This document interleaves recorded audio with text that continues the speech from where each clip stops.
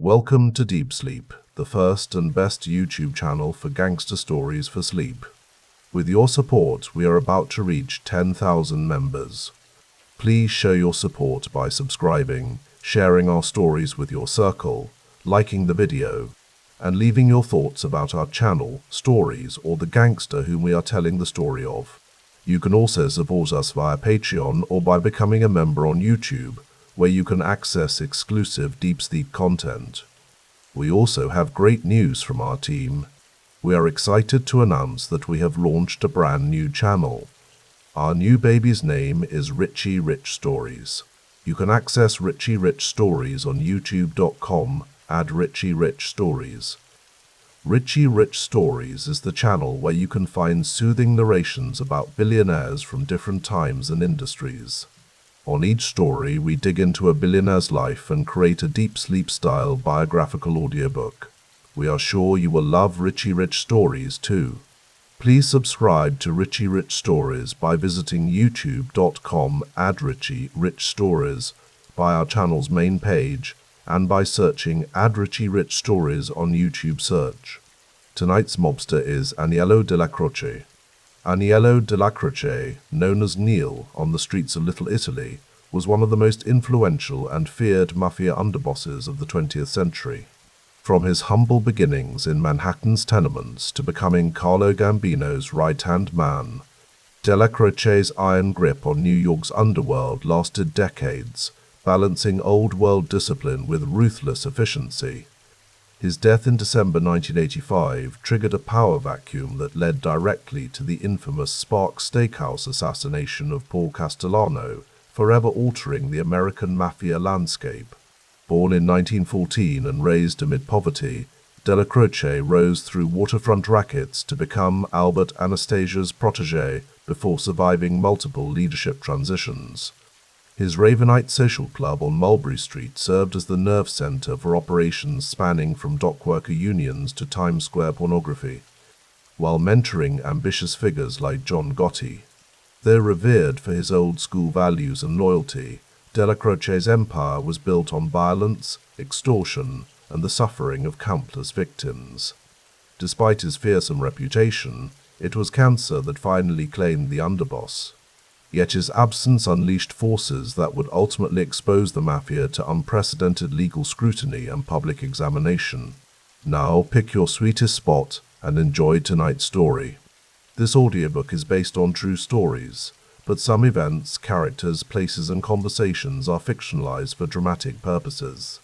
In the shadows of Little Italy, beneath the awnings of social clubs and the whispers of the Manhattan waterfront, Aniello Dellacroce carved his legacy into the fabric of organized crime's most formidable era.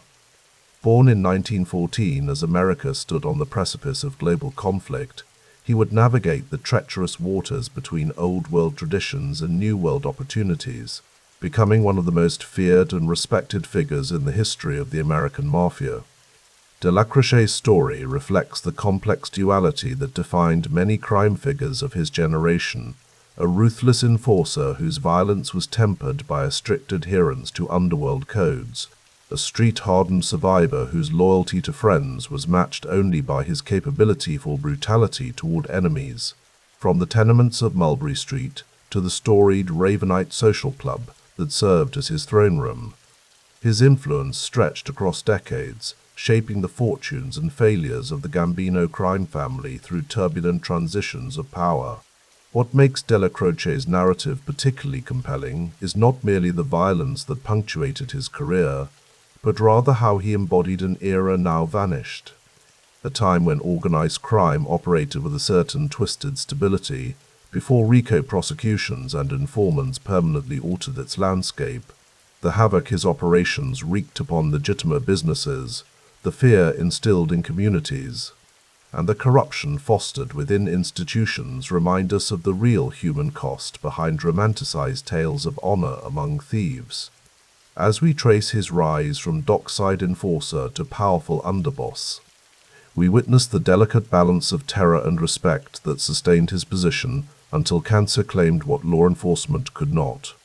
His death in December 1985 would trigger one of organized crime's most notorious power grabs, unleashing consequences that would ultimately demolish the very empire he helped build. In this paradox lies the essence of Dellacroce's legacy, a man whose absence proved as consequential as his presence. Shadows stretched long across Mulberry Street as twilight descended over Manhattan's Lower East Side. March had finally broken winter's grip, though a lingering chill still clung to the evening air of 1914.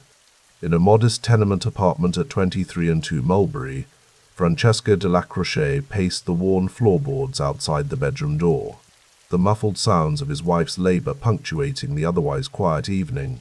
When the first cry pierced the night, Francesco stopped mid-stride, his weathered face softening as a midwife emerged with a tightly wrapped bundle.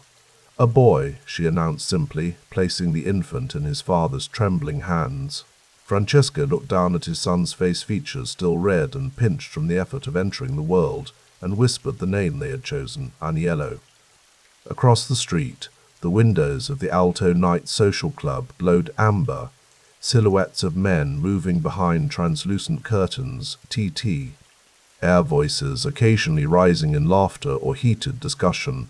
Francesco glanced toward the social club as he cradled his newborn son.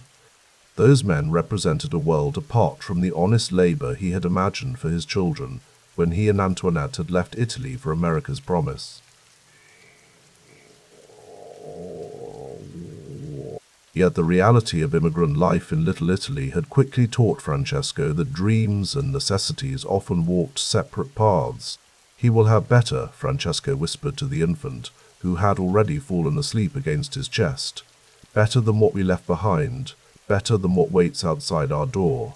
The world that young Aniello Dellacroce would inherit, however, was one where such paternal wishes often dissolved against harder truths. Little Italy in those years was not simply a neighborhood, but a complex social geography, a patchwork of regional loyalties transported from the old country and reconfigured in Manhattan's grid. The Sicilians dominated Elizabeth Street, Northern Italians clustered along Bleecker, and the emerging Genovese faction claimed territory on Baxter. These invisible boundaries, understood by all who lived within them, would become the map of Aniello's early understanding of power and place. As a small boy, Neil, as he came to be called, would sit at the tenement window watching the men who frequented the Alto Night Social Club. Even at 5 or 6, he recognized certain faces that commanded more respect than others, men like Lucky Luciano and Vito Genovese, who moved through the neighborhood with an almost palpable authority. Other children might have been playing stickball in the streets, but Neil observed, absorbing the unspoken hierarchies that governed his world. "Come away from the window, Aniello," his mother would say, her voice gentle but insistent. Antoinette Dellacroce maintained the home with quiet dignity, stretching Francesco's modest wages to feed their 2 boys, Aniello and his younger brother Carmine. She attended Mass regularly at the old St. Patrick's Cathedral on Mott Street, lighting candles and praying that her sons would find legitimate paths forward in America. The Dellacroce apartment, like most in Little Italy, was filled with the mingled aromas of garlic, olive oil, and fresh bread. These comforting scents competed with the harsher smells of the street coal smoke, horse manure, and the occasional waft of garbage from overflowing bins. In summer, neighbors would prop open doors and windows, transforming the hallways into extensions of living rooms where conversations flowed from apartment to apartment in a mixture of Italian dialects and halting English. Neil's earliest school years coincided with America's entry into the First World War, a time when Italian immigrants found themselves under increased scrutiny, their loyalties questioned. At public school 130, Neil was a quiet student who seldom raised his hand but missed little. His teachers noted his watchfulness, mistaking it for shyness rather than the careful calculation it truly was. "That one," his third-grade teacher once remarked to a colleague, "he's always measuring things up. Not a troublemaker, but I wouldn't turn my back on him too long either." By 1918, the influenza pandemic had swept through the crowded tenements of the Lower East Side with devastating efficiency. The Dellacroce family was fortunate.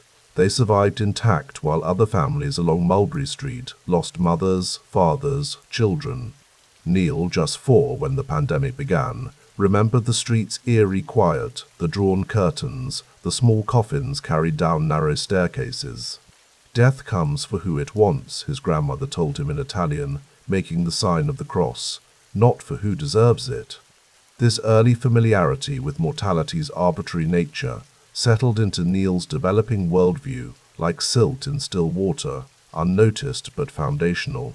When Prohibition arrived in 1920, transforming the neighborhood's social rhythms, 6-year-old Neil watched the adults adapt with a pragmatism that further shaped his understanding of rules and their flexibility. Speakeasies sprouted in basements and back rooms throughout Little Italy. Ordinary-looking grocery stores and barbershops suddenly developed thriving after-hours businesses. The Alto Nights Social Club, always a power center, now became a node in the lucrative distribution network of bootleg liquor. From his window, young Neil would watch crates being unloaded from trucks in the dead of night, men in fedoras and overcoats directing operations with hushed intensity. "What are they doing, Papa?" Neil asked once, pointing across to the shadowy activities. Francesco pulled his son gently away from the window. "They're doing business, Aniello, American business, but not business for you to learn." Yet learn he did. By the time Neil reached his early teens, the texture of the neighborhood had been irrevocably altered by Prohibition's profitable opportunities. The hierarchy he had observed as a child had solidified into more formal structures. The men who had once merely commanded respect now wielded genuine power, distributing favors and punishments with calculated precision. The Depression hit Little Italy with particular cruelty. Francesco Dellacroce, like many, found his already tenuous employment becoming even less reliable. Neil, now a teenager, watched his father return home earlier and earlier each day, the factory where he worked gradually reducing hours, until finally closing altogether. "I can get work," Neil told his father one evening in 1929, having already left school the previous year. At 15, he was tall for his age, his features beginning to set into the composed mask that would become his hallmark in later years. Francesco shook his head. "Not the kind they offer on the corner, not for my son." But economic realities wore down even the most determined parental protections. Neil secured an apprenticeship with a local butcher, learning to handle knives with a precision that would serve him in ways the butcher never intended. The work was sporadic, however, and the pay barely worth the effort. As legitimate opportunities dwindled, the glow from across the street, the world of the Alto Nights and their seemingly recession-proof enterprises grew more enticing. Neil's first brush with the law came not long after, a minor charge of petty theft that resulted in a night in jail. The experience, rather than deterring him, provided an education. He observed how certain arrested men received preferential treatment, how messages passed between cells, how the system's gaps could be navigated by those who understood its unwritten codes. When he returned home, his mother wept silently while preparing supper, her dreams for her son visibly cracking. Francesco spoke little, but his disappointment hung in the apartment like smoke. Only his brother Carmine seemed unchanged, treating Neil with the same mixture of admiration and competitive spirit as always. "It won't happen again," Neil told his parents, meaning not that he would abandon his new path, but that he would never again be caught so carelessly. The early 1930s brought dramatic change to New York's criminal landscape. The Castellamarese War erupted between Joe Masseria and Salvatore Maranzano, a bloody conflict for supremacy that would eventually reshape the entire structure of Italian-American organized crime. For Neil, now in his late teens, the war provided a graduate course in power dynamics. He watched as men who had once seemed untouchable fell victim to silent pistols and straight razors, their bodies discovered in parked Packards or floating in the East River. The war's violence played out against the backdrop of an increasingly desperate economic situation. Bread lines stretched for blocks, men who had once held respectable jobs now collecting scrap metal or selling apples on street corners. In Little Italy, the traditional networks of family support strained under the Depression's weight, making the steady income offered by the underworld all the more attractive. It was during this turbulent period that rumors about Neil's ancestry occasionally surfaced in neighborhood conversations. Though the Dellacroce family was Italian, some whispered that their roots might trace to the Veneto region rather than Sicily. In the insular world of Italian-American organized crime, where Sicilian dominance was nearly absolute, such distinctions could create invisible barriers to advancement. Neil, ever observant, recognized these whispered assessments and adapted accordingly. He became even more reserved, offering short answers to questions and watching doors during conversations. He developed a stillness that others found unnerving, a quality that paradoxically made him more noticeable in a culture that often valued expressive gestures and emotional displays. By 1930, Neil had drifted further from legitimate employment. His skills as a knife handler and his growing reputation for fearlessness making him valuable to those operating within the framework of organized crime. He had begun to understand the significance of the neighborhood social clubs. As more than mere gathering places, they were courtrooms without judges, where disputes were resolved through negotiation and intimidation rather than through the legal system. "You watch too much and talk too little," an older associate told him one evening as they sat in a back room of a restaurant on Mulberry Street. "That makes people nervous." Neil's response was characteristic, a slight nod, a level gaze, silence. The Castellamares War reached its bloody conclusion in 1931, resulting in the deaths of both Masseria and Maranzano within months of each other.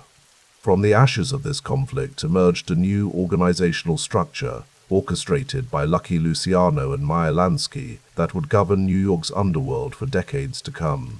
The commission was established to oversee the 5 families, including the Mangano family under Vincent Mangano's leadership. For Neil, still only 17 when the dust settled, this new order represented both risk and opportunity. The more structured approach to organized crime, with its emphasis on business-like operations rather than personal vendettas, aligned with his own temperament. Yet his position remained peripheral, his potential not yet fully recognized by those who mattered. In Little Italy, autumn evenings often carried a certain melancholy as residents prepared for winter's hardships.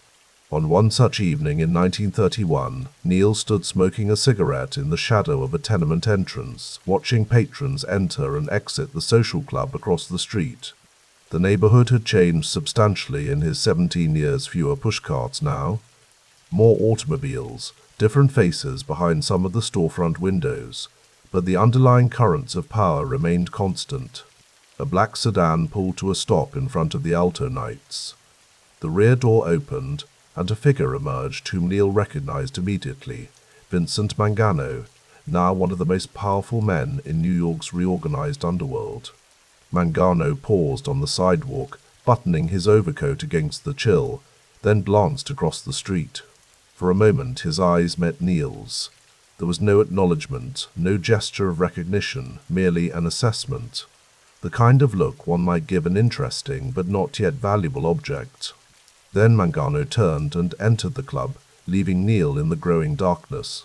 The young man took a final drag on his cigarette before dropping it to the pavement and grinding it under his heel.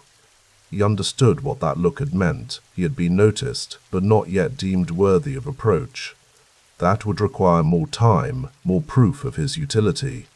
Neil pulled his coat tighter around his shoulders and began walking toward home, his footsteps echoing in the narrow street. Inside the tenement at 232 Mulberry, Francesco and Antoinette Dellacroce were preparing for bed, their evening prayers already said. Their hopes for their oldest son reluctantly adjusted to the reality he seemed determined to choose. They didn't ask about his increasingly late hours, or the cash he sometimes contributed to the household expenses.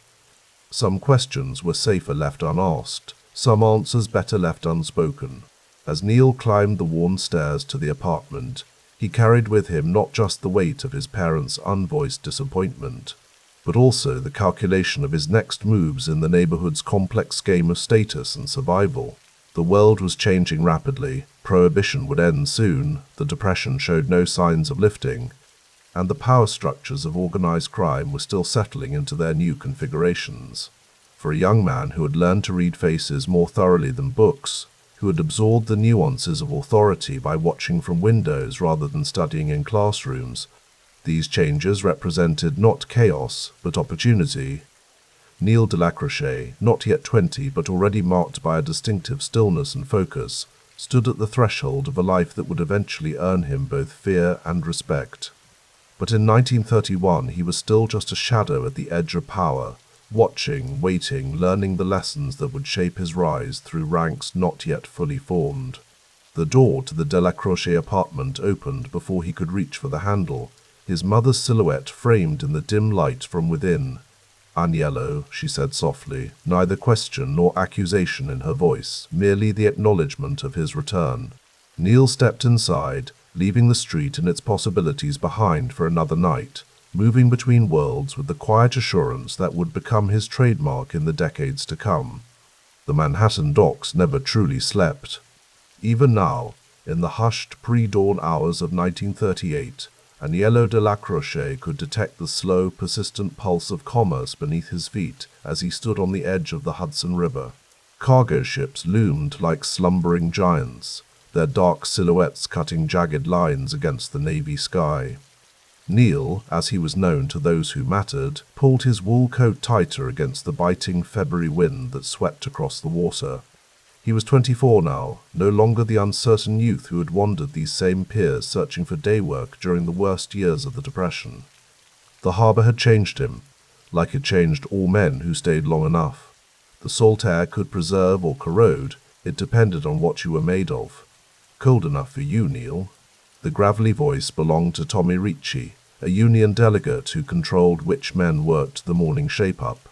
Tommy's face was weathered like old leather, creased with lines that mapped 30 years of waterfront politics. "It'll warm up once the sun hits," Neil replied, his voice characteristically measured. He never wasted words, a habit that made people listen when he did speak.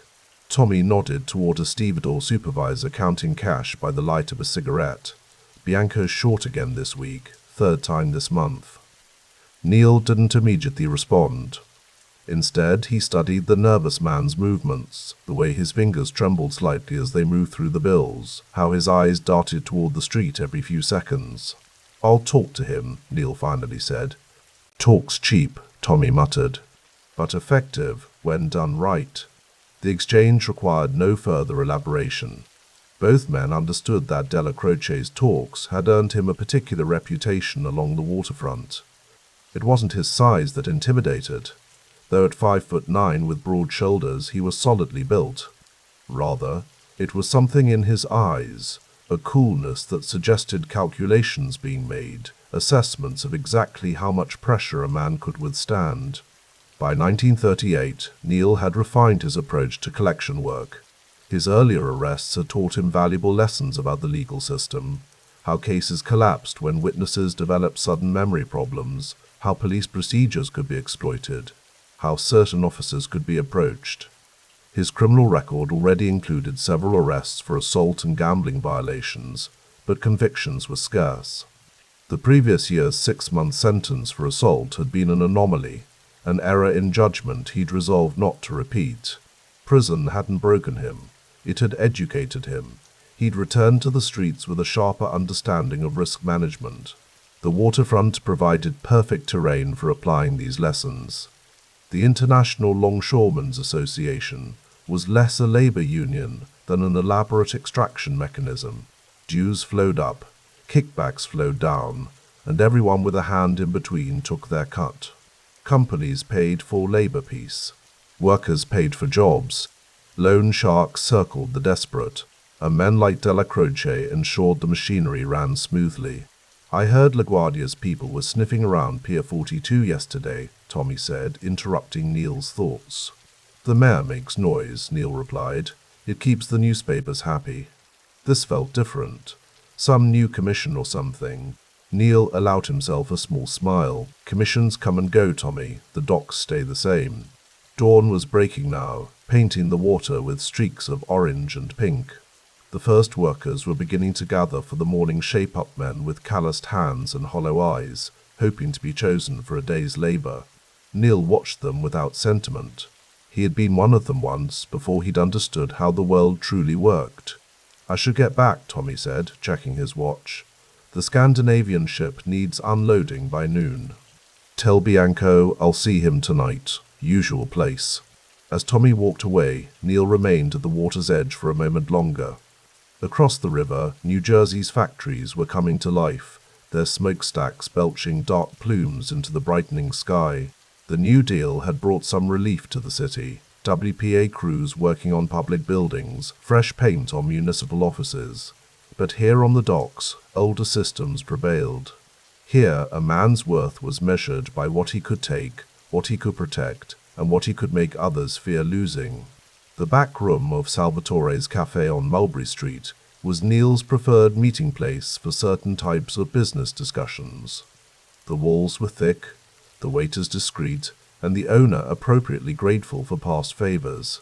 Neil arrived early that evening, selecting a corner table that allowed him to face the door while keeping his back to the wall, a habit formed through years of calculated caution. Bianco arrived 15 minutes late, which Neil noted without comment. The stevedore supervisor was a round man with thinning hair and perpetually damp palms. He apologized profusely for his tardiness, blaming traffic on the Brooklyn Bridge. "Sit down, Anthony," Neil said, gesturing to the chair across from him. "Have some wine." "Thank you, Mr. Dellacroce." Bianco's voice quavered slightly as he took his seat. "I appreciate you making time to see me." A waiter silently appeared with a bottle of Chianti and 2 glasses, then disappeared just as quickly. Neil poured, pushing 1 glass across the table. He didn't immediately address the reason for their meeting, instead asking about Bianco's family. His wife Maria, his son at Fordham University, his daughter who was engaged to a dentist's son. This deliberate delay was part of Neil's technique. Let the man stew, let him wonder when the hammer would fall. Fear was most useful when self-generated. "Tommy tells me there have been some accounting problems," Neil finally said, his tone conversational.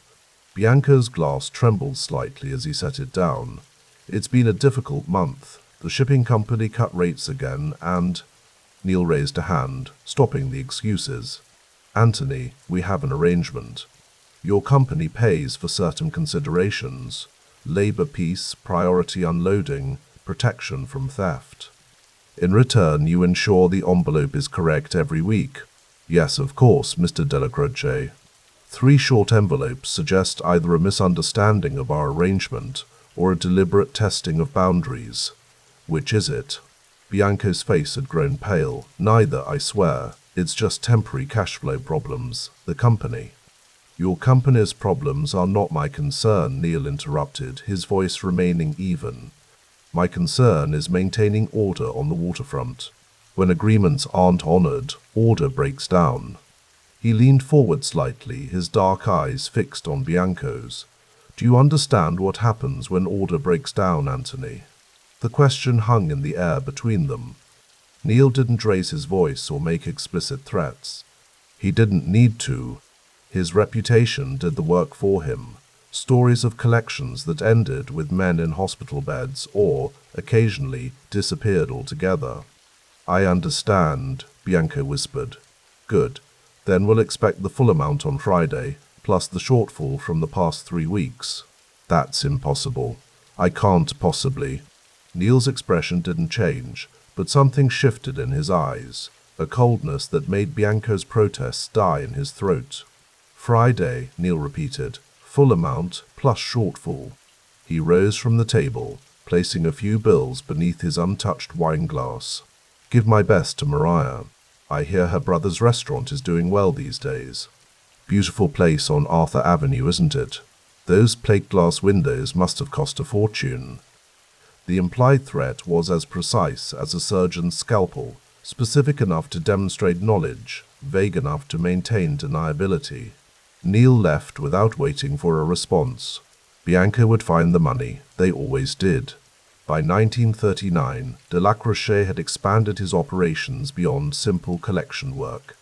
The waterfront's intricate ecosystem offered multiple revenue streams for a man with his particular talents. There was the Union Pension Fund, which provided opportunities for creative bookkeeping. There were the stevedore companies, willing to pay for preferential treatment.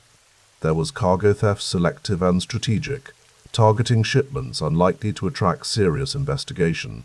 And there were loans to dock workers, always in need of cash between paydays and willing to accept usurious interest rates out of desperation. On a mild October evening, Neil sat in a booth at the Blue Harbour Club, a dockworkers' bar near the Chelsea piers.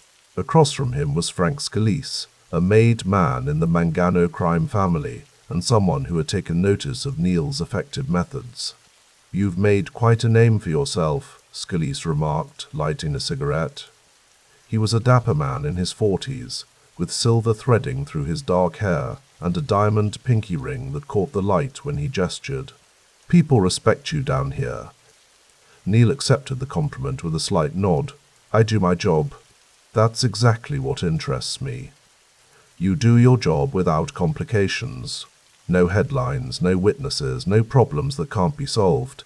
Scalise blew a perfect smoke ring toward the ceiling. "That's valuable in our line of work." Though he maintained an impassive expression, Neil understood the significance of this conversation.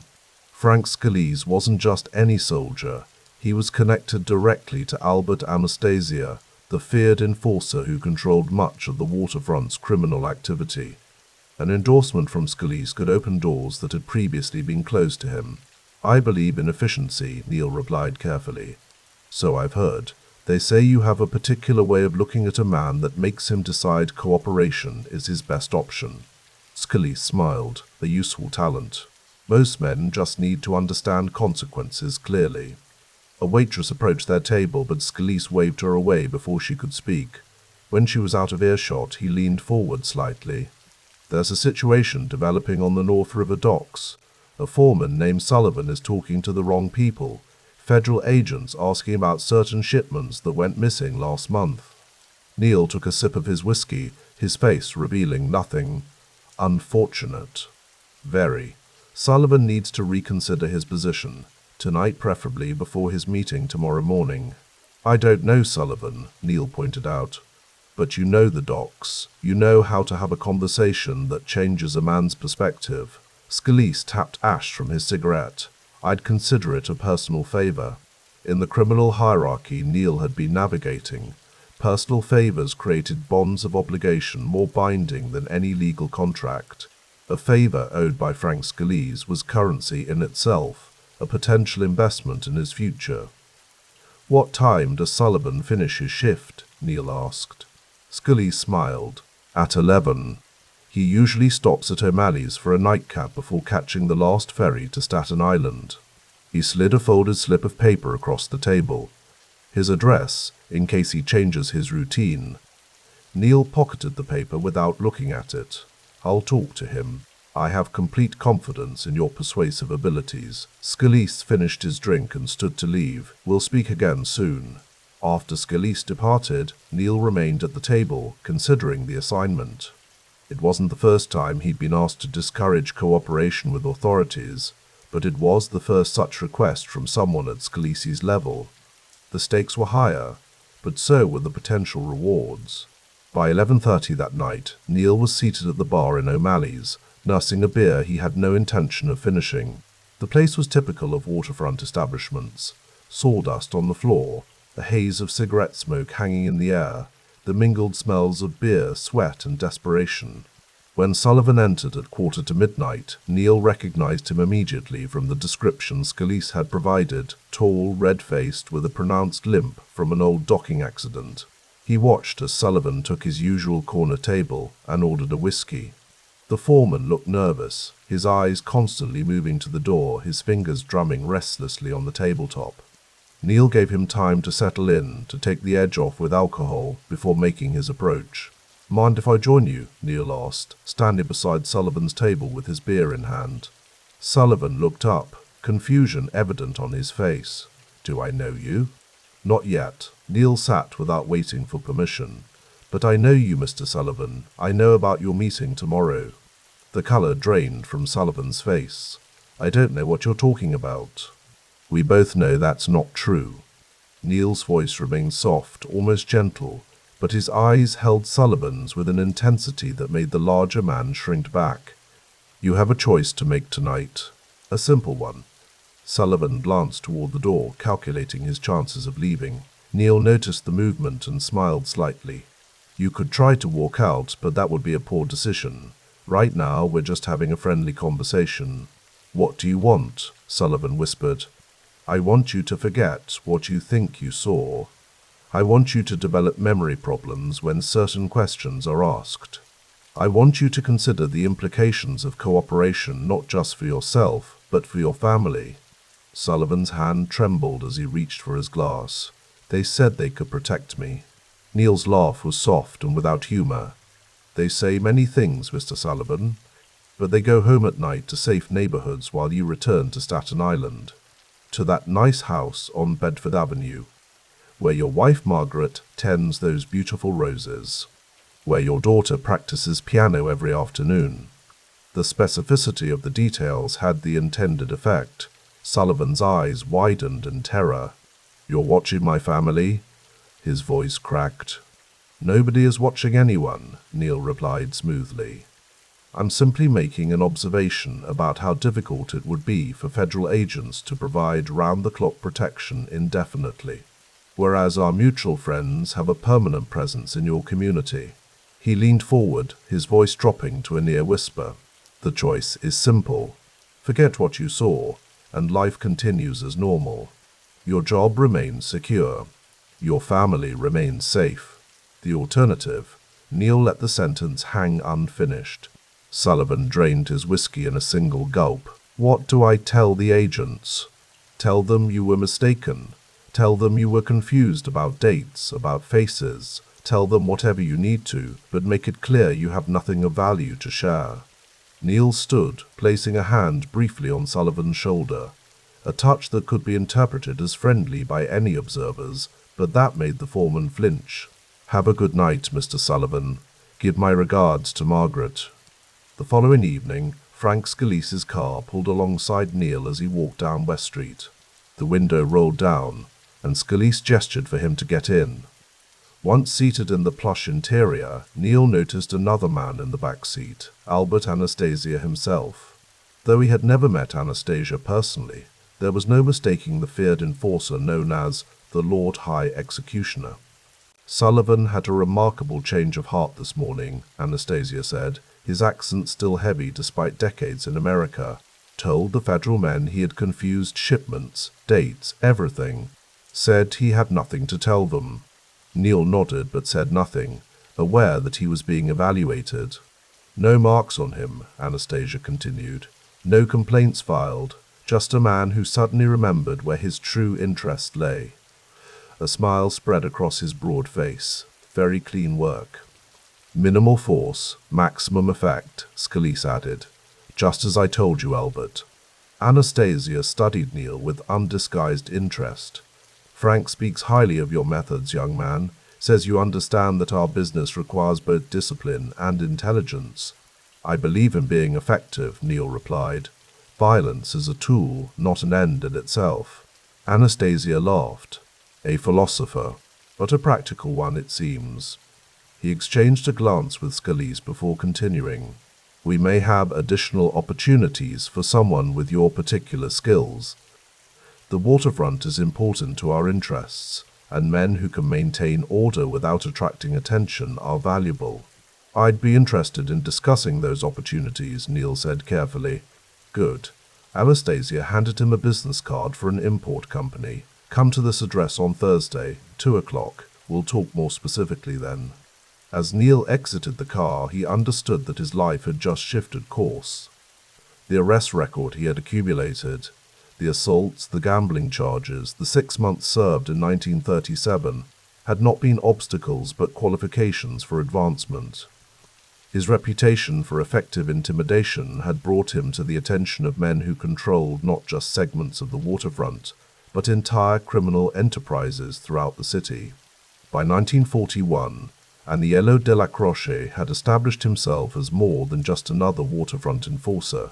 He had become known as a man who understood the mechanics of fear, how to apply it precisely, how to make it work without the messy complications of excessive violence or unwanted attention.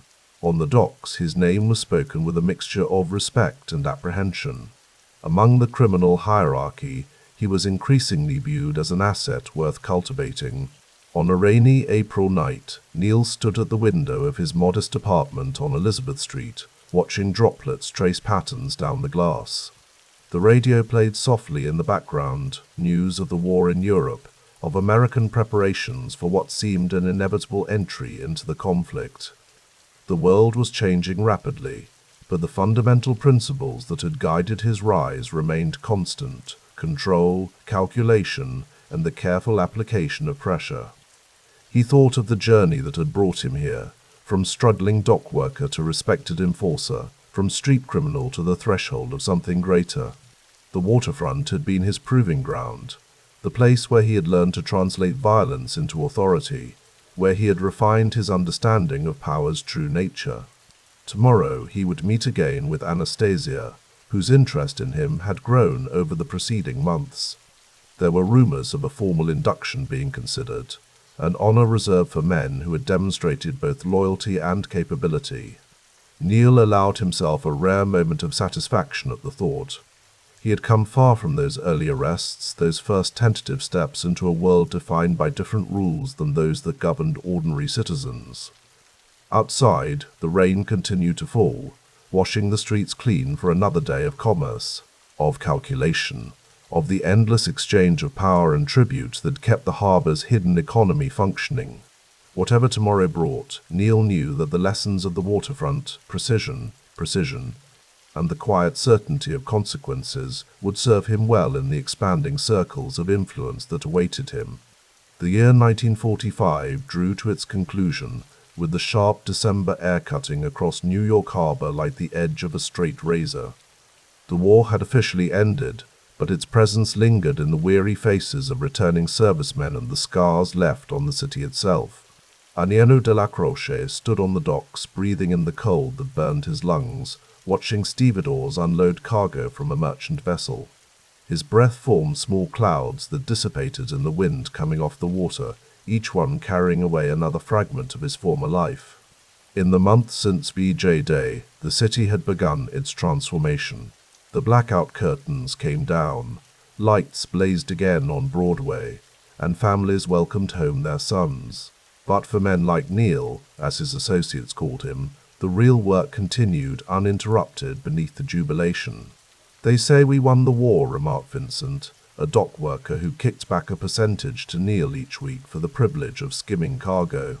"Feels like nothing's changed down here." Neil regarded the man with those cold, assessing eyes that seemed to penetrate surfaces, looking through rather than at you. "Nothing ever changes on the waterfront," he replied quietly. "Just the names of the ships." He moved with deliberate steps along the pier, his posture revealing nothing of the anticipation he felt. Tonight marked a culmination, years in preparation. The message had come through proper channels. Albert Anastasia had secured his button. Neil would be formally inducted into the Mangano family, moving from respected associate to made man, a soldier with all the protections and obligations that entailed. In a nondescript car parked nearby, Neil slipped into the back seat beside a driver he recognized as one of Anastasia's men. No words passed between them as they pulled away from the docks. The ritual demanded silence, respect, and absolute commitment.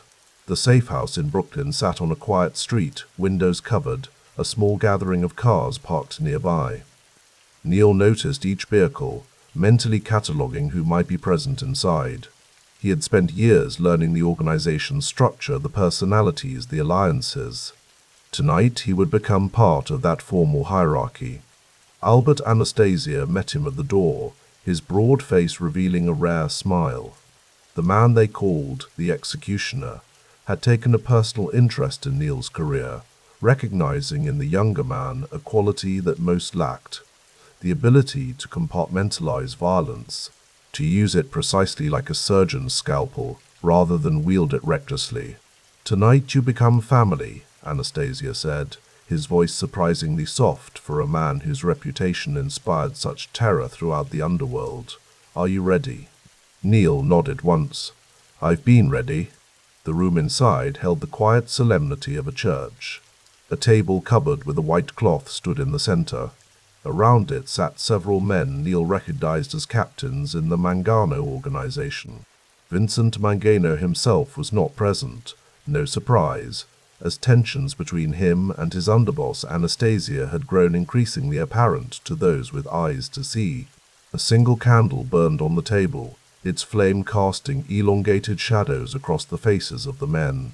Neil was directed to sit. Anastasia took his place at the head of the table, his authority evident in how the others deferred to his presence. "This thing of ours," Anastasia began, using the phrase that never appeared in newspapers or police reports, "exists because blood binds us together stronger than law." Neil watched as a pin was produced, a saint's card placed on the table. He knew what was expected. When the time came, he extended his hand without hesitation. The pin pricked his finger, and he allowed the blood to drip onto the card as he repeated the oath that formally inducted him into the Mangano crime family. "May I burn like this saint if I betray my friends," Neil concluded, watching as the saint's card was ignited by the candle flame, burning to ash in his palm. He felt nothing as the fire licked at his skin. Pain had long ago become something he acknowledged rather than feared. Handshakes followed, embraces from men who were now his brothers in an organization that superseded all other loyalties. Neil accepted them with the same quiet reserve that had become his trademark in the neighborhood and on the docks.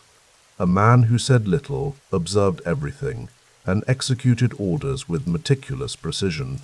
Later that evening, as glasses of anisette were raised in a private back room of a Little Italy restaurant, Anastasia sat beside his newest soldier. The other men had moved to separate tables, giving them space to speak. "You understand what this means," Anastasia said. It wasn't a question. "I do," Neil replied. "The family comes first now, before your own mother, before your own children." Neil met Anastasia's gaze steadily. "I have no attachments that would conflict with my obligations." Anastasia nodded, satisfaction evident in his expression. "That's why I sponsored you. Most men are divided in their loyalties. Their wife, their girlfriend, their children. They talk too much. They drink too much. They gamble away what isn't theirs." He leaned closer. "You understand discipline." In the weeks that followed his induction, Neil's responsibilities expanded beyond the waterfront collections that had been his primary domain. Anastasia brought him into the more sophisticated operations that formed the true financial backbone of the organization.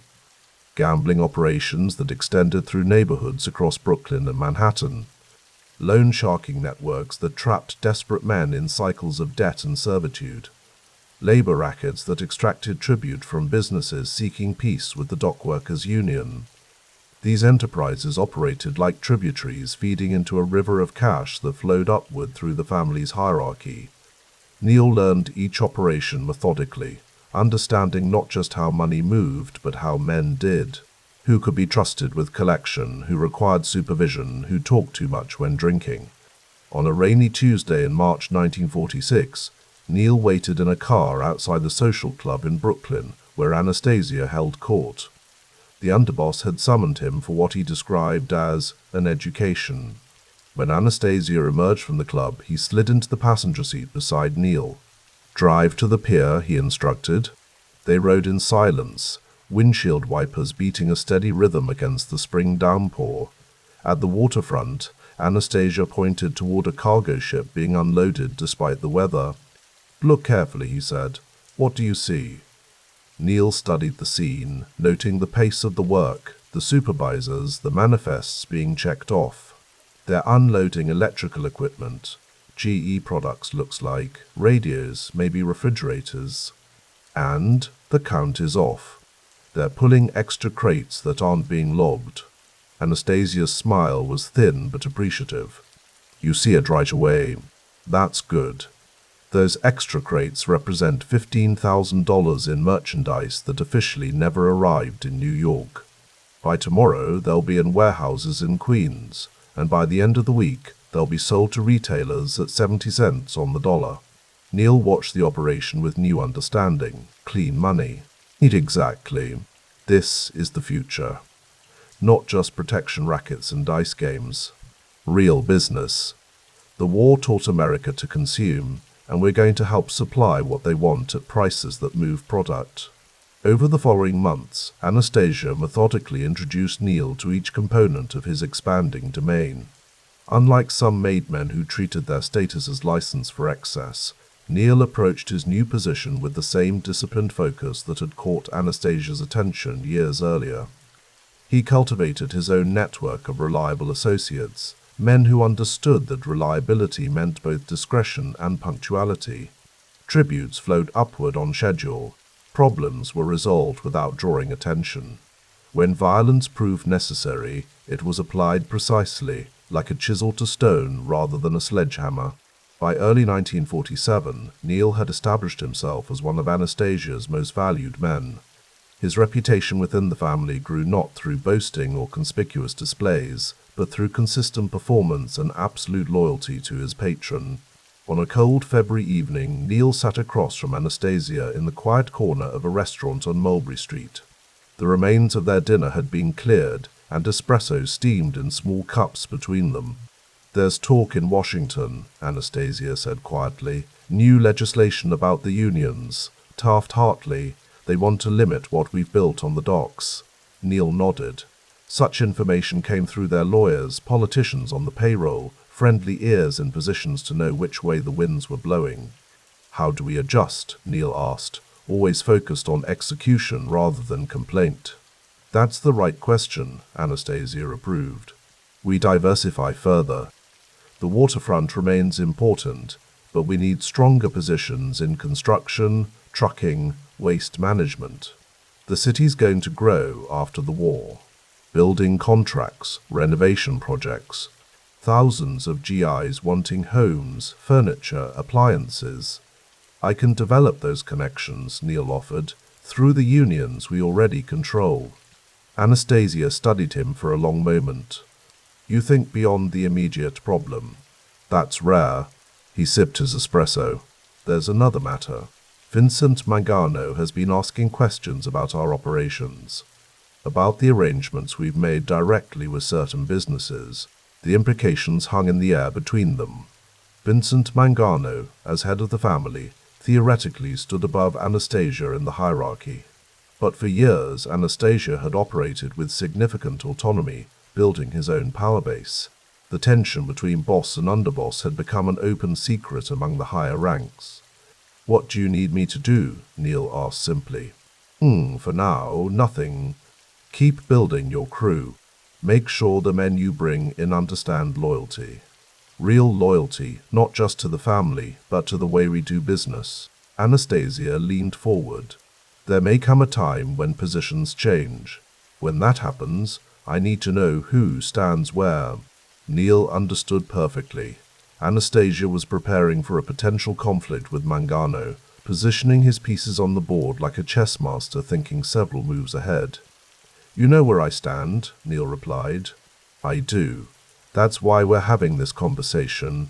In the early summer of 1947, Neil expanded his operations into the numbers racket that flourished in neighborhoods across the city. Small bets placed in barbershops, newsstands, and corner stores aggregated into substantial daily revenue. The operation required careful management collectors who were reliable, bookkeepers who didn't skim, protection from both police interference and competition. Neil assembled his team carefully, selecting men who complemented one another's strengths. Tommy handled the collection routes, ensuring the money came in consistently. Charlie managed the payoffs to local precinct captains, maintaining the necessary blindness to their activities. Sal kept the books with meticulous precision, tracking every dollar and ensuring the proper percentages flowed upward to the family's leadership. On a warm Thursday evening in August, Neil supervised the count in a back room above a restaurant in Brooklyn. Stacks of bills sorted by denomination covered the table, the week's take from 3 neighborhoods totaling just over $30,000. Neil watched as Sal recorded the figures in a ledger, noting what would go to operating expenses, what would be kicked up to Anastasia, and what would remain as profit for their crew. A knock at the door interrupted the count. Tommy answered, exchanging quiet words with someone in the hallway before turning back to Neil. "It's Jimmy from the docks. Says there's trouble that needs attention." Neil nodded. Finish the count, make the usual deliveries, I'll handle this. He followed Jimmy down the back stairs and into a car waiting in the alley. As they drove toward the waterfront, Jimmy explained the situation. A ship's foreman had refused to cooperate with their established arrangement for losing certain crates during unloading. He says the shipping company sent an auditor from their main office. Everything has to be accounted for. Neil considered this information silently. When they arrived at the pier, he instructed Jimmy to wait with the car. The foreman was inside a small office beside the warehouse, a thin man with grey at his temples and anxiety evident in his posture as Neil entered without knocking. "Mr. Sullivan," Neil said quietly, closing the door behind him. "We have a problem to solve." The foreman stood, nervousness making him fidget with the papers on his desk.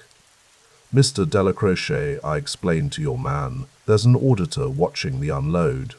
Company sent him special from the Boston office. Every crate has to be accounted for." Neil took a seat across from the desk, his calm demeanor often more unsettling than visible anger would have been. "How long is this auditor staying?" 3 days, checking this shipment and the next." Neil nodded as if this information confirmed something he already knew. "And after these 3 days we return to our regular arrangement?" Sullivan hesitated. "The company's implementing new inventory controls. They're suspicious about the losses." "I see." Neil maintained his composure, weighing options. Violence would solve the immediate problem but create larger ones. A frightened or dead foreman would attract exactly the kind of attention their operation didn't need. "This auditor, where is he staying?" "The Hotel Piedmont, I think." "And his name?" "Cartwright, Robert Cartwright." Neil stood. "We'll postpone our business until Mr. Cartwright returns to Boston. In the meantime, I'll have someone visit him tonight, explain that New York doesn't agree with his health. By tomorrow, I expect he'll develop stomach problems severe enough to cut his trip short." Sullivan's face registered understanding and relief. "I don't want trouble, Mr. Dellacroce. I've worked with your people for years." "And you'll continue to do so," Neil assured him. "Smart men adapt to changing circumstances. We simply need to help Mr. Cartwright understand that his diligence isn't appreciated in this port." The matter was resolved by the following afternoon.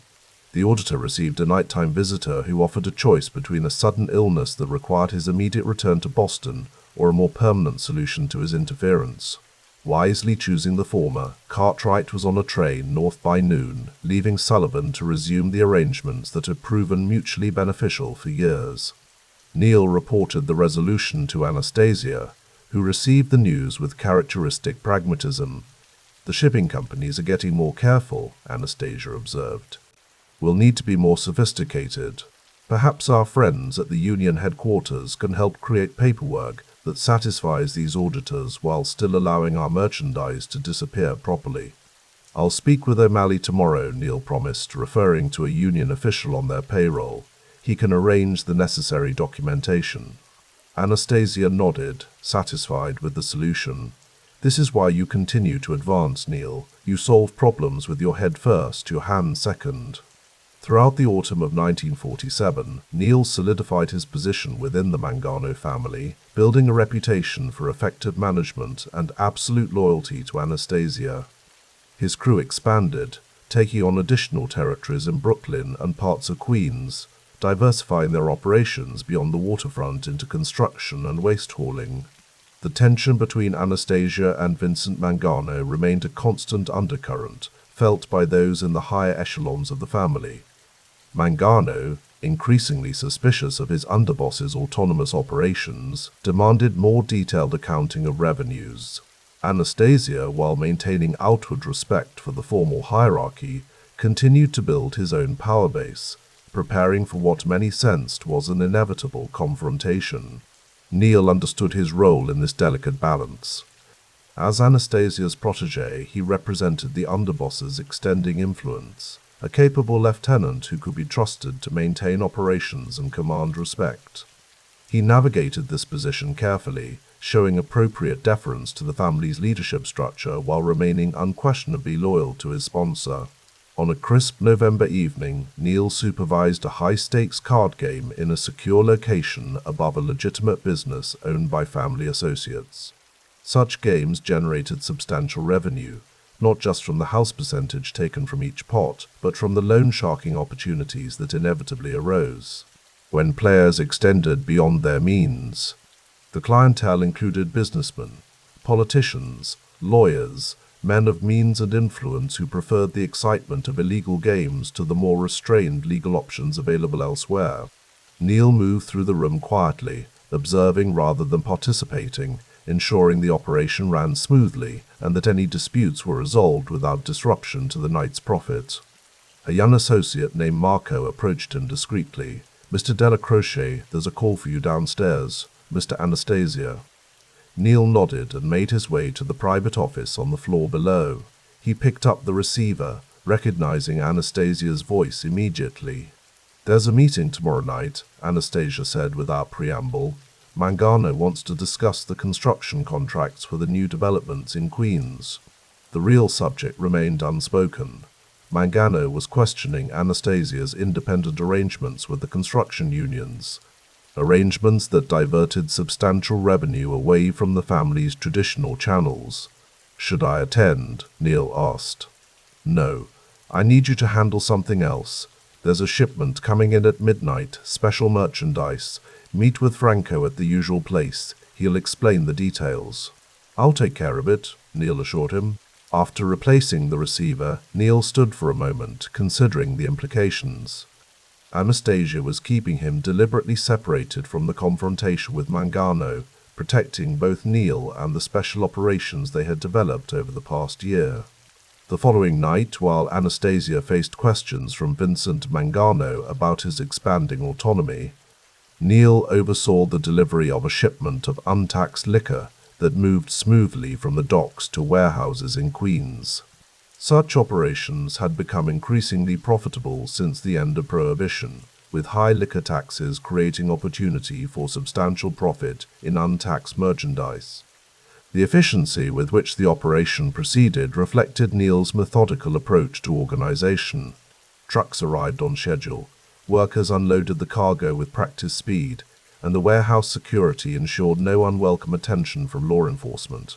By dawn, the merchandise was secured, ready for distribution to clients who asked no questions about its origins. When Neil reported the successful delivery to Anastasia the following day, he found his mentor in a contemplative mood. They sat in the quiet corner of a small restaurant, the lunch crowd having thinned to just a few occupied tables. "How did the meeting go?" Neil ventured, breaking their usual pattern of discussing only the business at hand. Anastasia's expression revealed little. "Mangano has concerns about our expansion, about who controls what." Neil waited, knowing there was more. "This family is changing," Anastasia continued after a moment. "The old ways, territory, protection, simple rackets, they built a foundation. But the real money, the real power, comes from thinking bigger. Connections with unions, control of industries, political influence." He looked directly at Neil. "Mangano sees only what we built yesterday. I'm building for tomorrow." Neil understood the division that was forming. Mangano represented the traditional Mafia approach, neighborhood-based, focused on gambling, loan sharking, and protection rackets. Anastasia envisioned a more corporate structure, with diversified interests across industries and deeper infiltration of legitimate business. "Where do we go from here?" Neil asked. "For now, we maintain respect. We pay what's required, but we continue building our own operations, our own loyal crews." Anastasia lowered his voice. "The situation won't remain as it is indefinitely. When change comes, it will come quickly. Those who are prepared will prosper. Those who aren't will disappear." The warning was clear. Neil had aligned himself with Anastasia's vision, becoming a key executor of that strategy. His future was tied to Anastasia's success or failure in the power struggle that loomed on the horizon. As 1947 drew to a close, Neil Dellacroce had completed his transformation from street criminal to a made man of significant standing within the Mangano crime family. Under Albert Anastasia's mentorship, he had expanded his operations beyond the waterfront into a diverse portfolio of criminal enterprises that generated substantial revenue and influence. The quiet, disciplined approach that defined him had proven perfectly suited to the changing nature of organized crime in post-war America. While others sought notoriety or indulged in excesses that invited attention, Neil built power through competence and loyalty. He understood that true authority came not from being feared or famous, but from controlling the mechanisms that generated profit and commanded respect. On New Year's Eve, as celebrations erupted across the city and Americans looked toward 1948 with hope for prosperity and peace, Neil sat in a small gathering of trusted associates in a private room above a restaurant in Little Italy. No wild party, no excessive drinking, just a quiet acknowledgement of another year of successful operation. Anastasia raised a glass in a rare moment of ceremony. "To the new year," he said, "and to those who understand that our strength comes not from what others see, but from what remains hidden." Neil lifted his glass in response, his expression revealing nothing of the calculating intelligence that had carried him from the streets of Little Italy to the inner circle of one of New York's most powerful criminal organizations. The future held uncertainty, the tension with Mangano, the changing landscape of post-war America, the increasing sophistication of law enforcement. But in uncertainty lay opportunity, and Neil Dellacroce had proven himself exceptional at recognizing and seizing opportunity. The clock ticked toward midnight, toward a new year that would bring challenges and changes none of them could fully anticipate. But in this moment, in this room, the men who had built a shadow empire beneath the city's surface shared a quiet confidence in their ability to adapt and endure, regardless of what tomorrow might bring.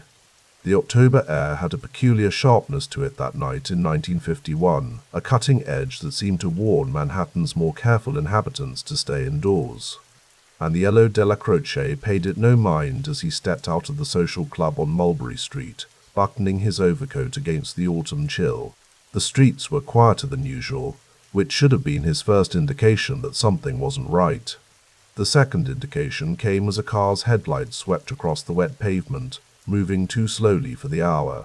But by then, Aniello was already reaching for the piece he kept tucked against the small of his back. The first shot cracked through the night air before he could draw. The second followed a heartbeat later. Aniello felt a searing heat tear through his left side as he pivoted and dropped to one knee. The third shot went wide, shattering the window of the bakery behind him. Time slowed. His body moved on pure instinct honed through decades on streets that forgave no mistakes. 3 sharp reports from his own weapon, and the car's windshield spiderwebbed with impact points. The vehicle swerved, accelerated, and disappeared around the corner, leaving only the lingering smell of burnt rubber and gunpowder. Aniello pressed his hand against his side, felt the warm wetness spreading through his shirt. Not fatal. He knew what fatal felt like. He'd seen enough men cross that threshold to recognize the difference. This was survivable. This was a message. Mr. D, the voice belonged to Carmine, one of his younger associates who'd been inside the club. Jesus Christ, you're hit. Get the car, Aniello said, his voice measured despite the pain radiating through his torso. Not the hospital. Get Doc Santini. As Carmine scrambled to follow orders, Aniello leaned against the brick wall of the social club, his breathing controlled and even. His mind was already working through the implications. An ambush meant someone had gotten bold or desperate. Either way, blood had been spilled, and in their world, blood demanded answers. 3 weeks of bed rest minimum, Dr. Santini said, closing his medical bag after finishing the bandage work. You're lucky the bullet went clean through soft tissue, no organs, no bone. Aniello nodded from the bed in the safe house apartment they'd set up years ago for precisely this kind of situation. The room was spare but comfortable. A bed, a reading lamp, a small radio on the nightstand, and heavy curtains that kept curious eyes from peering in. Thanks, Doc, he said simply. The old physician nodded. They'd known each other since before the war, when Santini had patched up various associates whose injuries couldn't be explained to hospital staff, without inviting unwanted questions. "I'll come back tomorrow to change the dressing," Santini said, then hesitated. "Whoever did this is being looked for," Aniello finished for him. "Don't worry about that part." After the doctor left, Aniello turned on the radio, keeping the volume low. The news was full of talk about the Kefauver hearings, senators dragging various figures before television cameras, asking pointed questions about organized crime. The public spectacle had captivated America, bringing what had always existed in the shadows into living rooms across the country. A soft knock at the door interrupted his thoughts. "Come in," he said. The door opened to reveal Albert Anastasia, known to most as the Lord High Executioner, though never to his face. Albert's presence here, rather than sending an intermediary, spoke volumes about the seriousness with which he viewed the situation. "They told me it wasn't bad," Anastasia said without preamble, taking a seat in the room's only chair, "but I wanted to see for myself." "I've had worse," Aniello replied, which wasn't entirely true, but close enough. Anastasia studied him with those famously cold eyes. "We know who it was. Already. The Profasi crew. That punk Colombo is trying to make a name for himself, thinks taking you out would curry favor." Aniello considered this information.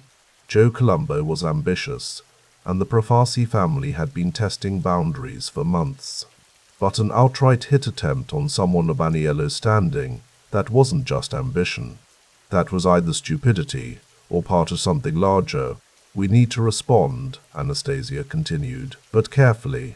This could be bait. The commission is sensitive right now with these hearings going on. Everyone's nervous." Aniello nodded. "Let me handle it my way. Clean, quiet, nothing that comes back to the family." Anastasia seemed to consider this before nodding. "3 men, your choice. But I want this settled before you're back on your feet." "It will be." After Anastasia left, Aniello stared at the ceiling, listening to the muffled sounds of the city beyond the window. The attack had been bold but poorly executed. Amateur work. In their world, that was almost more insulting than the attempt itself. He reached for the phone. By December, the incident had been settled in the traditional manner, quietly, definitively, and without official resolution. 2 members of the Profasi crew disappeared one night after closing a bar in Brooklyn. Their bodies were never found. A third was discovered in the trunk of his own car at the Newark Airport long-term parking lot, though nothing ever connected the death to Dellacroce or the Mangano family. The ambush, rather than weakening Aniello's position, had paradoxically strengthened it. He had survived, responded appropriately, and demonstrated both personal resilience and organizational discipline. In their world, such things elevated a man's standing more effectively than any promotion could have. On a cold afternoon in early 1952, Aniello sat in the back room of the social club on Mulberry that had become the unofficial courthouse for a variety of matters requiring discreet resolution. The room was modest but meticulously maintained. Dark wood paneling, a green felt card table, comfortable chairs, and an espresso machine that hissed periodically in the corner. Across from him sat Tommy Lucchese, the head of another family, here for what was termed a courtesy visit, but was in reality a negotiation over certain overlapping interests on the west side. "I hear you've been expanding into the nightlife territory," Lucchese said, sipping his espresso. "After-hours clubs, protection for some of the new spots opening up." Aniello nodded slightly. "Natural extension from our waterfront work. The ships come in, the sailors want entertainment. Makes sense to provide it." "Of course," Lucchese smiled thinly, "but I have long-standing arrangements with 3 establishments on 47th that suddenly received visits from your people last week." The accusation was clear but delivered with the polite veneer that characterized these discussions. Direct confrontation was considered vulgar unless absolutely necessary. "A misunderstanding," Aniello replied smoothly. "New people sometimes don't know where the lines are drawn. I'll make sure they're educated." Lucchese seemed satisfied with this concession. "I appreciate that, Neil. In return, perhaps we can discuss a more formal arrangement for the newer venues opening between 42nd and 46th. There's plenty for both families if we're organized about it." The conversation continued in this vein, careful, measured, each man probing for advantage while maintaining the appearance of reasonable cooperation. This was how business was truly conducted, not with guns and threats, though those remained the silent foundation upon which everything else rested, but through these calibrated conversations in private rooms. By the meeting's end, they had reached what both would consider a fair arrangement. The established clubs would respect their traditional relationships, while newer venues would operate under a shared protection scheme that benefited both families. The entire negotiation had been conducted without a single explicit reference to what they were actually discussing. As Lucchese was preparing to leave, he paused. That business last October very unfortunate. Aniello's expression revealed nothing. Ancient history. Still, Lucchese continued, the way it was handled afterward, very professional. The commission took notice. I appreciate you saying so. After Lucchese departed, Aniello remained at the table, considering the implications. The commission, the governing body composed of the heads of the major families, rarely took official notice of anything below the level of bosses and underbosses. That they had discussed how he handled the aftermath of the attack meant his actions were being evaluated at the highest levels. He lit a cigarette, watching the smoke curl toward the ceiling. The expansion into West Side nightlife protection had been deliberate, a way to diversify beyond the docks, which were increasingly under scrutiny as the government's interest in waterfront corruption intensified. The after-hours bars, nightclubs, and entertainment venues offered steady revenue with less visibility than the traditional dockside operations. The door opened again, and Frank Costello entered, elegant as always in his tailored suit, his manner more that of a statesman than what outsiders would expect from a man of his position. "Neil," he said warmly, taking Lucchese's vacated seat. "You look well. Completely recovered, I see." "Mr. Costello," Aniello nodded respectfully. Though not directly part of their family structure, Costello commanded universal respect. "What brings you here today?"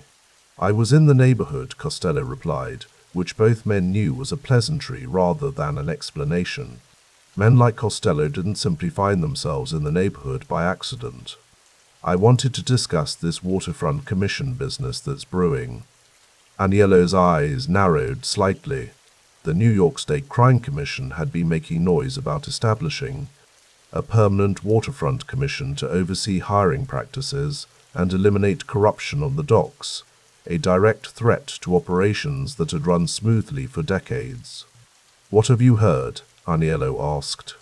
"It's going to happen," Costello said simply. "The hearings, the newspapers, that movie they're filming, the public is worked up about conditions on the waterfront.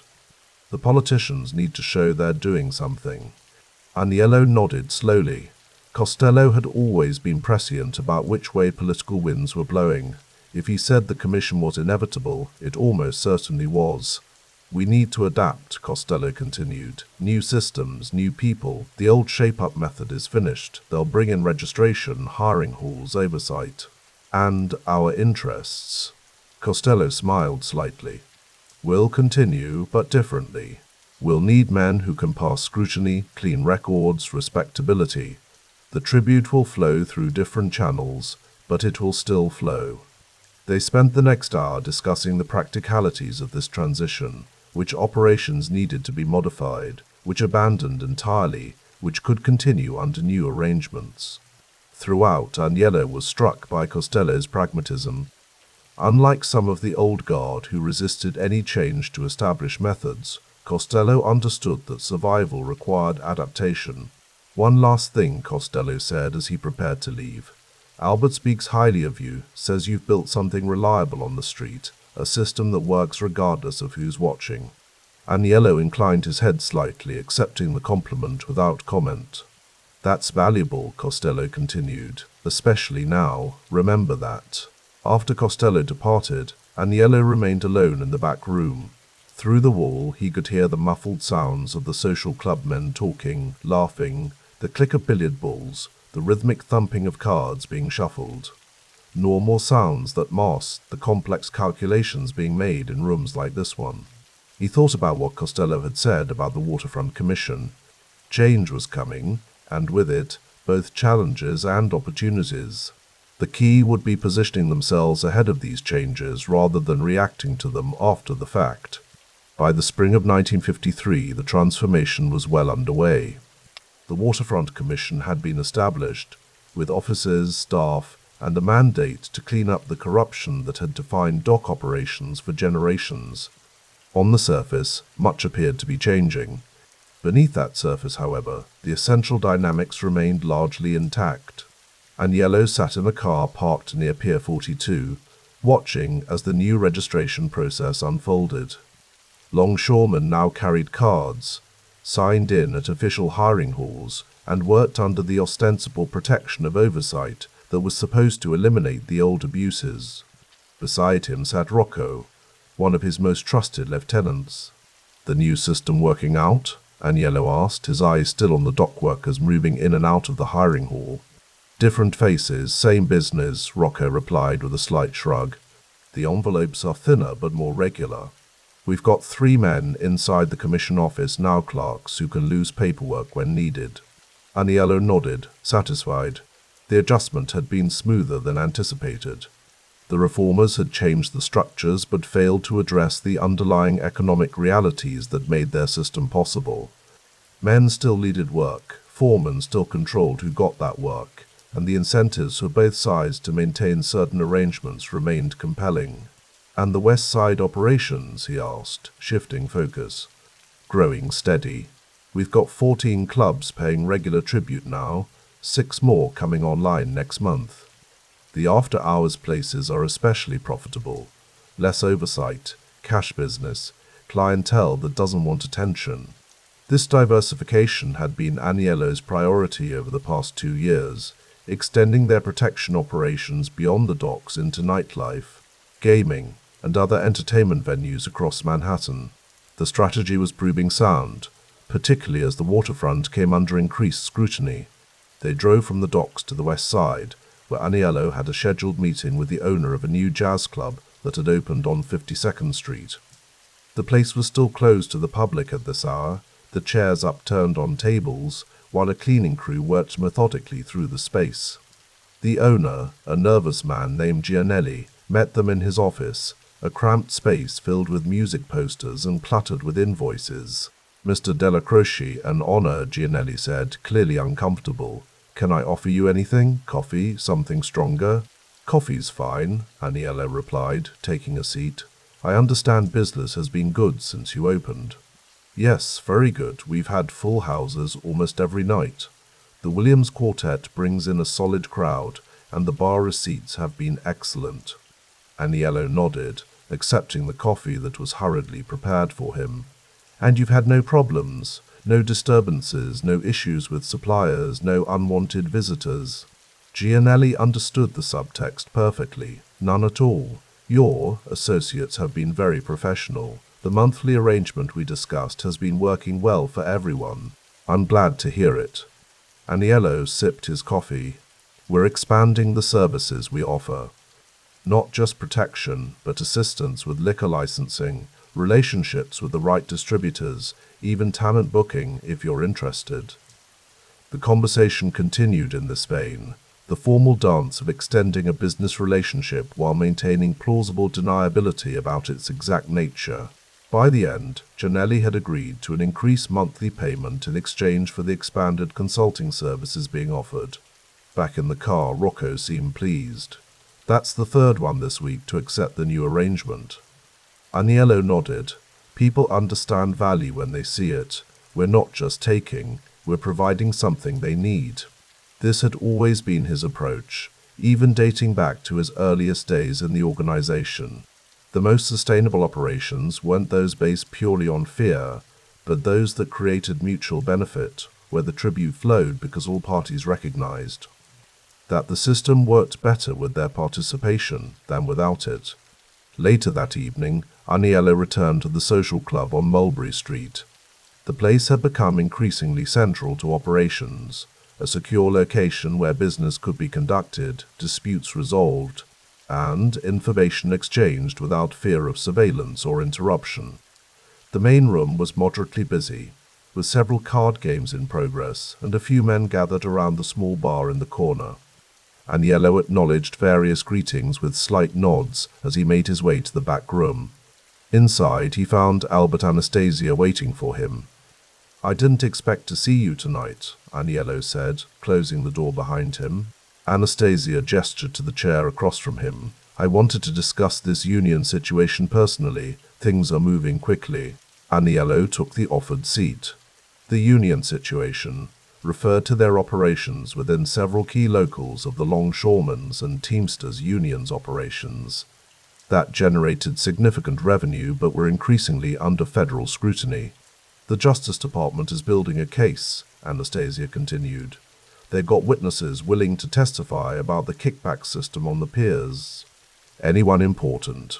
2 shop stewards and a former business agent. Small fish, but they could cause problems." Aniello considered this. "The stewards we can handle, discredit them, find their weaknesses. The business agent is trickier." "Already being addressed," Anastasia replied, which meant someone was having a very uncomfortable conversation at that very moment. "But we need to adjust regardless. The old methods are too visible now." They spent the next hour discussing the necessary modifications to their union operations, creating additional layers between themselves and the actual collection points, establishing new cutouts who could absorb any legal exposure, and identifying which officials were vulnerable to pressure or persuasion. Throughout the conversation, Aniello was struck by Anastasia's pragmatism. Despite his fearsome reputation, Albert approached these challenges with a businessman's clarity, assessing risks, allocating resources, and making decisions based on long-term sustainability rather than short-term gain. "The landscape is changing," Anastasia said as their meeting concluded. "These congressional committees, the new laws, the FBI's increased interest, we need to adapt." "We always have," Aniello replied. Anastasia studied him for a moment. "That's why you've become so valuable, Neil. You understand adaptation. Not everyone does." After Anastasia left, Aniello remained in the back room, contemplating their conversation. The praise from Albert carried weight, not just because of who he was, but because it reflected a genuine appreciation for the networks Aniello had built and maintained through years of careful work. These networks were his true achievement. The web of relationships, the established protocols, the reliable flow of tribute up through the hierarchy. While others might measure success in more flamboyant terms, Aniello recognized that true power lay in these systems that continued functioning regardless of external pressures. He thought about how far he had come since those early days on the docks. From collector to coordinator, from enforcer to architect. The title might remain the same, but the substance had evolved. Now men across Manhattan adjusted their behavior at the mere mention of his name, not just out of fear, but out of recognition that the structures he maintained brought order to what would otherwise be chaos. As he finally left the social club that night, stepping out into the cool Manhattan air, Aniello paused to look up and down Mulberry Street. The neighborhood had changed over the years, yet somehow remained the same at its core. New signs, new faces, but the same underlying currents. Like him, it had adapted while preserving what mattered most. And like him, it would continue to do so, regardless of what commissions or committees or laws might come along. That was the nature of the life they had chosen, constant evolution beneath an appearance of tradition. Those who understood this survived. Those who didn't became cautionary tales, whispered about in back rooms like the one he had just left. Aniello buttoned his coat against the evening chill and walked unhurriedly toward his car, a man comfortable in his domain, secure in the knowledge that he had built something that would endure. The night air hung damp and heavy over the Manhattan docks, carrying the sense of salt, diesel, and possibility. Aniello Dellacroce, Neil, to those who knew him and those who feared him, stood with his back to the East River, watching as men loaded crates onto trucks. The operation moved with machine-like precision, no wasted movements, no unnecessary words. It was 1954, and the Mangano family, now known as the Anastasia family to those who understood such things, had reached a pinnacle of organization and efficiency under Albert Anastasia's leadership. Neil served as his right hand in Manhattan, the enforcer who translated Anastasia's wishes into reality on the streets. "All accounted for?" Neil asked the foreman, a heavy-set man who dabbed perpetually at his forehead with a handkerchief despite the cool evening temperature. "To the crate, Mr. Dellacroce. We're ahead of schedule." Neil nodded, his face revealing nothing. "Good. The boss appreciates efficiency." The mention of Anastasia made the foreman's handkerchief work double time. Everyone knew what Albert Anastasia wanted, and everyone understood the cost of disappointing him. Neil had built his reputation as the calm center of Anastasia's storm, delivering orders with a quiet certainty that somehow made them more terrifying than if they'd been shouted. Later that night, Neil sat in the back room of a restaurant on Mulberry Street, ledgers spread before him. The numbers told a story of expansion, of an organization that had metastasized into every profitable corner of New York life. Gambling, loan sharking, protection, labor rackets, all flowing through channels that Neil helped maintain. "The numbers from the West Side crews are up 15% from last quarter," said Dominic, one of Neil's trusted lieutenants. Neil nodded. "Albert will be pleased." He closed the ledger with deliberate care. "Make sure the envelopes are prepared correctly, no mistakes." "Never, Neil." The relationship between Dellacroce and Anastasia had evolved into something beyond mere loyalty. Neil had become indispensable, the street-level executor who could translate Anastasia's often volatile directives into sustainable business. Where Anastasia might demand immediate results through any means necessary, Neil understood the value of systems, of structure.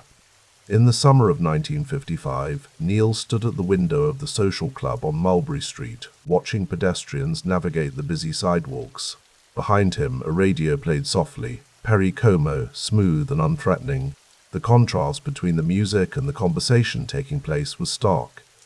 "Albert wants the 14th Street situation handled by the weekend," Neil told the three men seated at the table. "No exceptions, no delays." The men nodded, understanding that what sounded like a business directive was, in fact, a death sentence for someone who had failed to show proper respect to the organization. Neil didn't need to elaborate.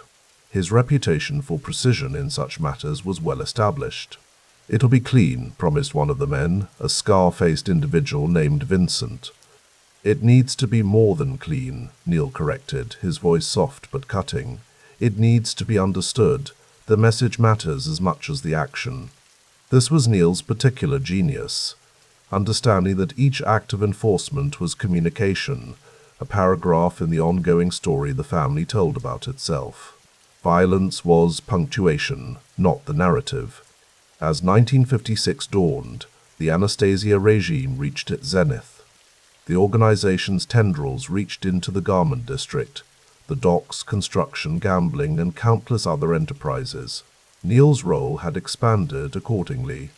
He no longer simply enforced discipline, he helped architect it, developing systems of tributes that kept money flowing upward while maintaining order below. On a crisp autumn evening, Neil sat across from Carlo Gambino at an Italian restaurant in Brooklyn. The waiter knew better than to hover near their table, approaching only when summoned with a subtle gesture. "Albert's been unpredictable lately," Gambino observed, his voice barely above a whisper despite their privacy. The Genovese matter was unnecessary. Neil studied Gambino's face.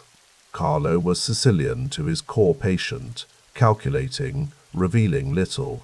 Unlike Anastasia's volcanic temper, Gambino operated like a glacier, slow-moving but ultimately irresistible. "Albert has his reasons," Neil replied neutrally, loyal to his patron but aware of the growing concerns among other leaders about Anastasia's increasingly erratic behavior. "Of course," Gambino conceded with a small smile. "I merely observe that predictability has its virtues in our line of work." The conversation shifted to other matters, but Neil filed away Gambino's comments. By 1957, such whispers had become a chorus among the family's captains. Anastasia's reign, once characterized by brutal efficiency, had evolved into something more chaotic. His targets seemed chosen by whim rather than strategy, creating unnecessary risk. Despite these concerns, Neil maintained his role as Anastasia's trusted enforcer. His loyalty wasn't blind, it was pragmatic. The structure Anastasia had built benefited them all, and Neil's position within it was secure. He had survived the transition from the Mangano era because he understood that the institution mattered more than any individual. On the morning of October 25, 1957, Neil was overseeing a delivery at a warehouse near the Hudson when one of his men approached, face ashen. "Neil, you need to hear this," the man said, voice tight with tension. The news came in fragments that assembled themselves into a picture Neil immediately understood. Albert Anastasia, the man they called the Lord High Executioner, had himself been executed, shot while sitting in the barber chair at the Park Sheraton Hotel on 7th Avenue. Neil's face remained impassive as the details emerged. 2 men had entered the barbershop, opened fire, and disappeared into the Manhattan morning. Anastasia, who had ordered countless similar hits, had fallen victim to the very type of professional execution he had perfected. In the hours that followed, Neil moved with measured care. He secured his key operations, contacted his most trusted captains, and assessed the new landscape. The death of Anastasia created a vacuum at the top of the family, and nature, especially criminal nature, abhors a vacuum. That evening, in a private room above a restaurant in Little Italy, the family's key figures gathered. The air was thick with cigarette smoke and unasked questions. Carlo Gambino sat at the head of the table, his expression solemn but composed. Joseph Biondo, technically the underboss, sat to his right. Neil took a seat that acknowledged the hierarchy while preserving his dignity. "These are difficult times," Gambino began, his voice soft yet somehow filling the room. "Albert was a strong leader, but now we must ensure stability for all our interests."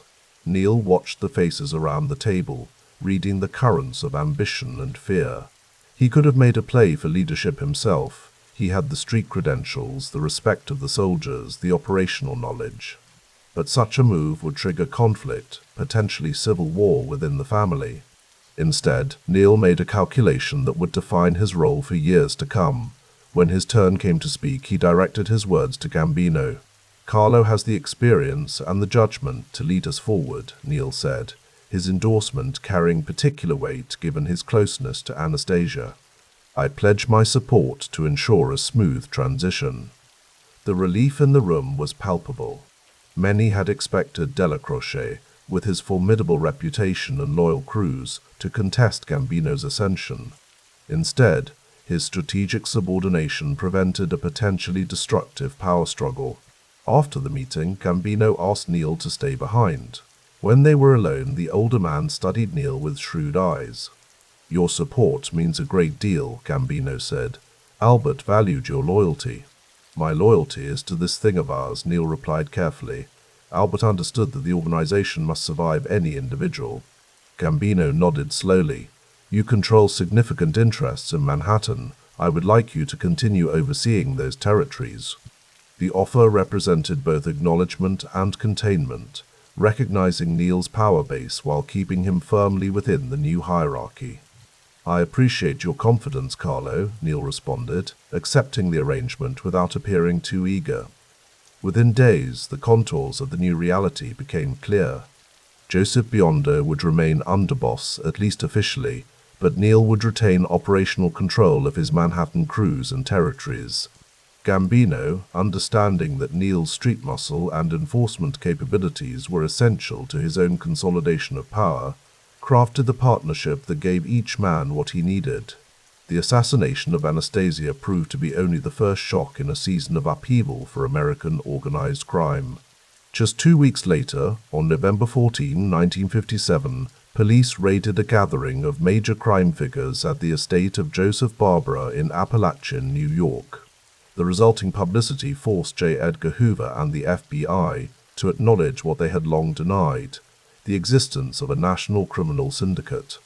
For Neil, the Appalachian fiasco confirmed the wisdom of his strategic alignment with Gambino. The new boss favored subtlety over spectacle, negotiation over violence. The era of high-profile assassinations like Anastasia's would give way to a more disciplined approach. On a December evening with Manhattan decorated for Christmas, Neil walked the streets of Little Italy, nodding to shopkeepers and residents who knew better than to seem too familiar or too distant. At a small cafe, he met with one of his captains, a shrewd operator named Anthony. "The transition has been smoother than many expected," Anthony observed as they sipped espresso. "Carlo understands the value of stability," Neil replied, his voice low. "And stability requires respecting established interests." "Some of the younger guys were surprised you didn't make a move," Anthony ventured, testing boundaries. "After Albert," Neil fixed him with a look that ended that line of conversation immediately. Those who understand this life know that wisdom often looks like patience. What Neil didn't articulate was the more complex calculation he had made. By aligning with Gambino rather than challenging him, he had preserved his own power base while gaining a leader who governed through consensus rather than fear. Under Anastasia, Neil had been the instrument of another man's will. Under Gambino, he could be a partner junior, yes, but with room to shape policy rather than merely execute it. As 1957 drew to a close, Neil sat alone in his modest apartment, reviewing the year's dramatic shifts.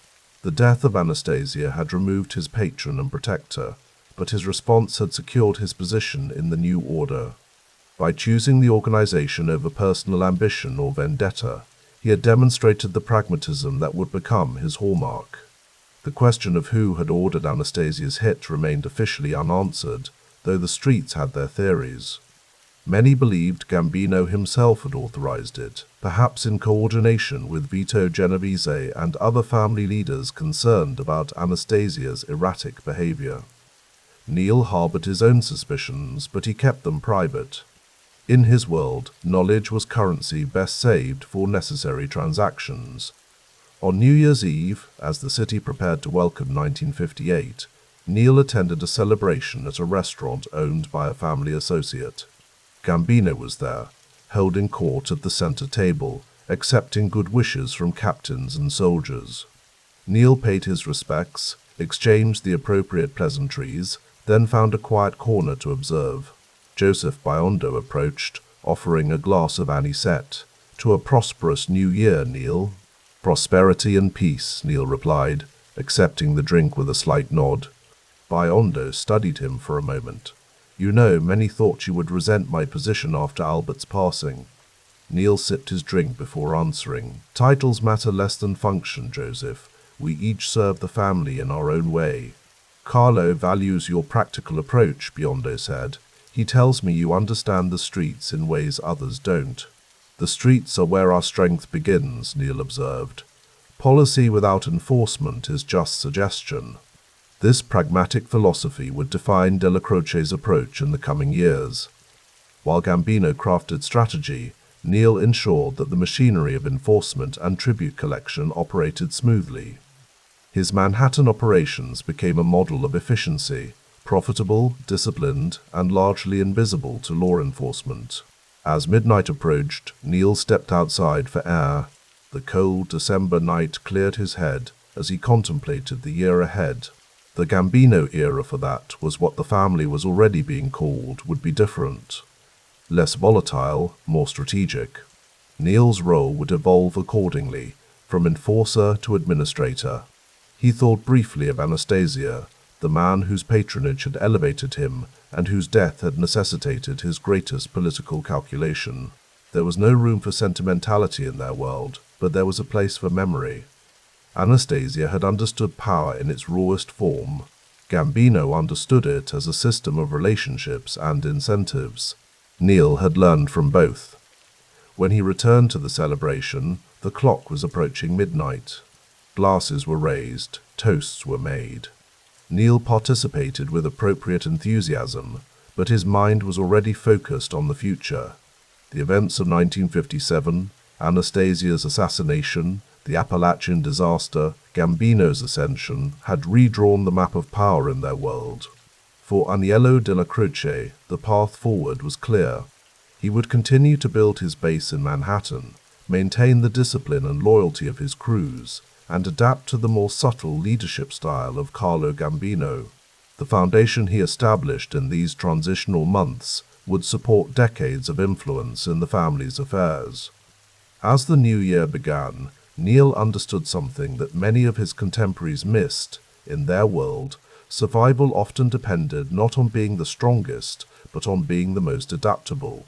Albert Anastasia, for all his power, had failed to evolve with changing circumstances.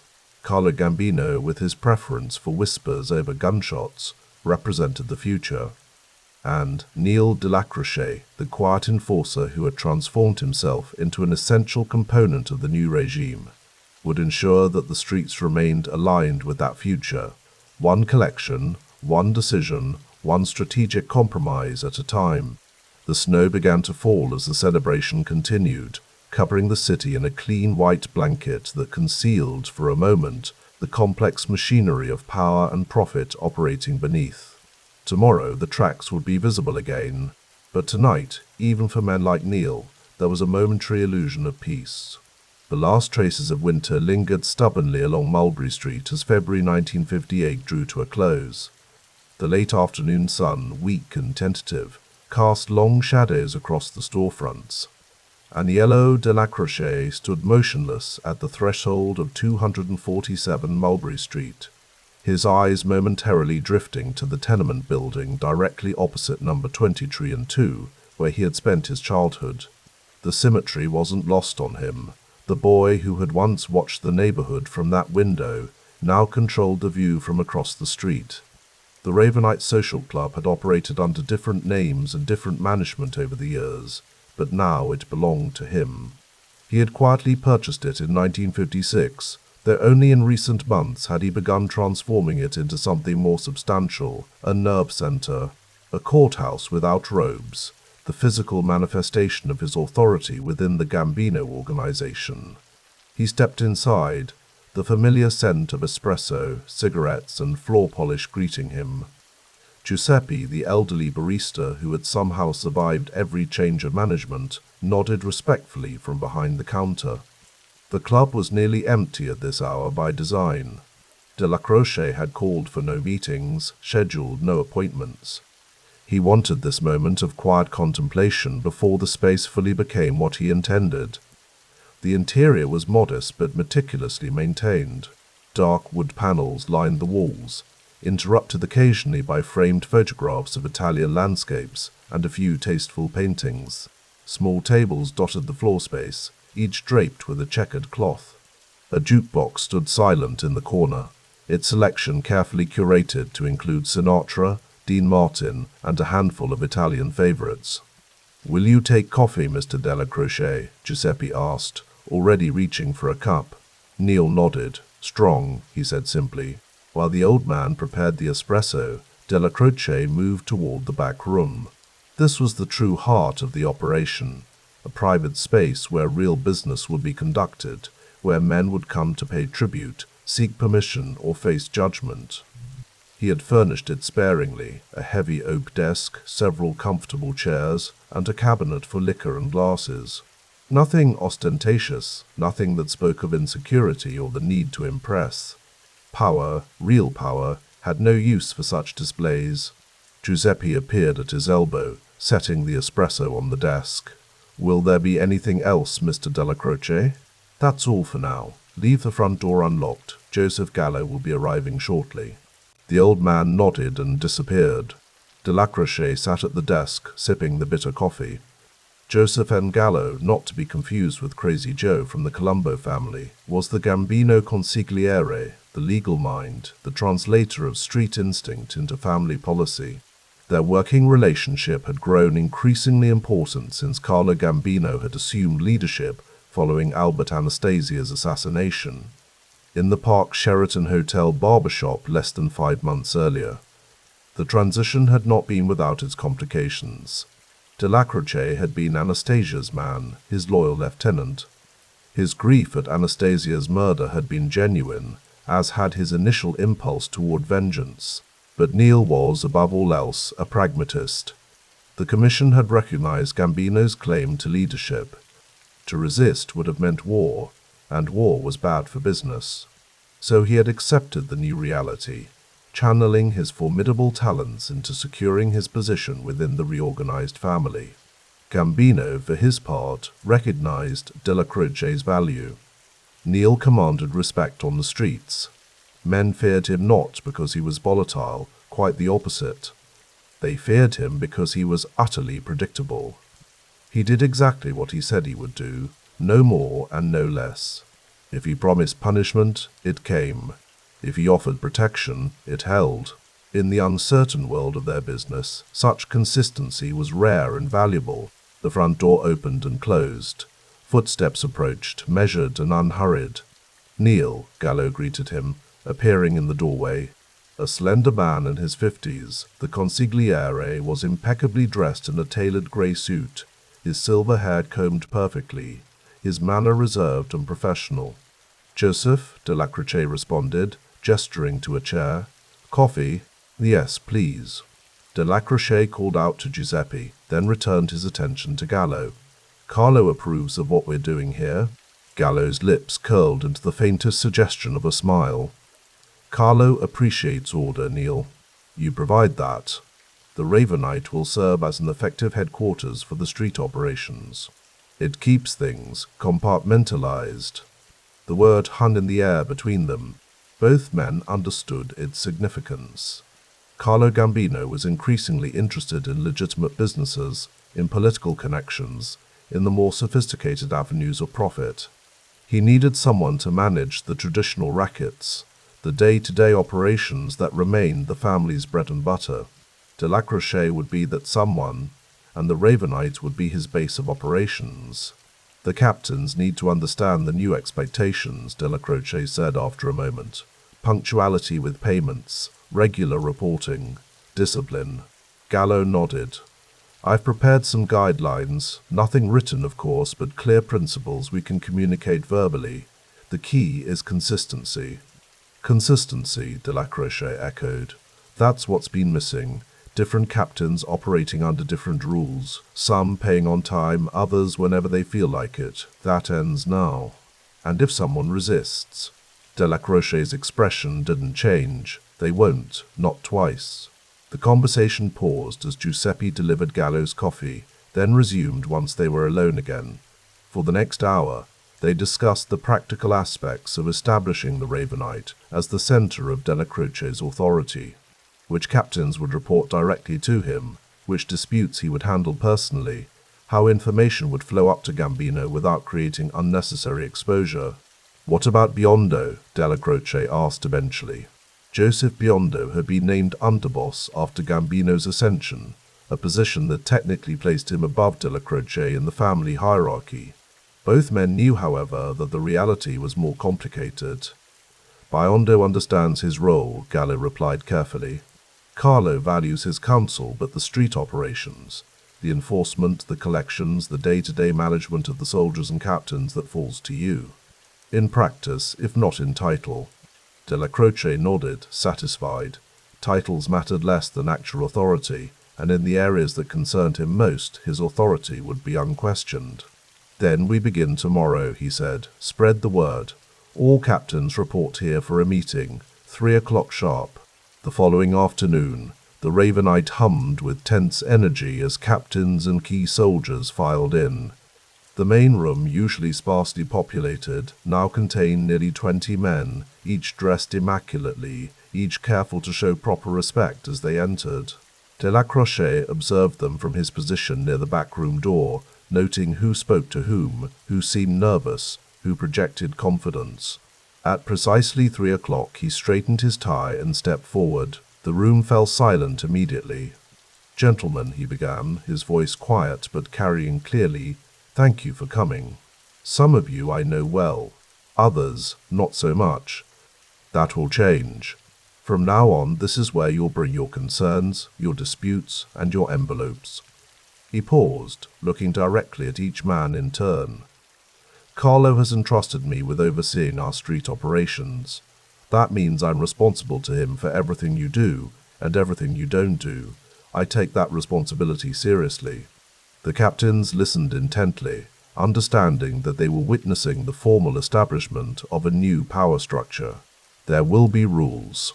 They're simple. You pay on time. Every time. You keep your house in order. You bring problems to me before they become bigger problems. You don't talk about family business outside these walls. And you never ever draw attention from the law. Dellacroce moved a few steps forward, his presence seeming to fill the room despite his relatively compact frame. In return, you get protection. You get support when you need it. You get a fair hearing when disputes arise. And you get to be part of a family that's going to prosper under Carlo's leadership. He let his words sink in, then concluded, Joseph Gallo will explain the specific reporting schedules. I expect to see each of you regularly. And I expect those envelopes to be on time and accurate. Are there any questions? There were none. The captains understood perfectly. The meeting continued with Gallo explaining the practical details, but the essential message had already been delivered. Aniello Dellacroce was now the man to whom they would answer. The Ravenite was his domain, and his word was law. The spring of 1959 brought a gentle warmth to Little Italy, coaxing residents onto stoops and sidewalks after the long winter confinement. The Ravenite's front room was busier now, a natural gathering place where men came to sip espresso, play cards, and exchange neighborhood gossip. To casual observers, it appeared to be nothing more than a social club where local Italian Americans passed their leisure time. Behind this benign facade, however, Dellacroce had spent the past year creating a finely tuned operation. The back room had seen a parade of captains delivering tribute, soldiers seeking permission for various ventures, and occasionally men appearing to answer for transgressions. The system worked because everyone understood the consequences of failure. On this particular afternoon, Dellacroce sat across from Carmine Lombardozzi, a captain whose loan sharking operations had expanded significantly in recent months. The garment district has been good, Lombardozzi reported, sliding an envelope across the desk. We've added 3 new factories to the client list. Dellacroce counted the contents methodically, his expression revealing nothing. The numbers are up. Good work. There is one potential issue, Lombardozzi added, lowering his voice slightly.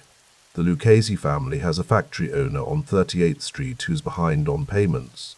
He came to us looking for a loan to cover what he owes them. Dellacroce's eyes narrowed slightly. And? I turned him down, of course. Told him to work it out with his original lenders, but he's desperate, says he might lose the business. You did right, Dellacroce confirmed. We don't need that kind of complication with the loot chasers. If the factory owner comes back, refer him to me directly. Lombardozzi nodded, relieved. There's something else. Word is the federal government is expanding their investigations on the waterfront. Kennedy's brother at the Justice Department seems particularly interested. Robert Kennedy's role as chief counsel for the Senate Rackets Committee had already caused significant disruption in labor racketeering operations. His appointment as Attorney General would represent a serious escalation in the government's war against organized crime. Let them look, Dellacroce said calmly. We've weathered these investigations before. Just remind everyone to be careful. No unnecessary conversations. No paperwork. Business as usual, but smart. After Lombardozzi departed, Dellacroce remained at his desk, contemplating the potential threat from increased federal scrutiny. The FBI had already established their Top Hoodlum program, targeting known organized crime figures for intensive investigation. Wiretaps, surveillance, informants. The tools of law enforcement were becoming more sophisticated and more prevalent. Adaptation would be necessary. The Ravenite itself might eventually become a liability if it drew too much attention, but for now it served its purpose perfectly. A controlled environment where Dellacroce could monitor, manage, and direct the family's street operations while minimizing exposure. A knock at the door interrupted his thoughts. Giuseppe entered, looking slightly nervous. Mr. Dellacroce, there's a situation out front. 2 gentlemen from the Colombo family are here. They say they need to speak with you about a matter of some urgency. Dellacroce considered this unexpected development. Unscheduled visits, particularly from members of another family, were unusual and potentially problematic. But refusing to see them could create unnecessary tension. Show them in, he decided, and ask Joseph Gallo to join us if he's available. The Colombo representatives, a captain named Salvatore Musacchia, and the soldier whose name Dellacroce didn't immediately recall, entered with appropriate deference, accepting his invitation to sit with murmured thanks. "What brings you to Mulberry Street?" Dellacroce asked directly. Musacchia cleared his throat. "We have a situation involving overlapping interests at the Brooklyn docks. One of your crews and one of ours have both been collecting protection from the same stevedore company." Dellacroce's expression remained neutral, though internally he was displeased. Such territorial confusion should never have been allowed to develop. "Which crew of ours?" "Armone's people," Musacchia replied. Joseph Armone operated primarily in Brooklyn, overseeing several waterfront rackets.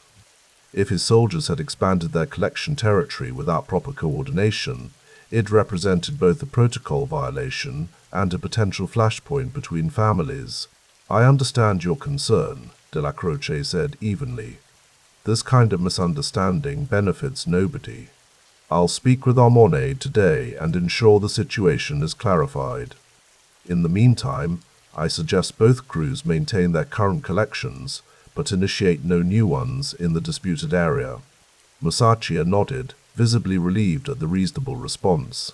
"That seems fair. We appreciate your handling this personally, Mr. Dellacroce." "That's what I'm here for," Leal replied. "These matters need to be resolved quickly and correctly. We all prosper when the rules are clear and respected." After the Colombo representatives departed, Dellacroce immediately summoned Joseph Armone. The captain arrived within the hour, aware from the urgent nature of the summons that something significant had occurred. Dellacroce wasted no time. "You have people collecting from Sentinel stevedoring in Red Hook." It wasn't a question. Armone nodded cautiously. "The Colombos consider that their territory. When did you move in there?" "About 3 months ago," Armone admitted. "One of their collectors got picked up by the harbor police. While he was gone, we started providing protection to the company. When the Colombo guy came back, the company was already paying us." "And you didn't think to check if this company was already under someone else's umbrella?" Dellacroce's voice remained quiet, but the temperature in the room seemed to drop several degrees. "I should have," Armone conceded. "It won't happen again." Dellacroce studied him for a long moment. "No, it won't. Because next time, you'll lose the entire Red Hook operation, not just one company. Pull your people out of Sentinel tomorrow. We'll find you something comparable elsewhere. And I want a complete list of every operation you're running in Brooklyn, with dates of when you started collecting from each one." Armone nodded, understanding that he was being treated leniently given the potential seriousness of the transgression. "Yes, sir. You'll have the list tomorrow morning." "Good. Now get out." Alone again, Dellacroce reflected on how efficiently the matter had been resolved. A year earlier, such a territorial dispute might have festered, potentially escalating into violence that would attract unwanted attention. Now, with clear lines of authority and a central point of resolution, problems could be identified and addressed before they grew dangerous. This was exactly why the Ravenite existed, not merely as his headquarters, but as an institution where the machinery of order could function smoothly. Carlo Gambino understood this, which was why he had given Dellacroce such latitude in organizing the street operations.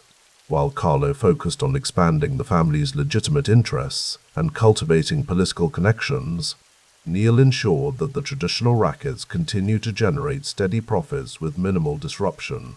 It was an effective division of labor, one that played to both men's strengths. And with each passing month, as the system he had established at the Ravenite demonstrated its value, Dellacroce's position within the family grew more secure. By 1962, the Ravenite Social Club had become an institution in Little Italy and a power center within the broader landscape of New York's organized crime families. The procedures Dellacroce had established had become tradition. The expectations he had articulated were now unquestioned standards. Captains delivered their envelopes on time. Disputes were brought to his attention before they escalated, and the family's street operations functioned with remarkable efficiency. On a warm September evening, Dellacroce sat in the back room with Joseph Gallo, reviewing the week's collections. The Kennedy administration's intensified focus on organized crime had necessitated certain adjustments to their operations, but the core business continued unimpeded. "The numbers are good," Gallo observed, making notes in a small ledger that would be destroyed before he left the building. "Despite the pressure from the feds, we're actually up 7% from last quarter." Dellacroce nodded. "The construction boom helps. Every new project means more opportunities for our unions, our concrete companies, our trucking operations." The skyline of Manhattan was changing rapidly, with new office towers and apartment buildings rising throughout Midtown. The Gambino family, through various proxies and partnerships, had secured a significant share of this lucrative business. "Carlo is pleased," Gallo said. He mentioned specifically that the smooth operation of the street activities has allowed him to focus on expanding our legitimate interests without distraction. Dellacroce accepted this praise with a slight nod. "That's the arrangement. He handles the big picture, I handle the day-to-day. Everyone knows their role." "Including Biondo?" Gallo asked delicately. Joseph Biondo remained the official underboss, though his actual authority had been gradually eclipsed by Dellacroce's growing influence. It was a potentially awkward situation, but one that had been managed with care to avoid creating unnecessary tension. "Biondo understands the reality," Dellacroce replied. "He attends the meetings with Carlo, he offers his opinions, he maintains his dignity, and he doesn't interfere with what happens here." Their conversation was interrupted by a knock at the door. Giuseppe entered, looking concerned. "Mr. Dellacroce, there's a gentleman here to see you. He says it's urgent, a Mr. Valachi." Dellacroce and Gallo exchanged glances. Joseph Valachi was a soldier in the Genovese family, a relatively minor figure who had never before appeared at the Ravenite. "Show him in," Dellacroce decided after a moment's consideration. Valachi entered, his normally confident demeanor replaced by obvious anxiety. He nodded respectfully to both men, but directed his words to Dellacroce. "Thank you for seeing me, Mr. Dellacroce. I wouldn't come unannounced if it wasn't important." "What's on your mind, Joseph?" Neil asked directly. Valachi glanced nervously at Gallo, then back to Dellacroce. "I've been having some problems with my own family. There are rumors that Vito Genovese believes I'm an informant. He's put a contract on me." The implications were serious. If Genovese, currently serving time in Atlanta on narcotics charges but still controlling his family from prison, had indeed marked Valachi for death, the man's days were numbered. "That's an internal Genovese matter," Dellacroce observed neutrally. "Why bring it to me?" Valachi's hands trembled slightly as he explained. "Because I respect you, Mr. Dellacroce. Everyone knows you're fair. If I could just explain my situation to you, maybe you could speak to the commission, help them understand that these accusations against me are false." Dellacroce studied the man carefully. Valachi seemed genuinely frightened, but something about his demeanor suggested he wasn't being entirely forthcoming. "Have you spoken with the acting boss of your family?" Dellacroce asked. "I tried. Tommy Eberly wouldn't see me, and Gerardo Catena just said I should know better than to question Vito's judgment." Valachi's desperation was palpable. "I've been loyal for 30 years. I never said a word to any law enforcement, ever. But now I'm marked for death based on a lie." Dellacroce exchanged a glance with Gallo, whose slight shake of the head confirmed his own instinct. Involvement in this matter would be unwise. "Joseph, I can't interfere in another family's internal discipline," Dellacroce said finally. "That's not how this works. If you're innocent, you need to find a way to prove it to your own leadership." Valachi's face fell. "Then I'm a dead man." "That's not for me to say," Dellacroce replied. "But coming here like this, talking about family business outside your chain of command, that doesn't help your case." After Valachi departed, Gallo looked troubled. "He's going to be a problem." "For the Genovese family, perhaps," Dellacroce acknowledged. "Not for us." But Gallo shook his head. "I'm not so sure. A man who believes he's been wrongly condemned, with no way to clear his name and nowhere to turn, that's a man who might do something desperate. Dellacroce considered this assessment. Keep an ear out. If there are any unusual movements around Valachi, I want to know immediately. His caution would prove justified. The following year, Joseph Valachi would become the first made member of La Cosa Nostra to publicly acknowledge the organization's existence, testifying before a Senate subcommittee and providing unprecedented insight into the structure, rituals, and operations of the Italian-American crime families. His testimony, broadcast on national television, would change the landscape of organized crime in America forever. But that lay in the future.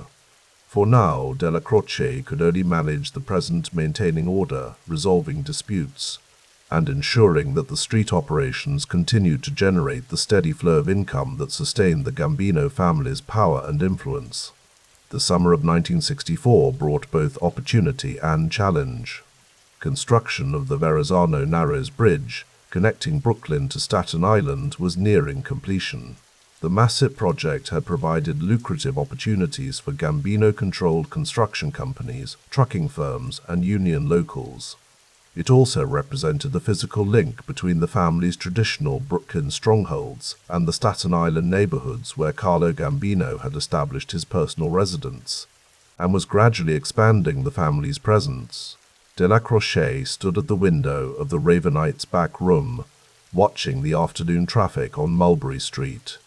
The neighborhood was changing, slowly but perceptibly. Younger Italian-Americans were increasingly moving to the suburbs, replaced by new immigrants from other backgrounds. But Little Italy remained the spiritual center of the family's operations, and the Ravenite its beating heart. A knock at the door pulled him from his contemplation. Giuseppe entered, followed by Carlo Gambino himself, a rare appearance that immediately signaled the importance of whatever had prompted the visit. Carlo, Dellacroce greeted him with genuine respect, moving forward to shake his hand. "This is an unexpected pleasure." Gambino, a man of medium height with intelligent eyes and a reserved manner, returned the greeting warmly. "Neil, the club looks good. You've made it into something significant." "It serves its purpose," Dellacroce replied modestly. "Can I offer you something? Coffee, something stronger?" "Coffee would be fine." While Giuseppe prepared the espresso, the two men settled into chairs in the back room. There was no immediate discussion of business, that wasn't Gambino's style. Instead, they spoke briefly of mutual acquaintances, family matters, the changing neighborhood. Only when they were alone with their coffee did Gambino turn to the purpose of his visit. "I've been thinking about our organizational structure," he began, "about how to ensure stability and continuity as we move forward." Dellacroce listened attentively. Gambino was a deliberate man who chose his words with care. Whatever he was about to propose had been thoroughly considered. "The current arrangement has worked well enough," Gambino continued. "Biondo has been loyal, and he's provided useful counsel over the years. But increasingly, I find myself relying on you for the matters that truly determine our family's success or failure." There was a pause as Gambino sipped his espresso. Dellacroce waited, sensing that a significant moment was approaching. "It's time to align our formal structure with the operational reality," Gambino said finally. "I intend to elevate you to Underboss, Neil. Biondo will be taken care of. He'll retain his captain's role and his current operations, but you will officially be second in command." Though he had expected this development eventually, Dellacroce was nonetheless taken aback by its timing. The underboss position was not merely a title, it represented a formal designation as Gambino's principal lieutenant and, potentially, his successor. "I'm honored by your confidence, Carlo," he replied carefully, "but Biondo has served loyally. He accepted your leadership after Anastasia without question."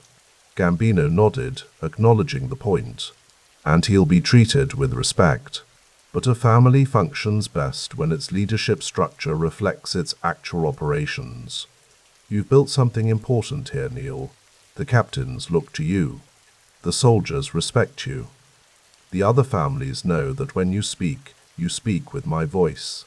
He leaned forward slightly, his expression earnest. "We face challenges that require clear lines of authority. The Justice Department is more aggressive than ever. The FBI has expanded its organized crime units in every major city. We need to be unified, disciplined, and adaptable. You provide that discipline on the street level. As Underboss, you'll have the formal authority to match the responsibility you already carry." Dellacroce considered the proposal. The elevation would indeed align the family's official hierarchy with the practical reality that had evolved over the past 7 years.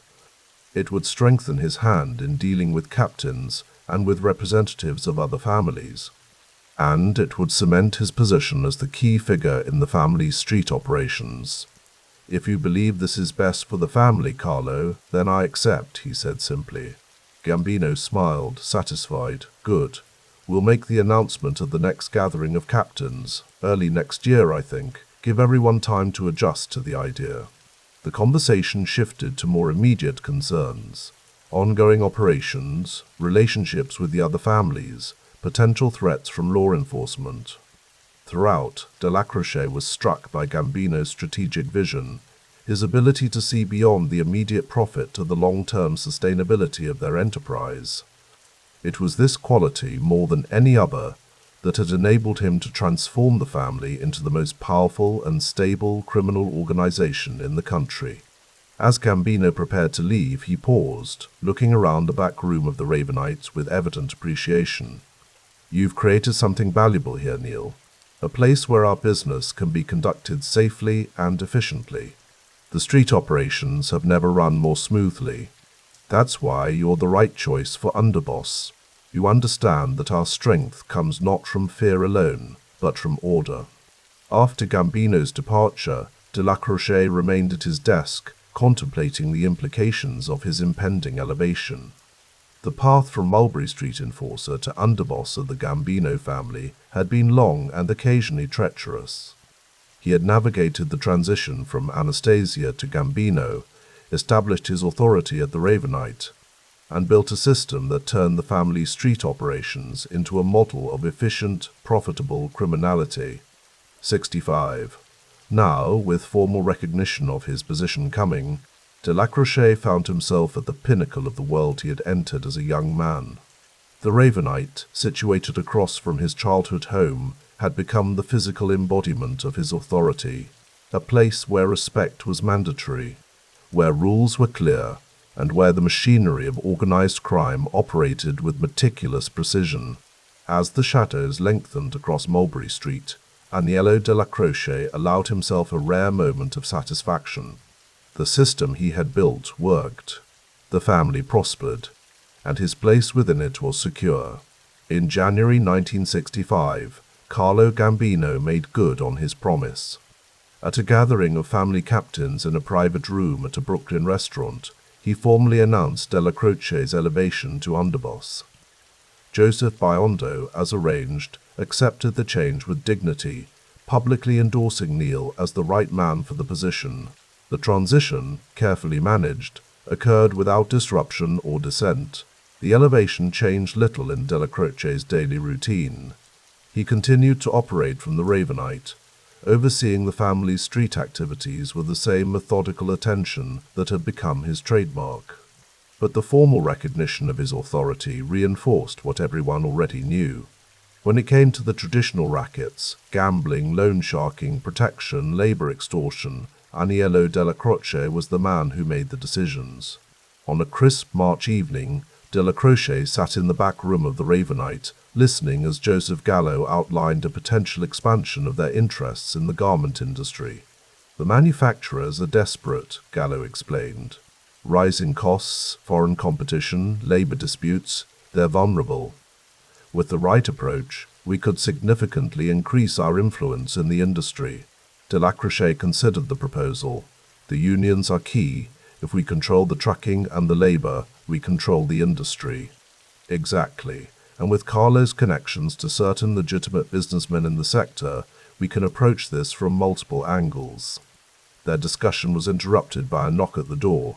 Giuseppe entered, apologetic for the intrusion. Mr. Dellacroce, there's a gentleman here to see you, says it's urgent. A Mr. Fatico.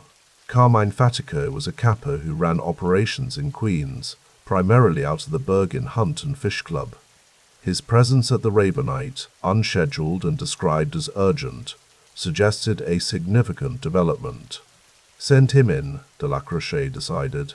Fatico entered, nodding respectfully to both men. Thank you for seeing me, Neil. Joseph. He seemed tense, uncomfortable. What's the problem, Carmine? Dellacroce asked directly. Fatico hesitated, then plunged ahead. One of my people got picked up last night. Armed robbery. It wasn't authorized. He was moonlighting, working with a couple of non-family guys. But he's got priors, and they're talking serious time.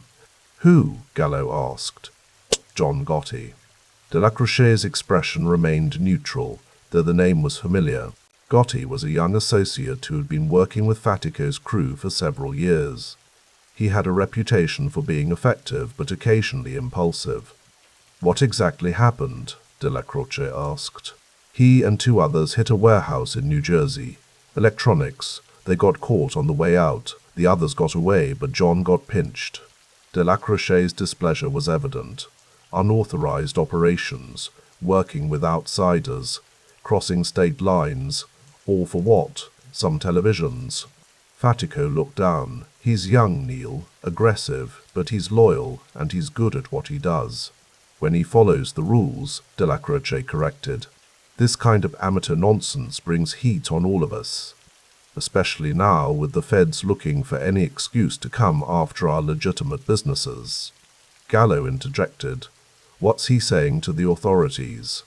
Nothing, Fatico assured them. He'll do his time without a word. That's not a concern. Dellacroce considered the situation. The violation of protocol was serious. Family members were forbidden from engaging in unauthorized criminal activities, particularly high-risk ventures like armed robbery.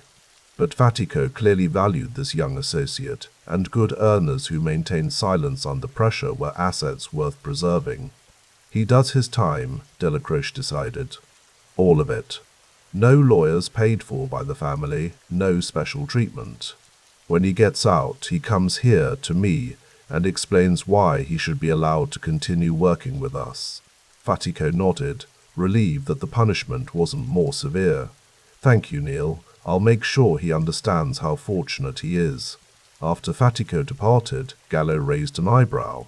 Lenient by your standards. Dellacroce shrugged. Fatico sees something in him, and we need young blood who understand the value of silence, but he'll learn from this. They all do, eventually.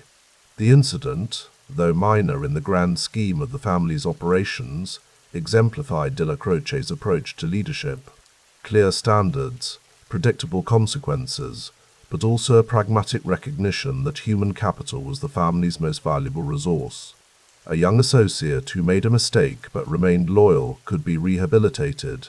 A pattern of disobedience or disloyalty, however, would not be tolerated. As Underboss, Dellacroce now formally embodied this philosophy. The Ravenite, where he had carefully cultivated an atmosphere of order and respect, remained the physical manifestation of his authority. From this modest club on Mulberry Street, directly across from his childhood home, Aniello Dellacroce directed the street operations of America's most powerful crime family with a quiet efficiency that even his enemies admired. The system worked because everyone understood the rules. Captains delivered their envelopes on time. Soldiers followed the chain of command. Associates aspired to membership by demonstrating loyalty and productive earning capacity. And at the center of it all stood Neil, predictable, consistent, and utterly reliable in both his rewards and his punishments. As the transition into spring continued, with the last remnants of winter finally receding from the city streets, the Ravenite Social Club at 24 and 7 Mulberry Street had become more than just a headquarters. It was an institution, a place where the complex machinery of organized crime operated with the precision of a finely crafted timepiece, each component fulfilling its designated function under the watchful eye of the man who had created and now formally led the system. For Aniello Dellacroce, underboss of the Gambino family, It was the culmination of decades of disciplined service. The neighborhood boy who had once watched Mulberry Street from the window of 23, and 2 now controlled it from the Ravenite at 24 and 7. His authority recognized and respected by everyone from the lowliest associate to Carlo Gambino himself. It was, in its way, the fulfillment of an American dream, albeit one that existed in the shadows, beyond the reach of conventional society. But in those shadows, Dellacroce had built something enduring, a system of order that would influence the structure and operation of organized crime in America for decades to come. The autumn air of 1966 carried the scent of rain, slicked asphalt, and diesel fumes through the streets of Little Italy. Inside the Ravenite Social Club on Mulberry Street, Aniello Dellacroce sat in a corner booth, his presence commanding even in stillness. Neil, as his associates called him, had reached a place in life where his authority no longer required demonstrations. It resided in the weight of his gaze, the deliberation of his words.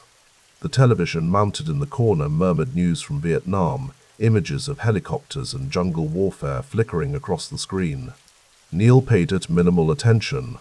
His war was here, in the streets and alleys of New York, fought with different weapons, but requiring the same strategic mind. The Bergen crew brought in 30% more this month. Joseph N. Gallo, the family consigliere, noted as he slid a folded piece of paper across the table.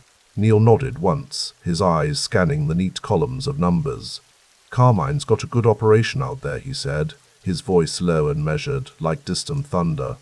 "He knows how to build something that lasts." He mentioned a soldier in his crew, young guy named Gotti, says he's hungry, smart. Neil's expression remained unchanged, but something flickered behind his eyes. "I've heard the name. Bergen's a good place for him to learn the fundamentals." The fundamentals. Neil had built his reputation on them: discipline, respect, punctuality, discretion. These weren't just principles. They were survival mechanisms in a business where mistakes carried permanent consequences. "Bring him around sometime," Neil said after a moment's consideration. "Not here, somewhere quiet." Gallo nodded, understanding. The Ravenite was Neil's sanctuary, a controlled environment where business flowed through established channels. New faces required proper vetting, especially those with ambition. By spring of 1967, the systematic development of his crew had become Neil's primary focus. The changing landscape of law enforcement, particularly the new wiretapping laws being discussed in Washington, meant adaptation was essential. The small diner in Queens sat empty except for Neil and Carmine Fatico, a stocky man with calculating eyes and a captain's confidence. They spoke in measured tones, pausing whenever the waitress approached. "This Gotti kid," Neil said, stirring his coffee. "You trust him?" Fatico considered the question with appropriate seriousness. "He's got the right instincts, doesn't panic, knows when to talk and when to shut up. The guys respect him." "And he earns?" "Better than most. Creative, too. Sees opportunities others miss." Neil nodded slowly. "That's good, but earning isn't everything." He leaned forward slightly. "I need to know if he understands the other side of things. Discipline, patience, the long view." "He's young," Fatico admitted. "Hot sometimes. But he listens. He respects the structure." "Make sure he understands why the structure matters," Neil said. "Too many of these young guys think it's all about who can talk the loudest or hit the hardest. They don't see the architecture that keeps everything standing." The waitress returned with their check. Both men fell silent, resuming only when she retreated behind the counter. "Bring him to see me next month," Neil decided. "Let's see what he's made of." The summer heat of 1968 hung over the city like a wool blanket. News of the new Title III wiretap legislation had made everyone more cautious. Conversations migrated from offices to sidewalks, from telephones to whispers in crowded places where surveillance was impractical. Neil adapted with characteristic pragmatism. He established new protocols, more intermediaries, fewer direct meetings, careful screening of locations. Knowledge was compartmentalized, information flowing through channels he could monitor and control. At JFK Airport, the opportunities had never been greater. The volume of cargo passing through electronics, jewelry, furs, cigarettes represented a stream of wealth for those positioned to redirect it. Neil had spent years developing the infrastructure, corrupt workers, transportation companies with flexible ethics, storage facilities where goods could disappear before re-emerging in the marketplace. On a muggy August afternoon, he sat in the back of a black sedan, windows cracked to admit what little breeze stirred the air. His driver had pulled into a service area near the airport cargo terminals, where they waited for a particular truck to pass. "He's late," noted the driver, checking his watch. "Give him time," Neil replied, his patience a calculated force. "New security protocols in Terminal 4, everything's running behind schedule." This was the essence of Neil's approach: understanding the systems, accounting for variables, adapting to changing conditions. He had survived decades in this life by seeing both the details and the bigger picture simultaneously. When the truck finally appeared, Neil made a single observation through the window, then directed his driver to leave. He had seen what he needed to see, confirmation that the operation was functioning as designed. The specifics, the manifests, the distribution, the percentages, would come to him through proper channels. Back at the Ravenite that evening, Neil received John Gotti for the first time. The young man carried himself with natural confidence, dressed impeccably in a tailored suit that suggested prosperity without ostentation. "Mr. Dellacroce," Gotti said, extending his hand with the right measure of respect. "Thank you for making time." Neil gestured to a chair. "Carmine speaks highly of you," he said, studying the younger man. "Says you understand how things work." "I'm learning," Gotti replied, "every day." "That's good. Learning never stops in our business." Neil leaned back slightly. "Tell me about your understanding of our traditions." For the next hour they spoke of the organization's structure, the hierarchy that maintained order, the protocols that ensured security. Neil observed not just Gotti's words, but his manner, how he listened, how he responded to questions, whether he spoke with certainty or qualification when appropriate. "Our thing," Neil finally said, "isn't just about making money. It's about building something that outlasts any one of us, something with rules that everyone understands and respects." Gotti nodded, absorbing the lesson. "Carmine will continue your education," Neil concluded. "I expect to hear good things." It was neither an embrace nor a dismissal, simply an acknowledgement that the young man had potential that warranted development under careful supervision. By 1970, the relationship between the Ravenite and Bergen operations had solidified into a productive pipeline. Neil had established a mentorship channel that allowed promising soldiers to advance while remaining under his influence and control. The JFK cargo theft operations continued to provide substantial revenue. In a warehouse converted for storage in Brooklyn, Neil walked between stacks of unmarked crates, conducting one of his periodic inspections. These visits were part of his management philosophy, visible enough to remind everyone of his oversight, irregular enough to keep people honest. "What's the turnaround time now?" he asked the supervisor, a middle-aged man with the weathered hands of someone who had worked on loading docks most of his life. 3 days from arrival to distribution," the man replied. "We've got it down to a science." Neil nodded, pleased but not effusive. "Keep the inventory moving. Nothing sits more than a week." This was practical wisdom. Goods in motion were harder to trace, and storage space in New York came at a premium. But it was also strategic insight. Momentum maintained both profitability and security.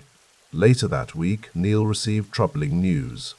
The Internal Revenue Service had begun asking questions about his income sources. The tax authorities represented a different kind of threat than local law enforcement, more patient, more methodical, with federal resources behind them.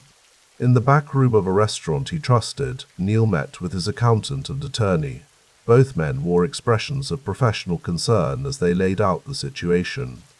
"They're looking at the years 66 through 68, the accountant explained, comparing reported income against observed spending patterns. Neil's face remained impassive, though his mind was already calculating contingencies. Options? The attorney cleared his throat. We can challenge their assumptions, create reasonable doubt about their evidence, but we need to prepare for the possibility this becomes formal. Formal meaning charges, Neil clarified. Yes. And if it goes that direction, we need to consider whether fighting it all the way is the best approach. Neil understood the implication. Sometimes the wisest strategy was to accept a manageable loss rather than risk a catastrophic one. A tax case might mean a moderate sentence, unpleasant but survivable. Fighting too aggressively could escalate the government's interest into areas far more dangerous. Prepare both paths, Neil decided. We'll see which way the wind blows. By 1971, the tax investigation had indeed become formal. Neil faced charges of income tax evasion, the same weapon that had brought down Al Capone decades earlier. The irony wasn't lost on him. Sophisticated criminals prepared for bullets, but were undone by paperwork. Despite this legal pressure, Neil maintained his oversight of family operations with characteristic discipline. The Bergin Hunt and Fish Club in Ozone Park had become Fatico's new headquarters after 1972, extending the Gambino presence more firmly into Queens. John Gotti's star continued to rise within that operation, his earning ability and leadership qualities becoming increasingly evident. On a crisp autumn evening in 1972, Neil met with Fatico at a neutral location, a small Italian restaurant in Forest Hills where the owner ensured privacy in a back room. Their conversation turned to succession planning, not for the family leadership, but for Fatico's own crew. I might be facing some legal complications, Fatico explained, his expression troubled. Nothing certain yet, but I need contingencies. Neil nodded, understanding immediately. You're thinking about who stands in while you handle these problems. Exactly. I'm considering Gotti for acting capo if it comes to that. Neil considered this carefully. Such a promotion, even temporary, carried significant implications. Acting capacity often became permanent through practical demonstration of capability. He's ready for the responsibility, Neil said after a thoughtful pause. But make sure he understands the position comes with higher scrutiny. The authorities pay more attention to rank. Fatico nodded. I'll make that clear. And remind him that an acting position is still answerable to the permanent one, Neil added. Some forget that part when they get a taste of authority. He won't forget, Fatico assured him. He respects the chain. Neil's expression suggested cautious approval. Good, because respect for structure is what separates us from chaos. The critical test of Neil's mentorship philosophy came unexpectedly in May 1973. The incident involved the murder of James Bradney, believed responsible for the kidnapping and killing of Carlo Gambino's cousin Manny Gambino. John Gotti, along with Ralph Gaglione and Angelo Ruggiero, had been assigned to find and eliminate Bradney. The operation went wrong when Gaglione shot Bradney in a Staten Island bar. Witnesses identified Gotti as a participant, creating a serious legal vulnerability for a soldier Neil had personally taken interest in developing. In his apartment on the Upper East Side, Neil received the news with outward calm that belied his internal concern. The potential loss of Gotti to a lengthy prison sentence, possibly even capital punishment, would waste years of careful development. More importantly, it would remove a promising successor from Neil's faction at a time when such talent was increasingly valuable. We need to manage this, Neil told his lawyer, the well-connected Roy Cohn. They sat in Neil's living room, voices kept low despite the precautions taken against surveillance. Cohn nodded, understanding the gravity. The witness identifications are strong. Fighting this head-on would be risky. Then we don't fight it head-on, Neil replied. What can you arrange? With the right approach to the DA's office, we might negotiate down to manslaughter. Still serious, but not life or death. Neil considered this. Make it happen. Whatever resources you need. The negotiations proceeded through channels Neil had cultivated over decades, relationships with officials who understood pragmatic compromise, intermediaries who could communicate offers without explicit connections to their source. By summer's end, the arrangement was set. Gotti would plead to attempted manslaughter rather than murder, receiving a sentence of 4 years instead of facing trial on charges that could have ended his career permanently. Before Gotti began serving his sentence, Neil arranged a private meeting at a safe house in Queens. The younger man arrived punctually, his manner subdued but composed. "You understand what's been arranged," Neil said. It wasn't a question. Gotti nodded. "I do, and I'm grateful." 4 years is not insignificant, Neil observed, but it's manageable. Time to reflect, to plan for what comes after. "I'll use it wisely," Gotti promised. Neil studied him carefully. "Remember that everything we do has consequences. Sometimes we can mitigate them, but never eliminate them entirely. That's the reality of our life." "I understand." "I believe you do." Neil's expression softened slightly. "When you come home, there will be opportunities. The organization will still be here. Your place in it will depend on how you handle yourself, both inside and upon return." The unspoken message was clear.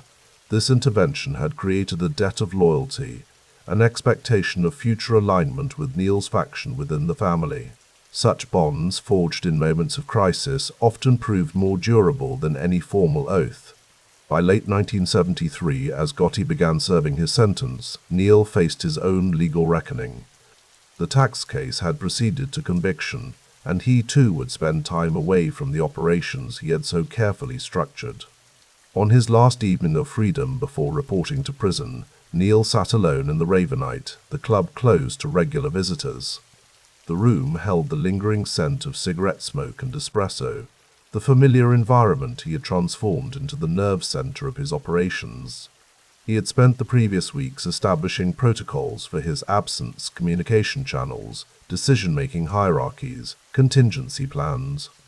Like any effective leader, he had built systems that could function without his daily presence, though they would inevitably lose some efficiency without his direct oversight. As midnight approached, he rose from his chair and walked slowly around the room, committing details to memory. The warm patterns in the tilework, the specific creak of the third floorboard from the bar, the way shadows gathered in the corners beneath dim lighting. These were the textures of his domain, the physical manifestation of the order he had created and maintained through decades of careful management. The prison term ahead represented an interruption, not an ending. The organization he had helped build, the standards he had established, the mentorships he had cultivated, these would continue in his absence. John Gotti, despite his current incarceration, represented one such investment in the future. Carmine Fatico would maintain the Queen's operation.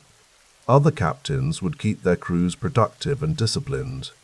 Neil's strength had always been his understanding that power resided not in individuals but in systems, the intricate networks of relationships, obligations, and shared interests that bound men together in common purpose. He had built his portion of the Gambino family on this foundation, creating structures that could withstand the temporary removal of any single component, even one as central as himself. As he prepared to lock the door behind him, Neil took one final look at the empty club. His expression revealed nothing of his thoughts, but his deliberate movements. The straightening of a chair, the aligning of an ashtray with the edge of a table spoke of a man imposing order until the very moment of departure. The street outside was quiet, the late hour having cleared all but the most dedicated revelers from Little Italy's sidewalks. Neil walked unhurriedly to the waiting car, his posture straight, his gaze steady. Tomorrow would bring a different environment, different challenges, but the principles that had guided him, patience, discipline, strategic thinking, would serve him there as they had throughout his life. The driver pulled away from the curb, carrying Neil Dellacroce toward the temporary separation from the world he had shaped. Behind him, the dark windows of the Ravenite stood like silent sentinels, guarding the mechanisms of influence and authority until their architect's return. The rain tapped gently against the small window of the visiting room at Terminal Island Federal Correctional Institution. Outside, the Pacific crashed against the Southern California shoreline, but inside, the world was compressed to the dimensions of a metal table bolted to the floor and 2 uncomfortable chairs. Aniello Neil, Dellacroce, sat with his back straight, hands folded neatly in front of him, as he had during hundreds of similar meetings over the past months.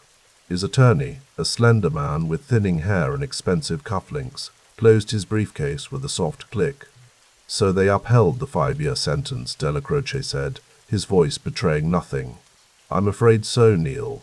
The appeals court wasn't sympathetic. The tax evasion conviction stands 5 years and the $15,000 fine." Dellacroce nodded slightly. The 1972 indictment, the 1973 conviction, it all seemed distant now, like looking at someone else's life through smudged glass. The government had built their case around those 22,500 shares of Yankee Plastic stock, worth roughly $112,500.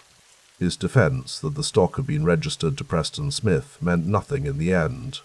"What about the arrangements we discussed?" Dellacroce asked, his eyes drifting to the guard positioned by the door. "Everything continues as established," the lawyer said, understanding the unspoken question. "Your instructions have been communicated to the appropriate parties." Dellacroce nodded again. Even here, 3,000 miles from Mulberry Street, the machinery still turned. Messages passed through legitimate channels. Visits from attorneys, carefully worded letters, occasional approved phone calls. The rhythm of operations continued. Crews reported to captains, captains to acting lieutenants. Money flowed upward as it always had. Distance had forced him to refine the system he'd spent decades building, to make it resilient enough to function without his physical presence. "And Carlo?" Dellacroce asked quietly. The lawyer's expression softened slightly. "Still at home. The doctors say the heart condition is worsening." Dellacroce absorbed this without visible reaction, but inside, calculations were already forming. Carlo Gambino, the boss, the man whose elevation a decade earlier had come as a blow to Dellacroce's own ambitions, was failing. The succession question loomed over everything now. "Thank you," Dellacroce said finally. "We'll talk next week." The news came on a grey October afternoon in 1976. Carlo Gambino, aged 74, had died at his home in bed, a peaceful end that few in their world could hope for. Dellacroce received the information in the prison's common area, where a trusted inmate whispered it to him as they passed each other near the television set. That evening, alone in his cell, Dellacroce sat on the edge of his bed, staring at the cinder block wall. The succession should have been straightforward. As underboss, the position was traditionally his. He had paid his dues, maintained order, built the Ravenite into a center of power. The men on the street, especially the old guard traditionalists, expected him to take control, but Carlo had other ideas. Word reached Terminal Island through the usual channels. Paul Castellano, Carlo's brother-in-law, had been designated successor before Carlo's death. The boss's final instructions couldn't be challenged, not without risking war. Dellacroce closed his eyes, feeling the weight of the decision before him. He could contest it, try to rally support from inside a prison cell 3,000 miles away, or he could accept the slight for now, preserve the family's stability, and wait. For a man whose reputation was built on explosive violence in his younger days, Dellacroce had become a strategist with age. Castellano was a different kind of leader, preferring legitimate business, construction companies, meat distribution, white-collar schemes. He lived in a mansion on Staten Island, some called the White House, entertaining businessmen and politicians rather than street soldiers. Dellacroce's power base was different. The traditional rackets, the gambling operations, the labor unions, the neighborhood loyalty. The street guys who wouldn't respect Castellano's more corporate approach. A solution emerged from negotiations conducted through intermediaries. Dellacroce would remain underboss, controlling the Manhattan faction and the traditional Cosa Nostra activities. Castellano would focus on white-collar crime and legitimate businesses, a family divided but functioning, each man in his sphere. It wasn't ideal, but it preserved peace, and for a man in prison with years still to serve, it was the practical choice. Spring 1977 brought unseasonably warm weather to Southern California, and news from New York that made Dellacroce shake his head in disbelief. The city he knew was stumbling, its finances in shambles. The daily news headline had become infamous: "Ford to city, drop dead, rejecting federal assistance as New York teetered on bankruptcy. "It's bad at home," Neil said Sonny, a childhood friend who had arranged a visit through connections. "The subways are covered in graffiti, crimes through the roof. Last summer there was that blackout, looting everywhere. Took one night to see how thin it all is, you know." Dellacroce nodded, absorbing the information. "And our friends?" "Managing," Sonny said carefully. "The agreement is holding. Paul stays in Staten Island mostly, runs things his way. Your crews still answer to Frank and the others. The money keeps moving." "Any friction?" Dellacroce asked. "Some grumbling. The young guys especially, they don't understand Paul's approach. Too many meetings with bankers, not enough with the soldiers. But it's steady for now." Dellacroce considered this. "And John?" he asked, referring to John Gotti, a rising captain whose ambition was as evident as his expensive taste in clothing. "Doing well with the Bergen crew, making money, but he's impatient with the new management style." Dellacroce nodded. He'd need to counsel patience when he returned.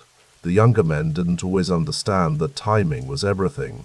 And the construction business, the garbage routes, the ILA locals, all maintained. "Your representatives are keeping things in order. Nobody's forgotten who holds those cards."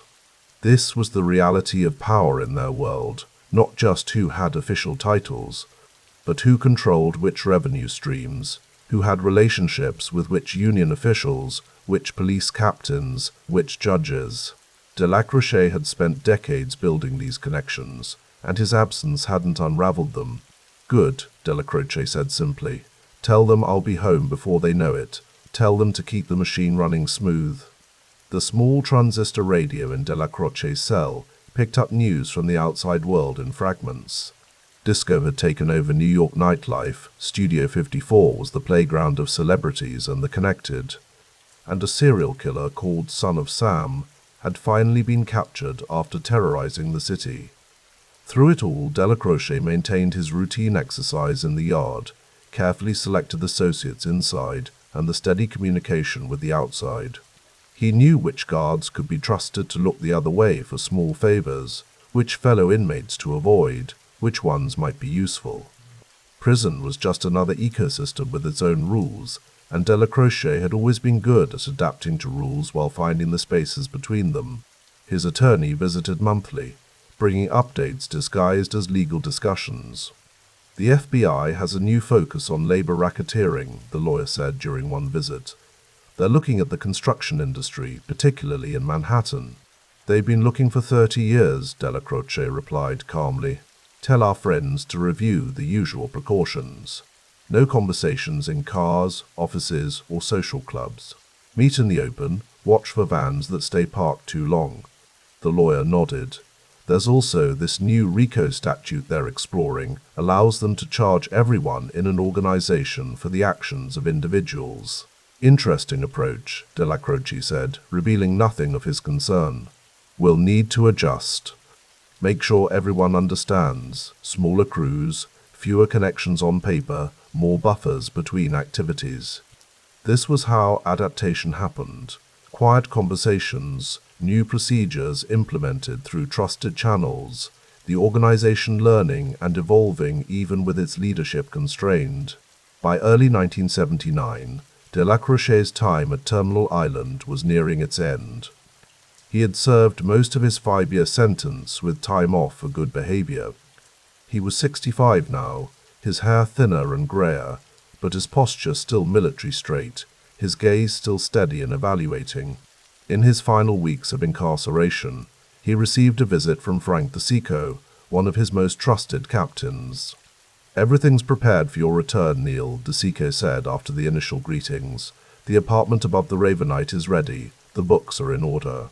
"And Paul?" Dellacroce asked. "Respectful. Says he's looking forward to having you back in the chair. The arrangement continues as agreed." Dellacroce nodded. "And the men?" "Waiting for you. It's been different with Paul. Too many rules, too many new faces from the construction business, the unions. The old-timers miss your way of handling things." "The old-timers should remember that peace makes money," Dellacroce said evenly. "Disruption costs everyone." DeSico nodded. There's one other thing. That matter with Khalees from 74, the government hasn't forgotten. They've been asking questions again. Charles Khalees, a bookmaker who'd disappeared after allegedly providing information to law enforcement. The FBI believed Dellacroce had ordered Anthony Plate to eliminate the security risk, though nothing had ever been proven. Let them ask, Dellacroce said. Questions aren't indictments. But both men knew that the government's memory was long, and that cases were never truly closed, only set aside until the right moment. When Dellacroce finally walked out of Terminal Island in early 1979, the California sunlight seemed unnaturally bright after years of fluorescent fixtures and small windows. He was driven to the airport by associates who had arranged his return to New York, where he would step back into his role, as if the intervening years had been merely a temporary inconvenience. The flight gave him time to think. Prison had been a test of the systems he'd built. Could they function without his daily presence? They had, more or less. But things had also shifted. Castellano's ascension had changed the family's direction, emphasizing legitimate businesses and white-collar schemes over traditional street operations. When the plane touched down at JFK, Dellacroce felt a familiar comfort returning. This was his city, even with its graffiti-covered subway cars, its financial troubles, its changing skyline. A black Oldsmobile 98 waited on the tarmac, Frank DeSico at the wheel. "Welcome home, Neil," DeSico said as Dellacroce settled into the passenger seat. The drive took them through Queens, across the Queensboro Bridge, and into Manhattan. Dellacroce watched the city pass by, noting changes large and small. New buildings had risen, old ones had been demolished. But the rhythm of the streets remained, the pattern of traffic lights and pedestrians, of commerce and hustle. They arrived at the Ravenite Social Club on Mulberry Street in Little Italy by early evening. The familiar storefront, with its drawn blinds and unassuming exterior, looked exactly as he remembered it. Inside, a small gathering of his closest associates waited. No formal welcome home party, just the key men who needed to see him in person to know that the Underboss had returned. The conversations were brief, practical. Updates on operations, introductions to a few new associates who had proven themselves during his absence, assurances that the books were in order and that tribute had continued to flow appropriately. Later, alone in the apartment above the club that had served as his headquarters for so many years, Dellacroce stood by the window looking down at Mulberry Street. The neighborhood had changed. More tourists now, fewer families. The old Italian enclave slowly giving way to a more commercialized version of itself. But enough remained to feel like home. There was comfort in routine, in returning to the daily patterns that had defined his life for decades. Morning coffee at the club, meetings with captains and associates, the careful balancing of interests and personalities that kept the machine running smoothly. The division with Castellano's faction would require finesse, but that was manageable. He had negotiated more complex situations. The arrest came just months after his return to New York. Federal agents appeared at his Ravenite headquarters one morning with a warrant, taking him into custody alongside Anthony Plate. The charges related to the 1974 murder of Charles Khalees, the bookmaker case that DeSico had warned might resurface. The government's theory was straightforward. Dellacroce had ordered Plate to eliminate Khalees because he was providing information to law enforcement. But theories weren't evidence, and Dellacroce knew the case against him was circumstantial at best. The pre-trial hearings dragged on through the summer of 1979. Dellacroce, who had just regained his freedom, now faced the prospect of another prison term, potentially much longer than his tax evasion sentence. Then, in a development that surprised even veteran court observers, Anthony Plate disappeared midway through the trial. The key government witness simply vanished, leaving prosecutors scrambling to salvage their case without him. The result was predictable, a mistrial declared, the charges technically unresolved but effectively dead without Plate's testimony. The government could retry the case, but without their star witness there seemed little point. Dellacroce never discussed Plate's disappearance, not even with his closest associates. Some questions were better left unasked, some coincidences better left unexamined. December 1979 brought early snow to New York, transforming Mulberry Street into a momentary winter postcard before traffic and pedestrians reduced it to grey slush. Inside the Ravenite, Dellacroce sat with Paul Castellano, their first substantial private meeting since Dellacroce's return from prison. Castellano was impeccably dressed in a tailored suit, his manner formal. Dellacroce, in contrast, wore a simpler suit, his tie knotted perfectly but without flash. "The construction contracts in Manhattan are expanding," Castellano said. "The city's starting to recover, new buildings going up. We should be well positioned." Dellacroce nodded. "The concrete operations are solid, the trucking arrangements too. We've maintained the relationships while I was away." "Good," Castellano said. "I've been focusing on the meat distribution business, expanding our legitimate holdings. Less risk that way." "The traditional operations continue to perform well," Dellacroce noted. "Gambling, loans, the protection arrangements, the men know their responsibilities." This was the dance they performed now, acknowledging each other's domains without directly questioning the division. Castellano had his white-collar operations and legitimate businesses centered in Staten Island. Dellacroce had the traditional Cosa Nostra activities managed from Manhattan. Two power centers in one family, a compromise born of necessity. "I heard about the Calise matter," Castellano said carefully. "Convenient how these things sometimes resolve themselves." Dellacroce met his gaze but said nothing. Some topics were discussed by not discussing them. "The commission has been quiet," Castellano continued. "Everyone seems focused on their own interests these days. The Colombos still sorting themselves out after their war, the Bananos keeping a low profile since Galante." "Peace is profitable," Dellacroce observed. It was one of his long-held principles that stability, even imperfect stability, allowed business to flourish. As their meeting concluded and Castellano prepared to leave, he paused. "I know the arrangement Carlo left us with isn't what you expected, Neil. I appreciate your accommodation." Dellacroce nodded slightly. "The family comes first, always has." After Castellano departed, Dellacroce remained seated, staring at the empty chair across from him. The slight still rankled, even years later, the succession that should have been his, given to Carlo's brother-in-law instead. But he had made his choice in that prison cell at Terminal Island. Acceptance over conflict, stability over chaos, for now. As 1979 drew to a close, Dellacroce resumed the full rhythm of his duties as underboss. The patterns were familiar: meetings at the Ravenite, visits to construction sites where the family's interests needed attention, careful conversations with union officials and business associates. The years in prison had taught him patience and reinforced his belief in systems.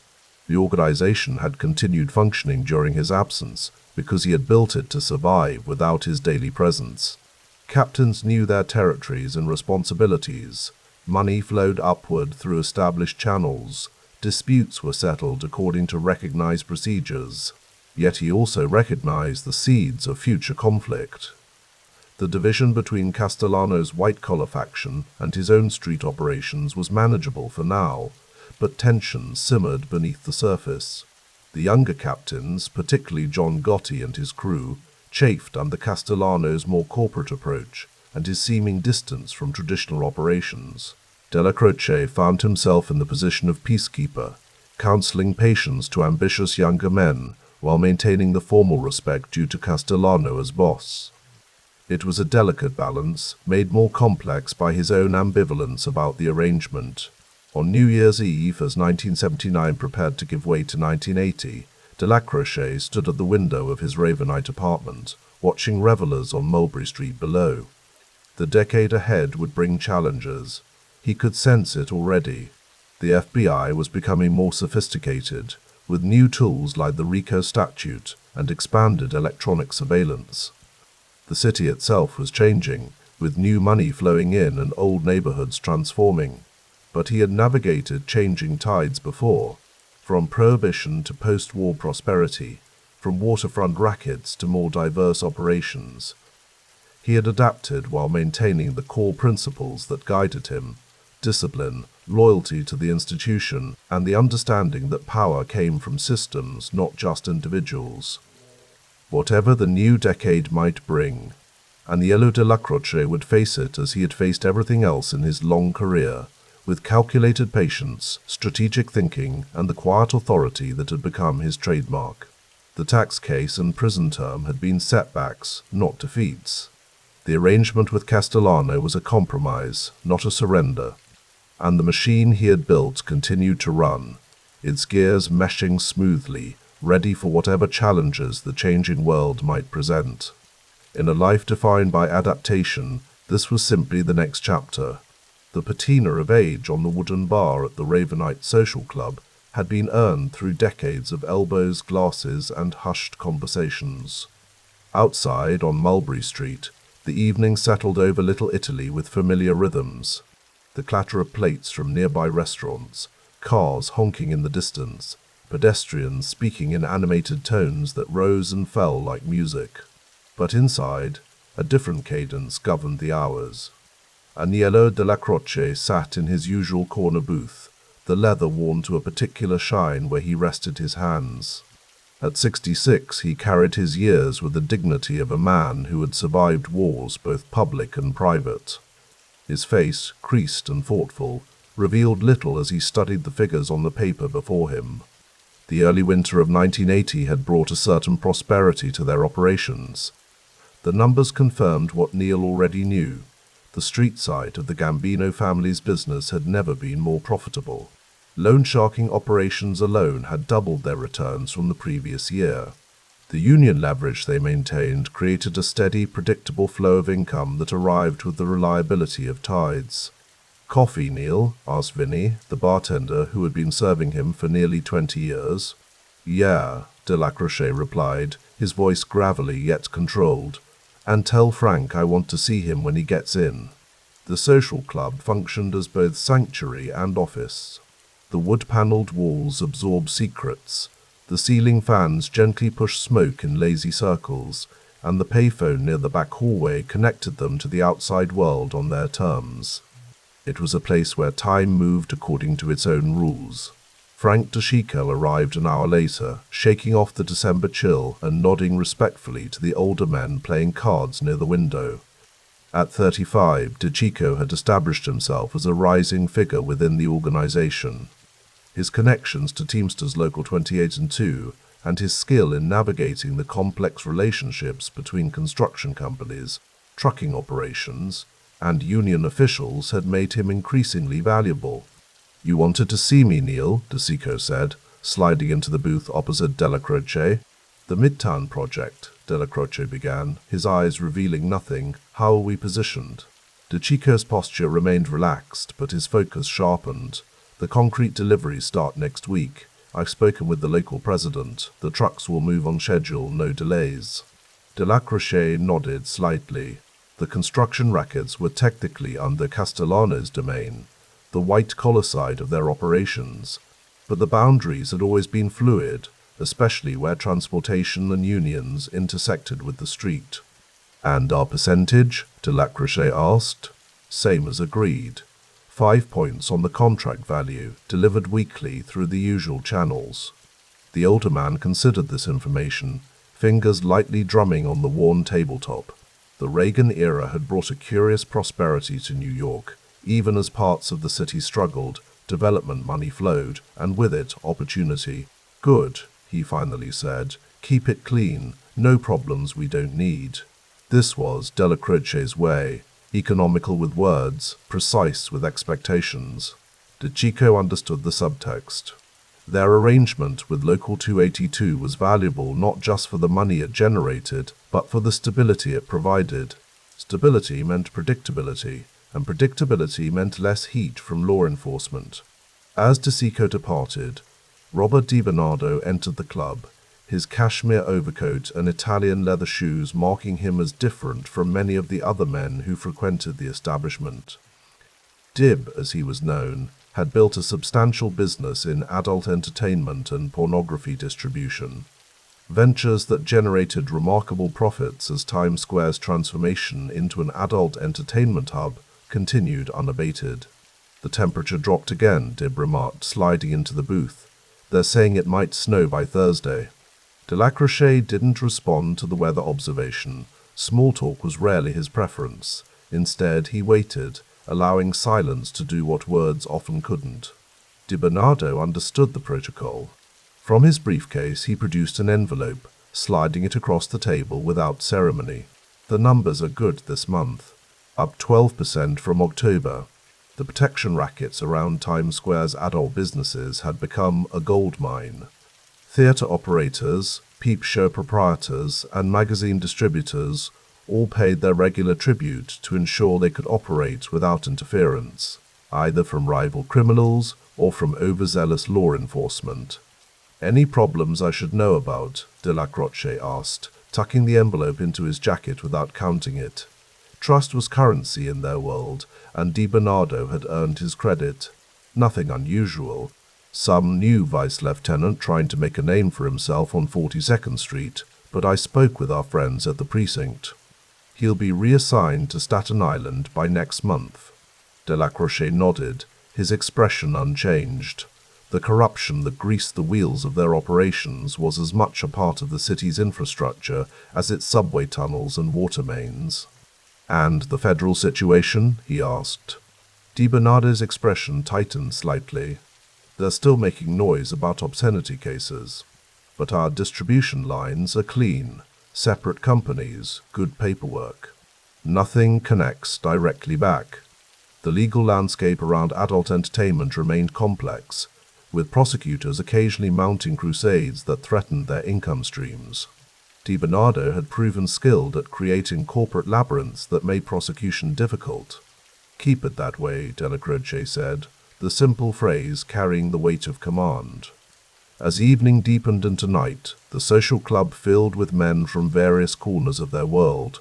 Bar owners whose establishments served as fronts for money laundering, crews that handled cargo theft at JFK, soldiers who oversaw protection rackets throughout Manhattan and Brooklyn.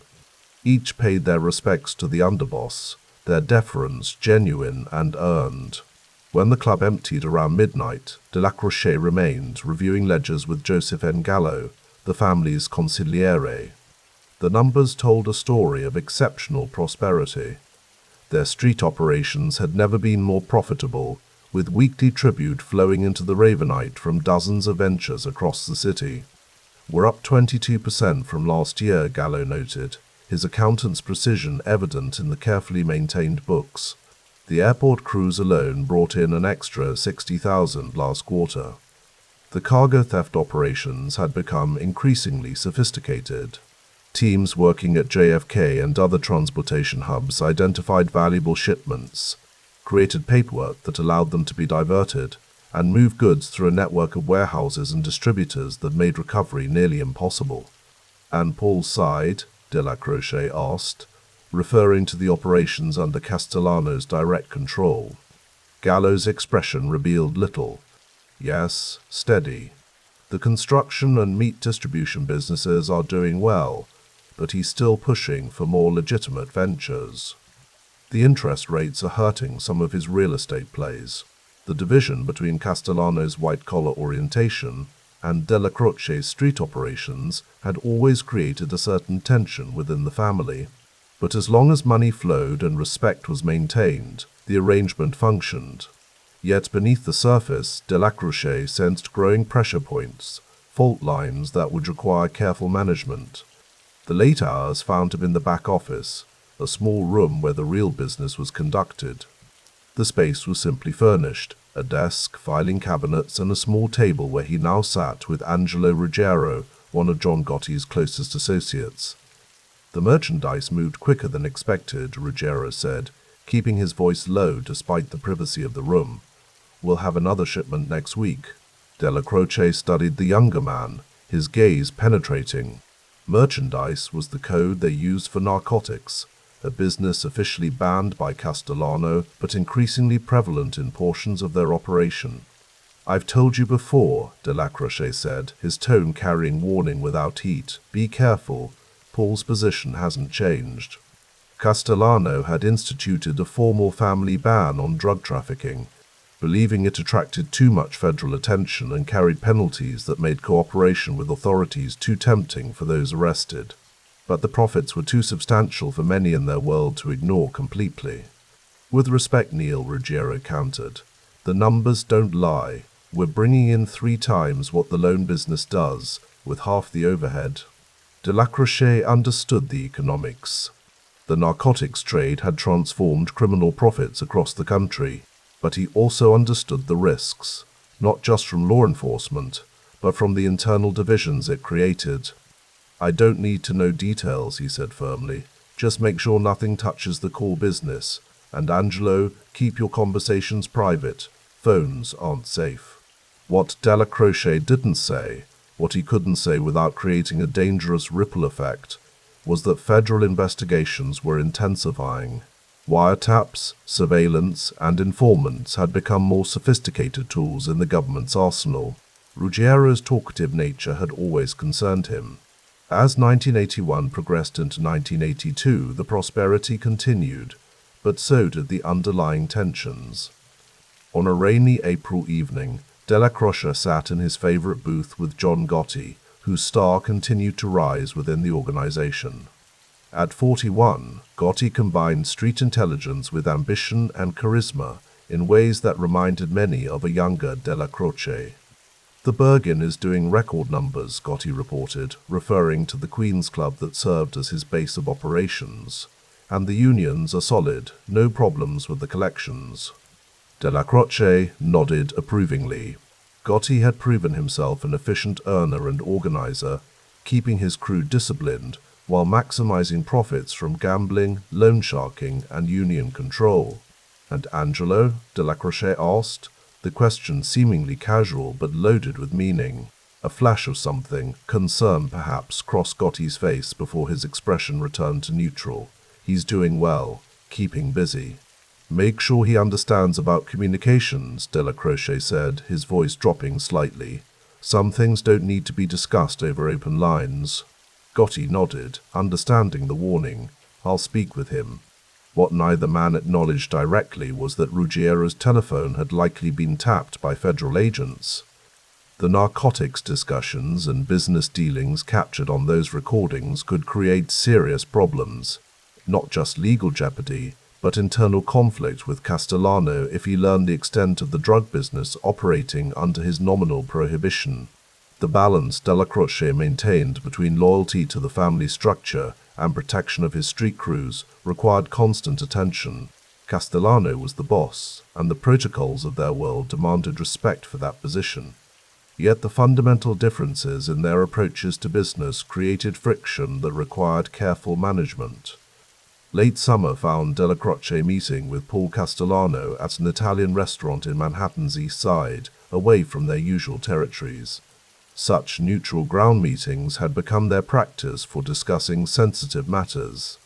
The construction deals on the West Side are moving forward, Castellano said, his manner businesslike as waiters brought plates of antipasto to their corner table.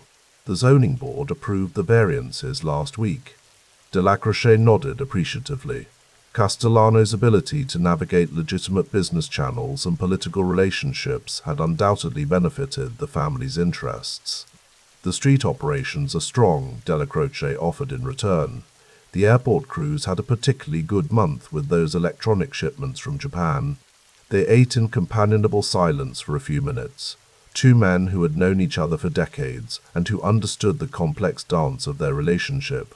But Castellano's next word shifted the atmosphere. I'm hearing things, Neil, he said, his voice measured, about activities that go against family policy. Dellacroce met his gaze steadily. There's always talk, Paul, you know that. Not just talk. Federal indictments in the Eastern District, names that connect to our thing. The narcotics cases had indeed been increasing.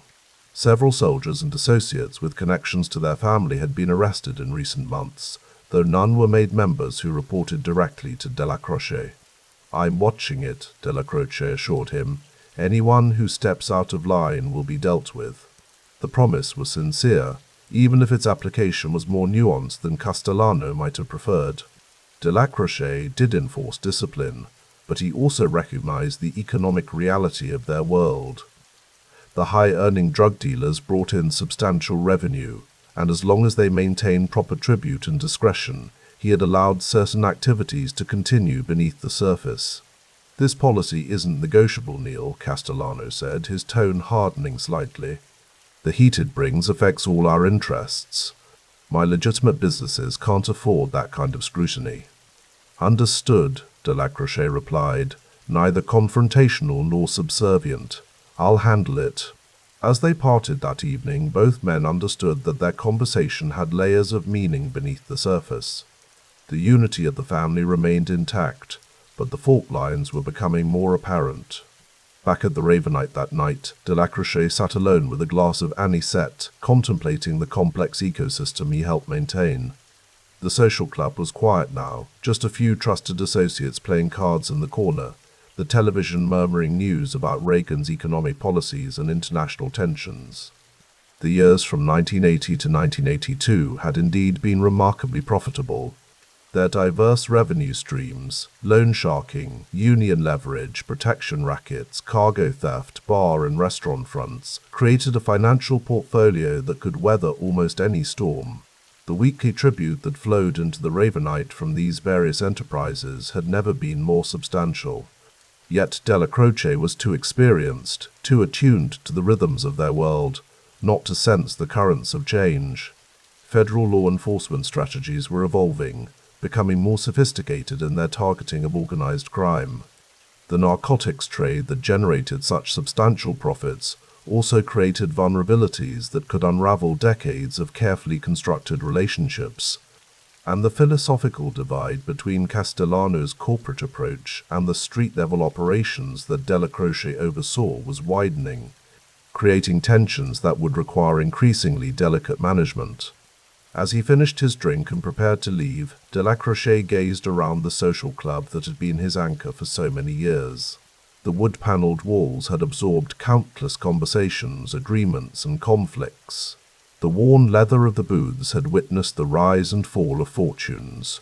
The payphone in the corner had carried messages that shaped their world. Outside, Mulberry Street was quiet now, the restaurants closed, the pedestrians gone. A light rain had begun to fall, creating halos around the streetlights. A black Lincoln Continental waited at the curb, its driver standing patiently beside the rear door. Tomorrow would bring new challenges, new opportunities, new calculations. But tonight, in the small hours when the city briefly slept, Aniello Dellacroce allowed himself a moment of stillness. A rare pause in the constant motion of the life he had chosen, and that had chosen him. The rain continued to fall, gentle and persistent, washing the streets of Little Italy clean, if only until morning. The rain painted Mulberry Street in a glossy sheen, cascading down awnings and pooling around storm drains, where soggy cigarette butts collected like dead soldiers. Aniello Dellacroce stood beneath the green canopy of the Ravenite Social Club, his reflection distorted in puddles that shimmered with the neon glow of Little Italy. Inside, the evening would be long, the conversations measured, the calculations precise. But for a moment he allowed himself this small luxury, watching the rain, feeling its rhythm in his bones. 1983 was becoming a year of omens. He entered the club with the familiar nod to the sentinel near the door. Men rose slightly in their chairs, a gesture so subtle an outsider might miss it entirely. Respect wasn't shouted in these circles. It was whispered through posture, through the tilt of a chin, through the way conversation ebbed when his shoes touched the worn carpet. The back room was prepared as always, espresso machine hissing in the corner, ashtrays cleaned, the ancient wooden chairs arranged in their ritual configuration. Neil, as everyone called him, had been coming to this room for decades, had watched it transform from a simple gathering spot into something that resembled a war room, a place where strategies were crafted and empires maintained. "They've moved another 2 cars up the block," Frank DeSico murmured as he poured coffee into small cups. "Blue sedan, same 2 agents as Tuesday." Neil nodded without surprise. The FBI's presence had become as predictable as the sunrise. Surveillance had intensified dramatically in the past months. The word Rico floated through their world like a ghost, a new kind of threat that sought not just to imprison individual men, but to dismantle entire structures, to redefine their business as a criminal enterprise in ways the courts had never done before. Rudy Giuliani, someone muttered from across the room. The new U.S. attorney for the Southern District was turning into something of a household name in their circles, not with admiration. Let them watch, Neil said, his voice carrying the weight of authority. They'll learn nothing they don't already know. He settled into his chair, feeling the familiar ache in his back, a discomfort he'd been dismissing for months. The pain was getting harder to ignore, though he'd never admit this to the men who looked to him for steady leadership. Angelo Ruggiero entered later, his broad frame filling the doorway before he stepped inside. There was tension in the room whenever Ruggiero appeared these days. The tapes were the problem. Those damned wiretapped conversations where Angelo had been caught discussing heroin deals and, worse, disparaging Paul Castellano, the family's boss. Castellano wanted those tapes. Demanded them, in fact. It was a reasonable request from a boss to hear what his subordinate had said about him, to understand the extent of the narcotics involvement that violated his direct orders. But the tapes also represented something else, control. If Ruggiero surrendered them, it would be acknowledgement of Castellano's complete authority over the Bergen crew, over John Gotti, over the street operations that Neil had spent decades cultivating. Angelo, Neil greeted him with a nod. Sit. The younger man obeyed, though his eyes remained wary. The others in the room found reasons to step outside, leaving the underboss and Ruggiero in relative privacy. Paul called again about the tapes, Neil said, his voice measured, each word selected with the precision of a jeweler. He's losing patience. Let him lose it, Ruggiero replied, then caught himself. With respect to you, Neil, but those tapes, if he hears what's on them. I know what's on them. Neil's stare could freeze water. You think I don't know every word you said, every deal you made, every insult about Paul's White House on Staten Island? Ruggiero shifted uncomfortably. The tapes included conversations where he'd called Castellano a milk drinker, and worse, mocking the boss's preference for legitimate business over street action, his caution over courage, his suits over their street clothes. It was just talk, Ruggiero offered weakly. There's no such thing as just talk when the FBI is recording. Neil leaned forward. But I understand why you're hesitant, and I understand why John is backing your play on this. That was the unspoken reality. John Gotti was the force behind Ruggiero's resistance. Gotti, whose ambition seemed to grow with each passing month. Gotti, whose crew operated under Neil's protection, but whose vision was increasingly at odds with Castellano's direction for the family. The family is splitting, Neil said simply. You feel it, I feel it, everyone does. Outside, a car horn blared, and voices rose momentarily on the street. Inside, the silence hung like smoke. On one side, Paul wants computers and corporate structures, stock frauds and union pension funds, men in suits who never touch the merchandise. Neil's fingers drummed lightly on the table. On the other, there's the street. There's what built this thing of ours from the beginning. And where do you stand? Ruggiero dared to ask. Neil's smile was thin. I stand where I've always stood, for order, for respect, for the traditions that kept us alive when others weren't so fortunate. He didn't need to spell it out further. His decision to shield Ruggiero, to not force the surrender of the tapes, was already a statement of position. Not open rebellion against Castellano. Neil was too disciplined for that, but a clear indication that the family's fracturing was approaching a point of no return. The winter of 1983 gave way to 1984 with little ceremony. Neil's apartment on Mulberry Street was Spartan as always, furniture chosen for function rather than style. The refrigerator stocked with simple foods, newspapers neatly folded on the kitchen table. He lived modestly for a man of his position, a fact that contributed to his mystique among the younger gangsters who spent money as quickly as they earned it.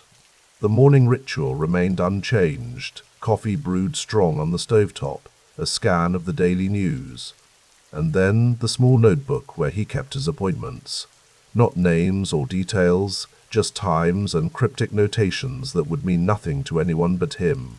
What had changed was the mirror. Each morning it reflected a face growing gaunter, eyes that seemed to recede further into their sockets. The headaches had started months ago. Minor annoyances at first, then persistent companions that dulled his thinking and sharpened his temper. The diagnosis, when it finally came, was delivered in a doctor's office not far from the neighborhood. Brain cancer, advanced, the prognosis measured in months, not years. He had told no one, not Castellano, not Gotti, not even his closest associates. Only his family knew, his wife and children, who carried the burden of this knowledge with the stoicism expected of their position. On this particular morning in February 1984, he stood longer at the mirror, cataloguing the subtle changes in his appearance that others might not yet notice, but that screamed their message to him. Time, always the ultimate enemy, was accelerating its march. His phone rang, the secure line that few had the number to. The commission meeting is set for Thursday, Frank DeSico's voice informed him. Paul wants you there. The commission, the governing body of the 5 New York families plus Chicago and Buffalo representatives, met rarely now, the risk of surveillance too great. That Castellano was calling for such a gathering indicated the gravity of the matters at hand. I'll be there, Neil confirmed. The usual location. No, Paul says it's too hot. They've picked a restaurant in Queens. Salvatore will pick you up. Neil replaced the receiver, considering the implications. The FBI was everywhere now, their surveillance techniques growing more sophisticated by the month. Title III wiretaps, long-distance microphones, cameras hidden in vans and adjacent buildings. The technological arsenal deployed against them made the old days of simple police tales seem quaint by comparison.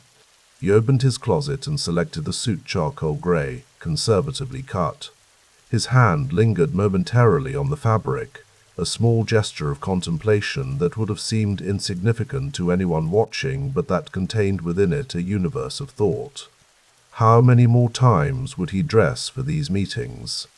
How many more times would men rise slightly from their chairs when he entered a room? The commission meeting was held in the back room of an unremarkable Italian restaurant in Queens. The owners had closed for a private party, and lookouts were positioned strategically around the perimeter. Inside, the men who collectively controlled organized crime across most of the nation sat around a table laden with food that few would eat. Castellano arrived last, a calculated move to establish dominance. Tall and imposing in an expensive suit, he had the bearing of a corporate executive rather than a traditional gangster. Behind him walked Thomas Bellotti, his muscular bodyguard and driver, a man whose loyalty to Castellano was absolute and whose brutality was legendary. Neil watched Castellano closely. The relationship between boss and underboss had grown increasingly strained over the past year, but professionalism dictated that no hint of this tension would be visible to the upper families. The meeting progressed through its agenda: territory disputes, cooperation on certain ventures, concerns about law enforcement pressure. Throughout, Neil noticed the subtle dynamics at play, how representatives from other families would occasionally direct questions to him rather than Castellano, a small acknowledgement of his reputation and influence. When the meeting concluded and the men filed out through separate exits at carefully timed intervals, Castellano gestured for Neil to remain. The Ruggiero tapes, Castellano said when they were alone except for Bellotti, who stood by the door. It's been months, Neil. My patience is not unlimited. Angelo is concerned about how those recordings might be interpreted, Neil replied evenly. Interpreted? Castellano's eyebrows rose. Or is he concerned about what they actually contain, about what was actually said? The air between them seemed to thicken. Neil measured his next words carefully. Paul, you've taken this family in a direction that not everyone understands. The construction interests, the unions, the legitimate businesses, these are complex operations. The old-timers, the street guys, they see the world differently. The old ways are finished, Castellano declared, an edge entering his voice. This isn't about sentimentality, Neil. It's about survival. The FBI isn't building cases against gamblers and loan sharks anymore. They're using RICO to target entire organizations. We adapt or we die. Adaptation doesn't mean abandonment, Neil countered. The street operations still generate the steady cash. The unions, the trucking through Local 28 and 2, these are the foundations that support everything else. Castellano's eyes narrowed slightly. And you think I don't understand this, that I've forgotten where the money comes from? I think, Neil said carefully, that there's growing distance between your vision and the reality on the ground. The men who collect the weekly envelope, who manage the territories day to day, they need leadership that understands their world. They need to follow orders, Castellano replied coldly. And so does Ruggiero and Gotti. I want those tapes, Neil. Make it happen. The conversation ended there, both men recognizing that further discussion would only deepen the divide. As they walked toward their separate cars, Neil was acutely aware of the symbolism. Castellano heading back to his mansion on Staten Island, nicknamed the White House for its grandiose columns and formal gardens, while he returned to the streets of Manhattan where the Ravenite stood as his informal headquarters. Two visions of the same organization, growing further apart with each passing day. Spring arrived with its promise of renewal, but for Neil the warming days brought no comfort. The headaches intensified, sometimes leaving him unable to focus for hours at a stretch. The medication helped somewhat but left him foggy, a condition he could ill afford in his position. He sat in a booth at a small restaurant in Brooklyn, away from his usual haunts, a precaution against the ever-present FBI surveillance. Across from him was Thomas Gambino, son of the late Carlo Gambino, and one of the few men who could potentially bridge the growing divide within the family. "You don't look well, Neil," Gambino observed quietly. "I've had better days," Neil admitted, a rare acknowledgement of weakness, "but we have more important matters to discuss." Thomas nodded, understanding the subtext. Paul believes the Ruggiero situation is a direct challenge to his authority. "And what do you believe?" Gambino considered the question. Unlike many others in the organization, he had a foot in both worlds, respected by the street crews for his name and heritage, but also sophisticated enough to understand Castellano's business approach. "I believe," he said finally, "that my father would be troubled by how deeply this rift has grown. He valued unity above all else." Neil nodded slowly. Carlo Gambino had been a masterful leader, balancing the various factions within the family while maintaining iron control. His decision to name Castellano as his successor rather than Neil had created the initial tension, but Gambino's strategic vision had been clear. The future would require men who could navigate legitimate business, who could build political connections, who could operate in boardrooms as effectively as back rooms. "Your father was right about many things," Neil acknowledged, but he also understood the importance of respect, of hearing the concerns of the men who built this thing, brick by brick, year after year. "And the tapes." Neil sighed slightly. "The tapes are a symptom, not the disease. If Angelo surrenders them, Paul will hear things that can't be unsaid. Men will be clipped. Crews will be disbanded. And for what? Because some hothead ran his mouth when he thought no one was listening." "You're protecting Gotti," Gambino observed, not as an accusation but as a simple statement of fact. "I'm protecting the family," Neil corrected him. "A war within our ranks is the last thing we need with the feds circling like vultures." Thomas studied him for a moment. "You know something you're not saying." Neil met his gaze steadily. He had known Thomas since he was a child, had watched him grow into a capable man who carried his father's name with dignity. If anyone deserved honesty, it was Carlo's son. "I won't be here forever," Neil said simply.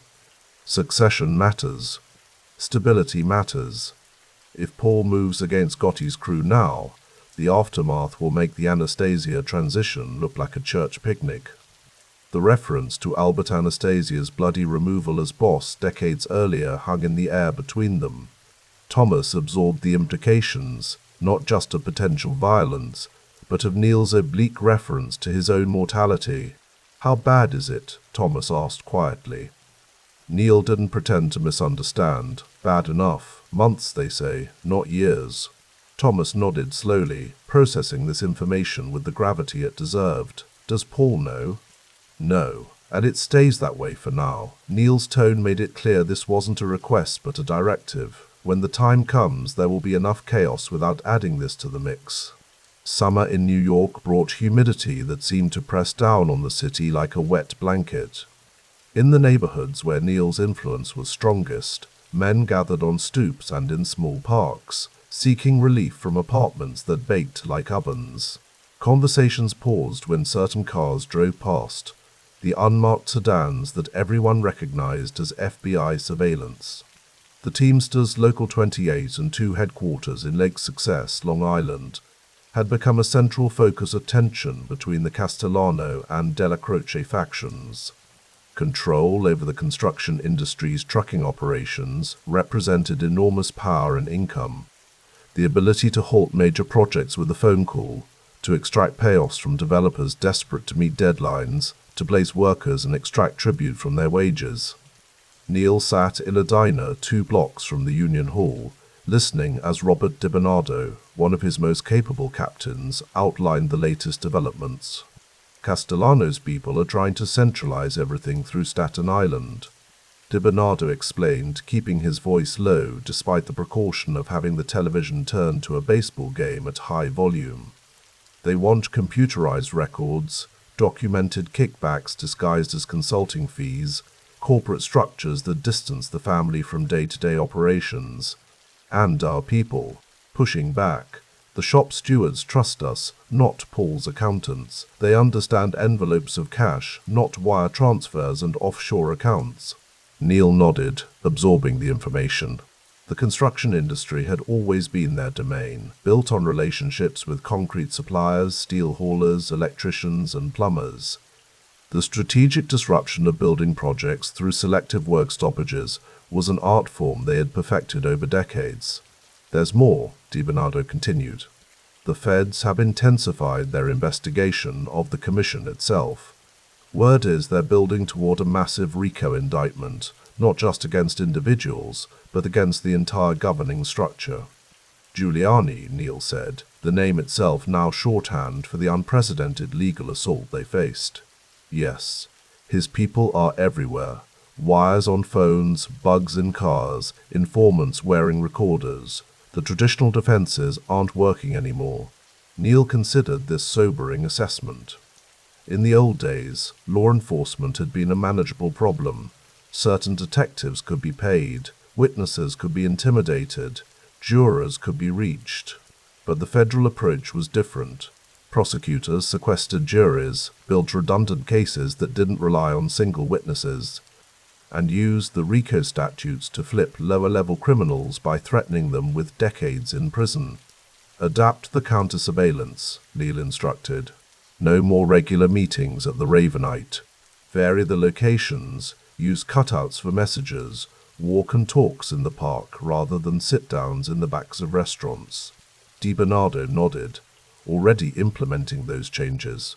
"But it's not just about avoiding surveillance anymore, Neil. It's about the direction of the family itself." Neil knew exactly what he meant.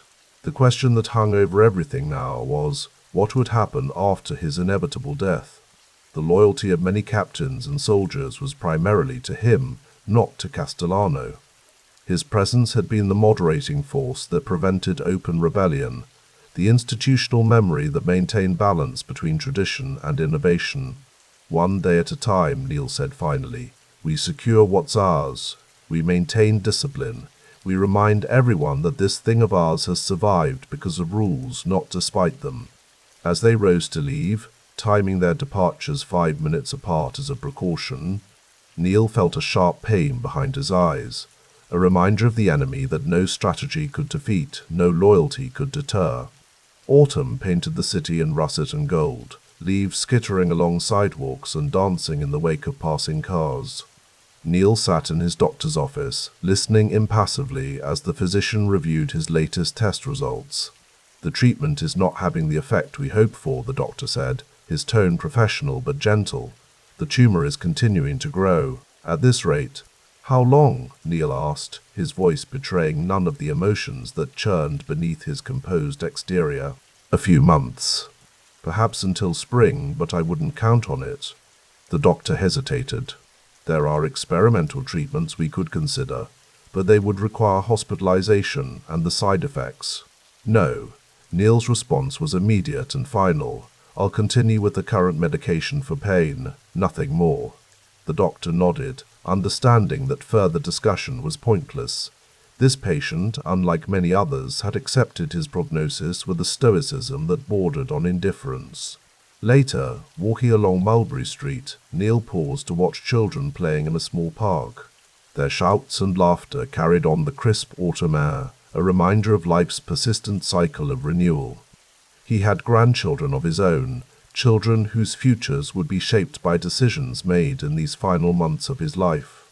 The Ravenite's windows glowed warmly as evening descended. Inside, a smaller group than usual had gathered, just the most trusted captains and lieutenants. Neil entered to the familiar subtle gestures of respect, noting how the men studied his appearance, looking for signs of the illness he had kept hidden from most of them. The Ruggiero situation needs resolution, Frank DeSico began once the preliminaries were dispensed with. Paul is losing patience. There's talk that he might move directly against Angelo, maybe even John. The room tensed at this suggestion. Direct action against made men without proper procedure was forbidden, a violation of the fundamental rules that governed their world. He wouldn't dare, someone muttered. Wouldn't he? Neil's question silenced the room. Paul believes he's fighting for the survival of the family as he envisions it. Men with that conviction are capable of many things. He looked around the room, studying each face. These were his men, loyal to him first, to the family second, to Castellano a distant third. They were street soldiers and neighborhood captains, men who understood power as it was exercised on corners and in social clubs, not in corporate boardrooms or through political proxies. For now, we maintain our position, Neil declared. Angelo keeps the tapes secured. John continues to operate his crews as always. We respect the chain of command, but we do not surrender what's ours.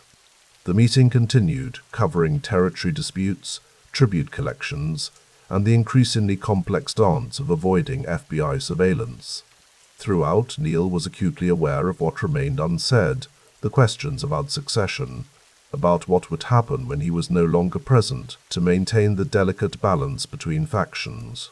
As the gathering concluded, John Gotti approached him privately.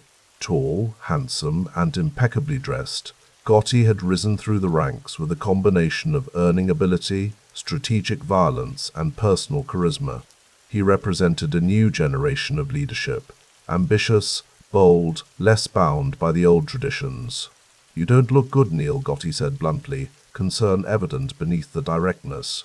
I'd been better, Neil acknowledged with a slight shrug. It's nothing that should concern you. Gotti wasn't deceived. If something happens to you, Paul will move against us immediately. You know that, right? Nothing's going to happen to me that isn't already happening to all of us, John. Time catches up. The only question is what we do with the time we have. Gotti studied him, recognizing the veiled acknowledgement of mortality. And what should we do with that time, Neil? Prepare, Neil said simply. Build your strength, secure your alliances.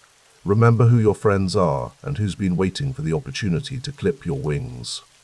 It was as close as Neil would come to endorsing future action, a tacit recognition that after his death, the restraints that had prevented open warfare would likely dissolve. Gotti nodded slowly, absorbing the implications of this conversation. Whatever happens, we'll remember who stood with us and who didn't. As winter approached, bringing with it shorter days and longer shadows, Neil Dellacroce continued his routines with meticulous attention to detail. The pain medication dulled the worst of his symptoms, allowing him to maintain the appearance of normalcy to all but his closest associates. The city around him changed. New buildings rose, old neighborhoods transformed, the persistent creep of gentrification altering streets he had known since childhood. And within the family, the fault lines deepened, preparing for the inevitable fracture that his decline foreshadowed. In quiet moments sitting by his window overlooking Mulberry Street, he would sometimes reflect on the trajectory of his life, from street kid to underboss, from enforcer to elder statesman. He had witnessed the organization's evolution from neighborhood protection rackets to international business operations, had adapted to changing times while maintaining the core principles that defined their world. Now, as 1984 gave way to a new year, he understood that his legacy would be determined not just by what he had built, but by how it endured or transformed after he was gone. The cancer advancing relentlessly through his body was mirrored by the growing malignancy within the family itself, a division that would soon erupt into the open. But that was tomorrow's problem. For tonight, he would sit in his familiar chair, watching the neighborhood below, a quiet observer of the world he had helped shape, and that would soon continue without him. The winter light fractured through the Venetian blinds of the Ravenite social club, casting prison bar shadows across the worn wooden floor. February in New York had always been merciless, but the winter of 1985 carried with it a particular chill that seemed to settle deep in Aniello Dellacroce's bones. The underboss sat alone at his corner table, staring at the manila envelope that had been delivered earlier that morning. The papers inside the federal indictment against him and the other heads of the 5 families represented not just charges, but the culmination of years of FBI work.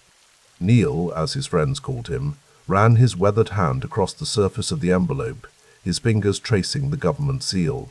His face, a roadmap of 7 decades of life in the streets of New York, revealed nothing. But beneath the calm exterior, a storm brewed. The cancer that had taken root in his body was spreading, a private war waging inside while the public one with the government grew in intensity. "They're calling it the commission case," said Frank DeSico, one of his most trusted captains, sliding into the chair opposite him.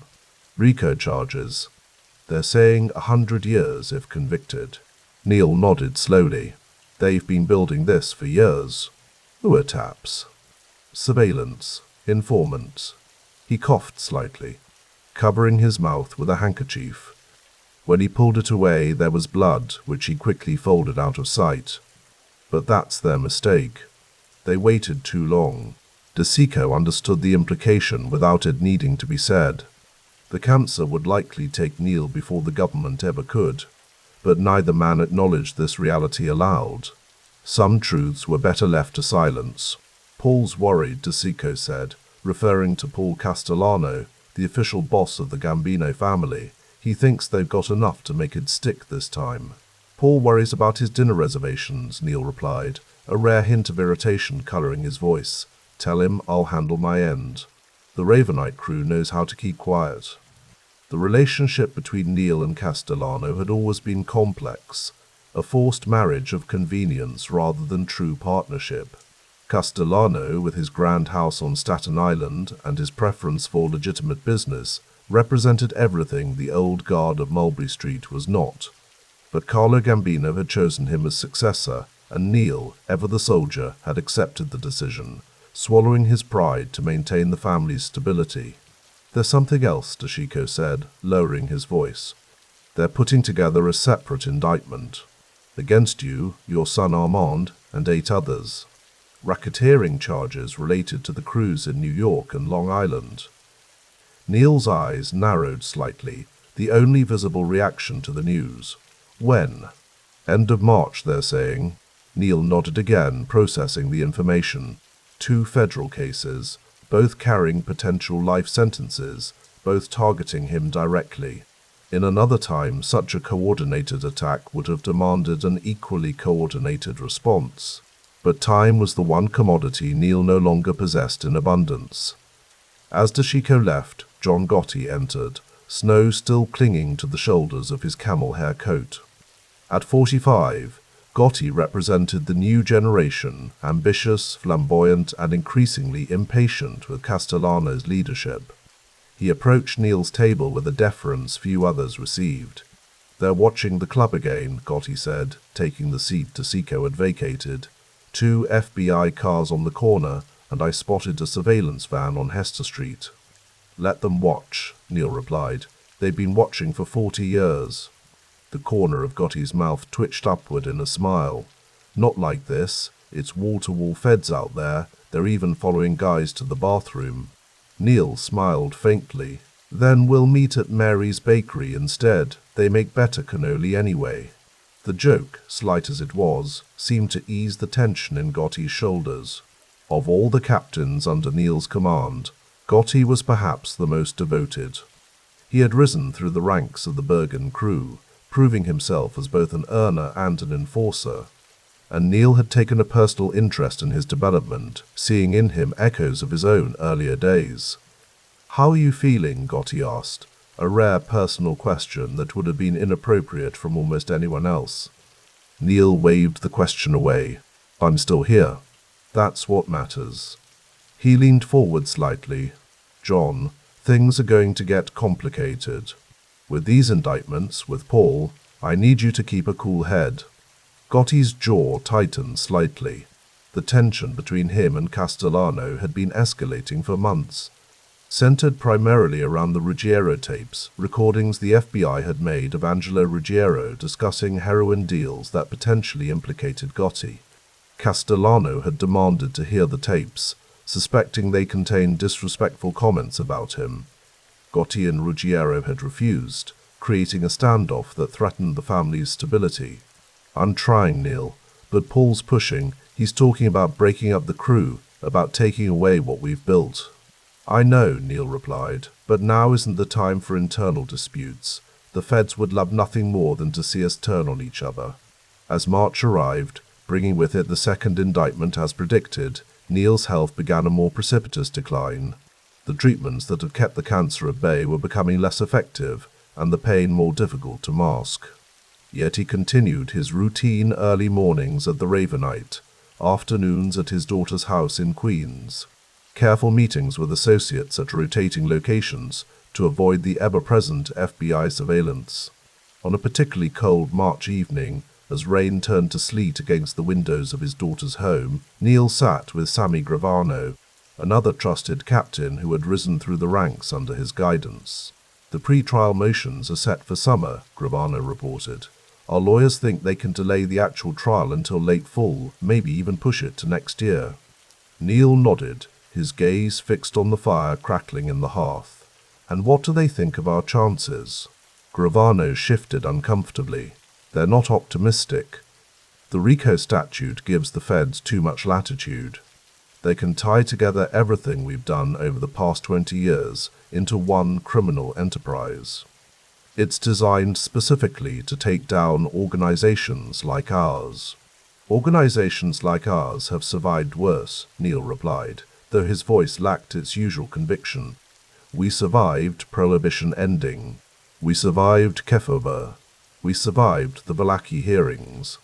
"This is different," Gravano said. "This is systematic. They're not just coming after individuals, they're coming after the structure itself." Neil turned to look at Gravano directly. "Then we'll adapt. We always have." But even as he spoke the words, Neil knew the world was shifting beneath their feet. The old ways, the codes and rituals that had governed their existence for generations, were becoming increasingly incompatible with the modern era of electronic surveillance, witness protection, and RICO prosecutions. As spring bloomed in New York, bringing color back to the city's parks and gardens, Neil's world continued to contract. His visits to the Ravenite became less frequent, his appearances at family functions more rare. The pain, once manageable with medication, now required increasingly powerful doses that left him foggy and disoriented. In June, during a private meeting with Deshiko at a small Italian restaurant in Queens, Neil broached a subject he had been avoiding. "Frank, we need to talk about what happens after." Deshiko looked up from his untouched plate of linguine, his expression guarded. "After what, Neil?" Neil gave him a look that made further pretense unnecessary.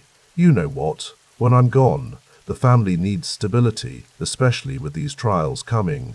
Deshiko nodded slowly. "Paul will expect to name his own underboss, probably Thomas Bellotti." Neil's expression darkened slightly at the mention of Bellotti, Castellano's bodyguard and a man known more for loyalty than intelligence. That would be a mistake. Bellotti doesn't have the respect of the captains. What about John? Tasico asked carefully. Neil sighed. John has the support of the street guys, the soldiers, but Paul would never accept him as underboss. The bad blood runs too deep now. So what's the solution? There might not be one, Neil admitted, not one that keeps everyone happy. The conversation lingered in Neil's mind throughout the summer months as his condition worsened. The cancer had spread to his liver, and the doctors had privately informed his family that the prognosis was grim. Months, they said, perhaps weeks. Still, Neil continued to mediate between the factions, using what strength he had left to maintain the delicate balance that had prevented open warfare within the family. He counseled patience to Gotti and his crew while urging Castellano to show more respect to the street operations that generated much of the family's income.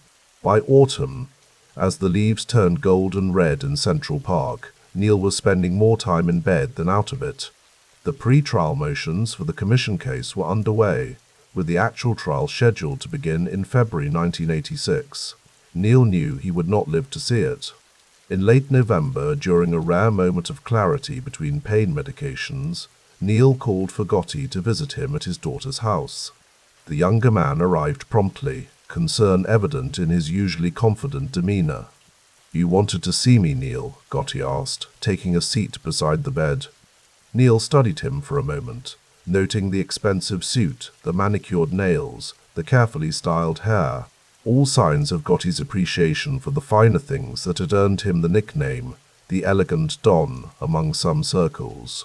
"John, I need you to promise me something," Neil said, his voice weaker than he would have liked. "Anything. When I'm gone, don't let anger guide your decisions. Think strategically, always." Gotti's eyes flickered with understanding. "You're worried about what happens with Paul?" Neil nodded slightly. "The family needs unity now more than ever. These federal cases, they're designed to destroy us from within, to turn brother against brother." "Paul doesn't understand that," Gotti replied, a hint of bitterness in his tone. "He sits in his mansion on Staten Island, surrounded by yes-men, while the rest of us deal with the real world." "Maybe so," Neil conceded, "but open conflict would be worse, much worse." Gotti was silent for a moment, then nodded. "I understand." Whether he truly did or was simply telling a dying man what he wanted to hear, Neil couldn't be sure, but it was the best he could do with the time he had left. On December the 7th, 1985, Aniello Dellacroce checked into Mary Immaculate Hospital in Queens under the name Timothy O'Neill, an alias he had used for years. By evening, surrounded by his immediate family, he drew his final breath. The cancer had finally accomplished what decades of rivals, law enforcement, and the perils of his chosen life had failed to do. The news spread quickly through the streets of New York, passed in hushed tones at social clubs, restaurants, and street corners. For many in the Gambino family, particularly those aligned with the Ravenite faction, it felt like the passing of not just a man, but an era. The wake and funeral that followed over the next 3 days drew an enormous gathering of organized crime figures from across the New York area and beyond.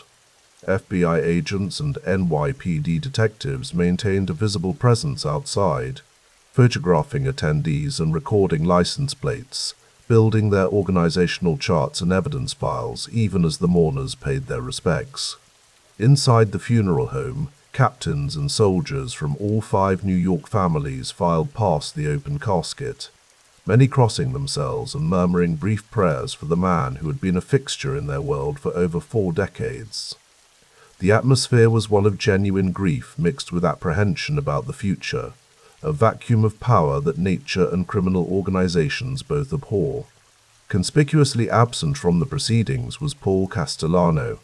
The official explanation that he was avoiding public appearances that might prejudice his pending trial did little to soften the perceived slight.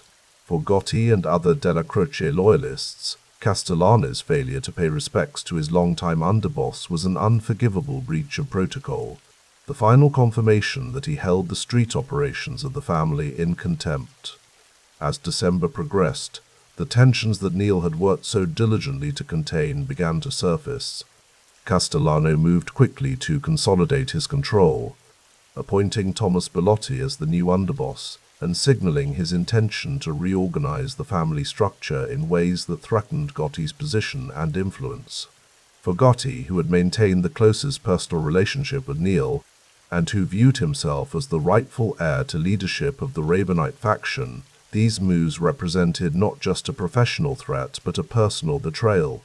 The promise he had made to Neil to think strategically rather than emotionally was tested daily as Castellano's new regime took shape. On the evening of December 16, 1985, just 2 weeks after Neil's funeral, Paul Castellano and Thomas Bellotti arrived at Spark Steakhouse on East 46th Street for a dinner meeting. As they exited their car, 4 men in trench coats approached, drawing handguns and firing multiple shots at close range. Both Castellano and Bellotti fell to the slush-covered pavement, dead before the echo of gunfire had faded from the canyon of Midtown buildings. Within hours, though no public announcement was made, word spread through the ranks of the Gambino family that John Gotti had orchestrated the hit and declared himself the new boss. The Dellacroce faction, led by Gotti and supported by key figures including Sammy Gravano, had eliminated Castellano and seized control in a bold public assassination that broke with decades of Mafia tradition of avoiding high-profile violence. For those who had known Neil best, there was a certain irony in the timing and manner of Castellano's death. The man who had spent his career preaching patience, discretion, and organizational loyalty was barely in his grave before the very code he had upheld was shattered in spectacular fashion. Yet in another sense, the Sparks hit was itself a testament to Neil's influence. His restraint had been the primary factor preventing such action while he lived, and only his absence made it possible.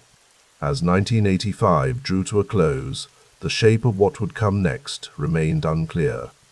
The commission trial would proceed without either Dellacroce or Castellano in the defendant's box.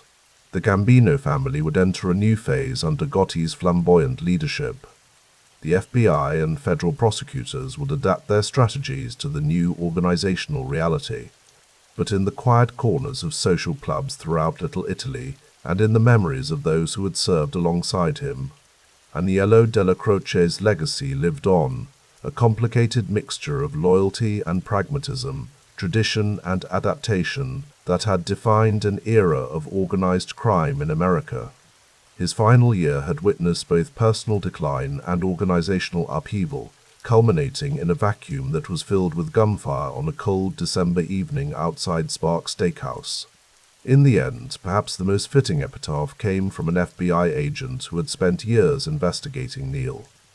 Upon hearing of his death, the agent reportedly remarked to a colleague, "There goes the last of the old school. God help us with what comes next." The old Gambino family structure had changed forever.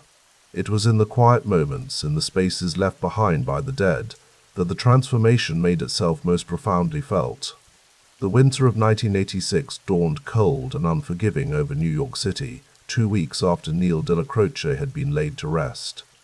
The Ravenite Social Club on Mulberry Street still stood, its brick facade unchanged, but the spirit that had animated it for decades, the spirit of quiet discipline, of measured response, of tradition, had vanished like breath in December air. The new order announced itself with gunshots. On the night of December 16, 1985, just 15 days after Dellacroce's death from cancer, Paul Castellano's Lincoln Continental pulled up outside Spark Steakhouse on East 46th Street. Before the Gambino boss could step through the restaurant's doors, gunmen in fur hats and trench coats approached, firing multiple shots. Castellano and his driver, Thomas Bellotti, were dead before they hit the pavement. John Gotti, Neil's protege, the man he had shielded and mentored, had seized power in a manner that would have been unthinkable under Dellacroce's reign. The calculated public assassination ran counter to everything Neil had stood for: discretion, patience, the careful management of violence as a last resort rather than a spectacle. Angelo Ruggiero, sitting in a small apartment in Queens in January 1986, stared at the newspaper on the kitchen table. The headline blared, "Dapper Don takes control." The tabloids had already bestowed a media nickname on Gotti, something that would have made Dellacroce shake his head in quiet disapproval. "This ain't how Neil would have done it," Angelo muttered to Frank DeCicco, who sat across from him. DeCicco, who had supported Gotti's move against Castellano, shifted uncomfortably in his chair. "It's done now," DeCicco replied, his voice measured. "We follow the new administration." "The suits," Angelo said, tapping the newspaper photo showing Gotti emerging from the Ravenite in an expensive, hand-tailored outfit. "The cameras. You think Neil would have posed for pictures? You think he would have talked to reporters?" DeCicco sighed. "Different times require different methods, Ang. The old man's gone. We adapt." What neither man could have known then was how quickly adaptation would turn to destruction. The Gambino family that Neil Dellacroce had helped build and maintain for 4 decades was already beginning its descent into a chaos that would ultimately deliver it into the hands of federal prosecutors. 3 months later, on a mild spring afternoon in April 1986, Frank DeCicco approached his car parked on 86th Street in Bensonhurst, Brooklyn. As he opened the door, a tremendous explosion ripped through the vehicle, lifting it momentarily off the pavement. The car bomb killed DeCicco instantly, a stark message from the Lucchese and Genovese families that Gotti's unsanctioned hit on Castellano had violated commission protocols. The death of DeCicco, who had been one of Dellacroce's loyal supporters before backing Gotti's power grab, marked the beginning of a brutal period of instability. The cohesion that Dellacroce had maintained through personal authority was crumbling faction by faction. In the months that followed, another Dellacroce ally disappeared.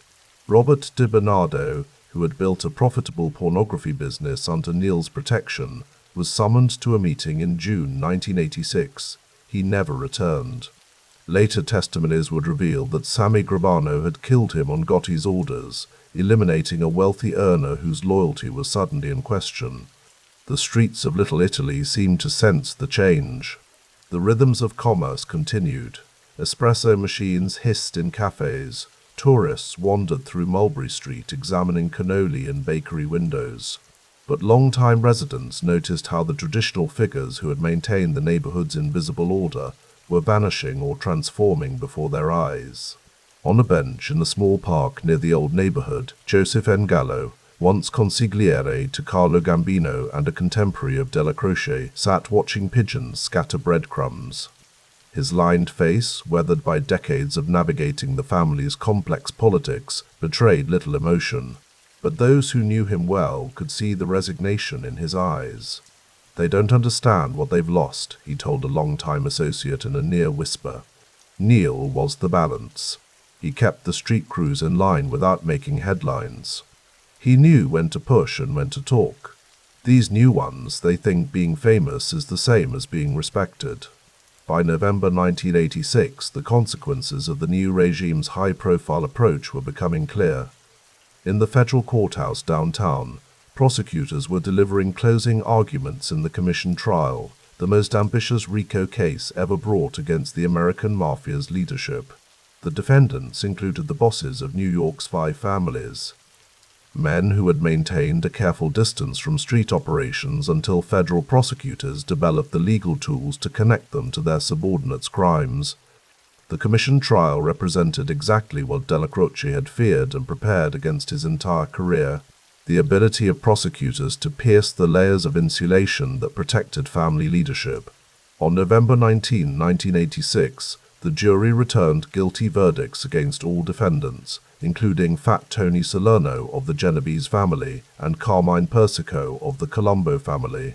The sentences were unprecedented: 100 years for Persico, 70 for Anthony Corallo of the Lucchese family.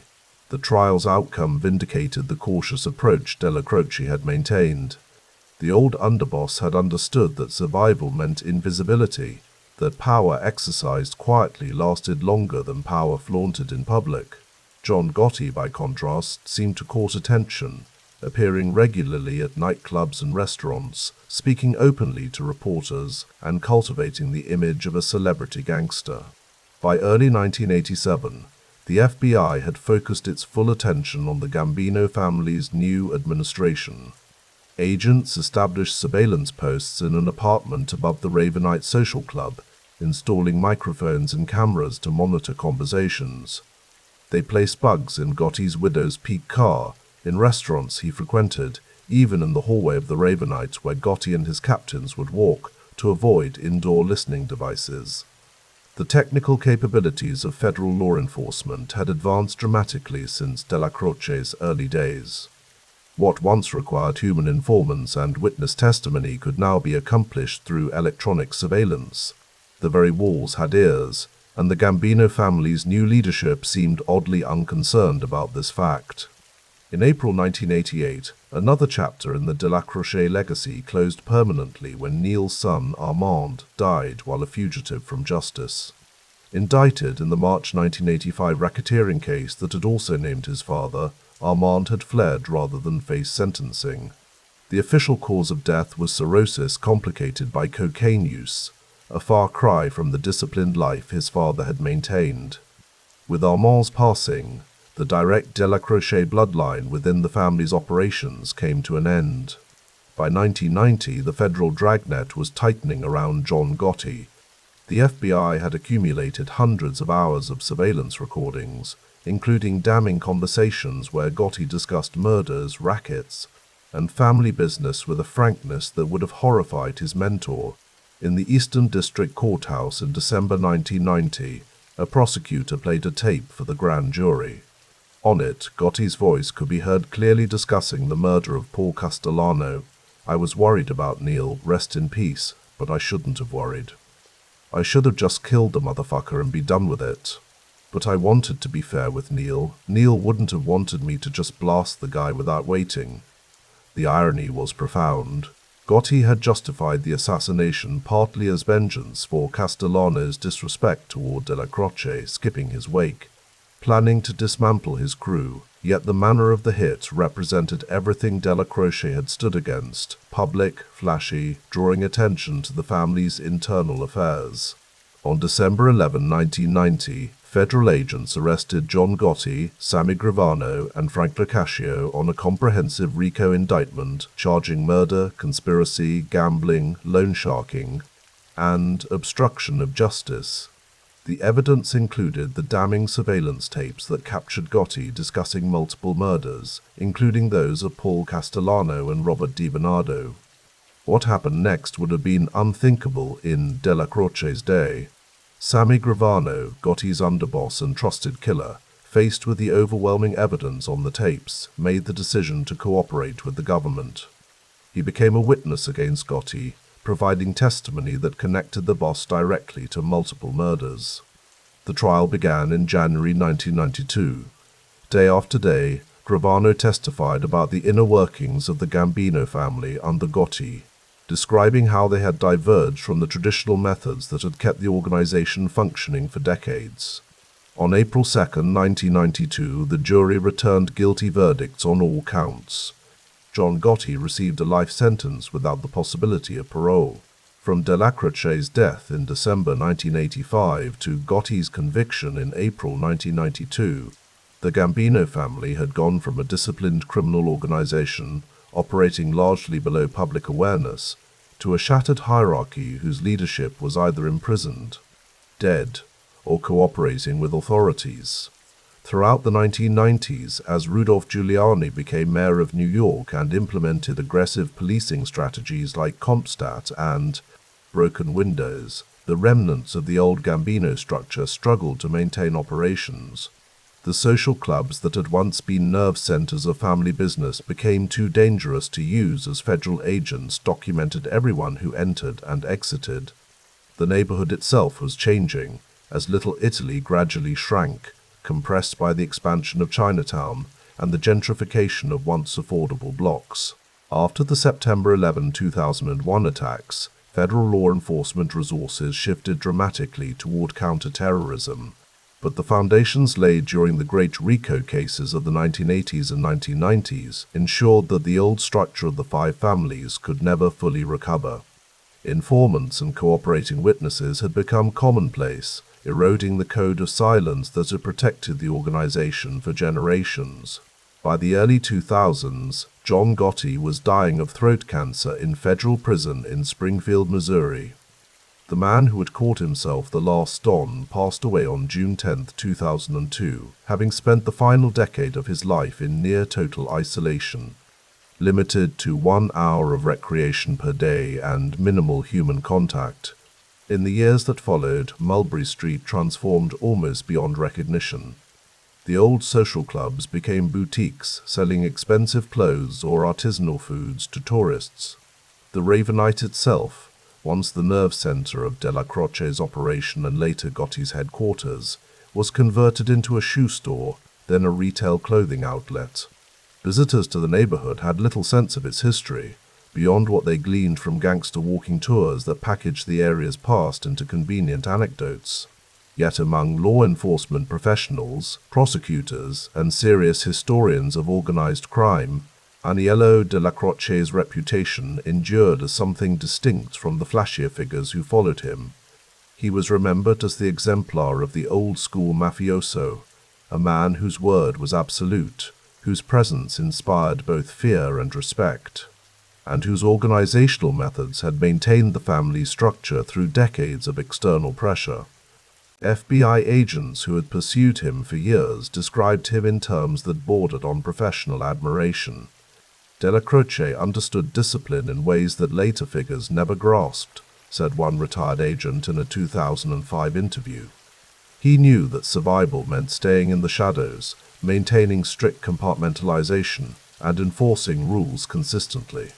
When he died, those principles died with him. Prosecutors who had spent careers building cases against the Gambino hierarchy noted the stark difference between the organization under Dellacroce and what it became afterward.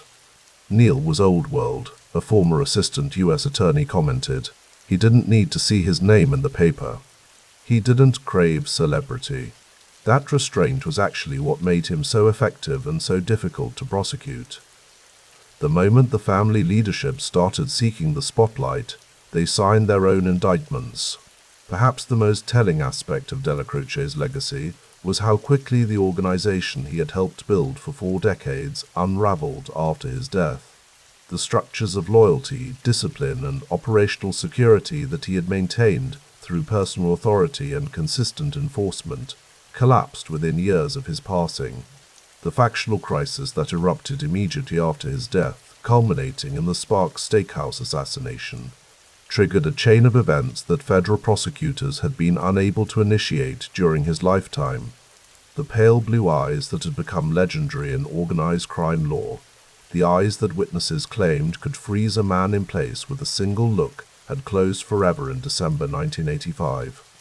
But their absence revealed something profound about the nature of the power Dellacroce had exercised. It had been not merely personal but institutional, a fusion of traditional authority and practical effectiveness that could not be replicated by those who succeeded him. On a cold autumn evening in 2015, 30 years after Dellacroce's death, an elderly man stood outside the building that had once housed the Ravenite social club. White-haired and stooped with age, he gazed up at the facade, now advertising designer clothing in the street-level windows. A younger man approached, clearly a relative, and took his arm gently. "Anything left of the old days, Uncle Tommy?" The old man shook his head slowly. "Nothing but ghosts," he replied, "and memories of men who understood that power isn't about who shouts the loudest. It's about who makes the room go quiet when he walks in." He gestured toward the building. Neil Dellacroce could silence a crowded room with just a look. That kind doesn't exist anymore. They turned and walked away, disappearing into the stream of tourists and locals moving through the transformed neighborhood. Behind them, the ghosts of a vanished era of men in fedoras speaking in hushed tones, of ceremonial inductions conducted by candlelight, of an organizational discipline maintained through personal authority rather than written rules, faded further into history, preserved only in court transcripts, surveillance photographs, and the fading memories of those who had once moved in their shadow. In the end, Dellacroce's most profound legacy was the vacuum he left, a space that could not be filled by those who came after him, despite their ambitions and their willingness to resort to violence. His pale blue eyes had seen the future coming, a world where federal prosecution would eventually dismantle the structures he had spent his life building. But he had maintained them as long as he drew breath, and in doing so, had become the embodiment of an era that ended with his passing. Thanks for listening to the story. Please let us know your thoughts in the comments. Before reaching to the end of the story, we want to share a few facts about Aniello Dellacroce come with asterisks. First, his birthplace.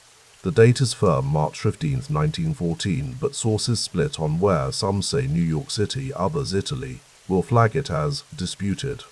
Next, titles and timing. After Anastasia's 1957 assassination, Carlo Gambino becomes boss.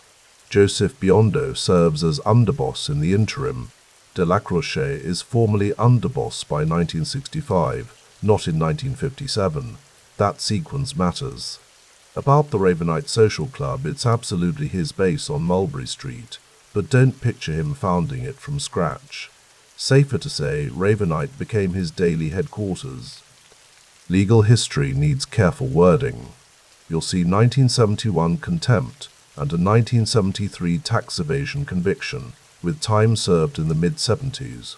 Keep the phrasing precise, convicted of tax evasion in 1973. In 1979, he's arrested in the Charles Calise bookie murder case with Anthony Plate. Plate disappears during trial and a mistrial follows. Use that one with context. On the big federal case, he is indicted in the Mafia Commission case on February 25, 1985. He dies before any verdict. His cause of death is best stated simply as cancer. Some later accounts specify a brain tumor, contemporary reports often don't. The date is clear, December 2, 1985. Now the rift. It's widely reported that Paul Castellano did not attend Dellacroce's wake. Treat it as a reported slight that intensified tensions, not as the sole cause of what came next. Finally, two touchy areas. Murder, incorporated ties. Dellacroce has a reputation as an Anastasia hitter, but direct organizational linkage is debated. And narcotics, the official rule was no drugs. Yet heroin talk surfaces on tapes around his faction. Whether Neil tolerated dealers is disputed. Frame it as seepage to spite the ban. That's your safety rail. What's settled, what's disputed, and what needs on-screen debated tags before we press play.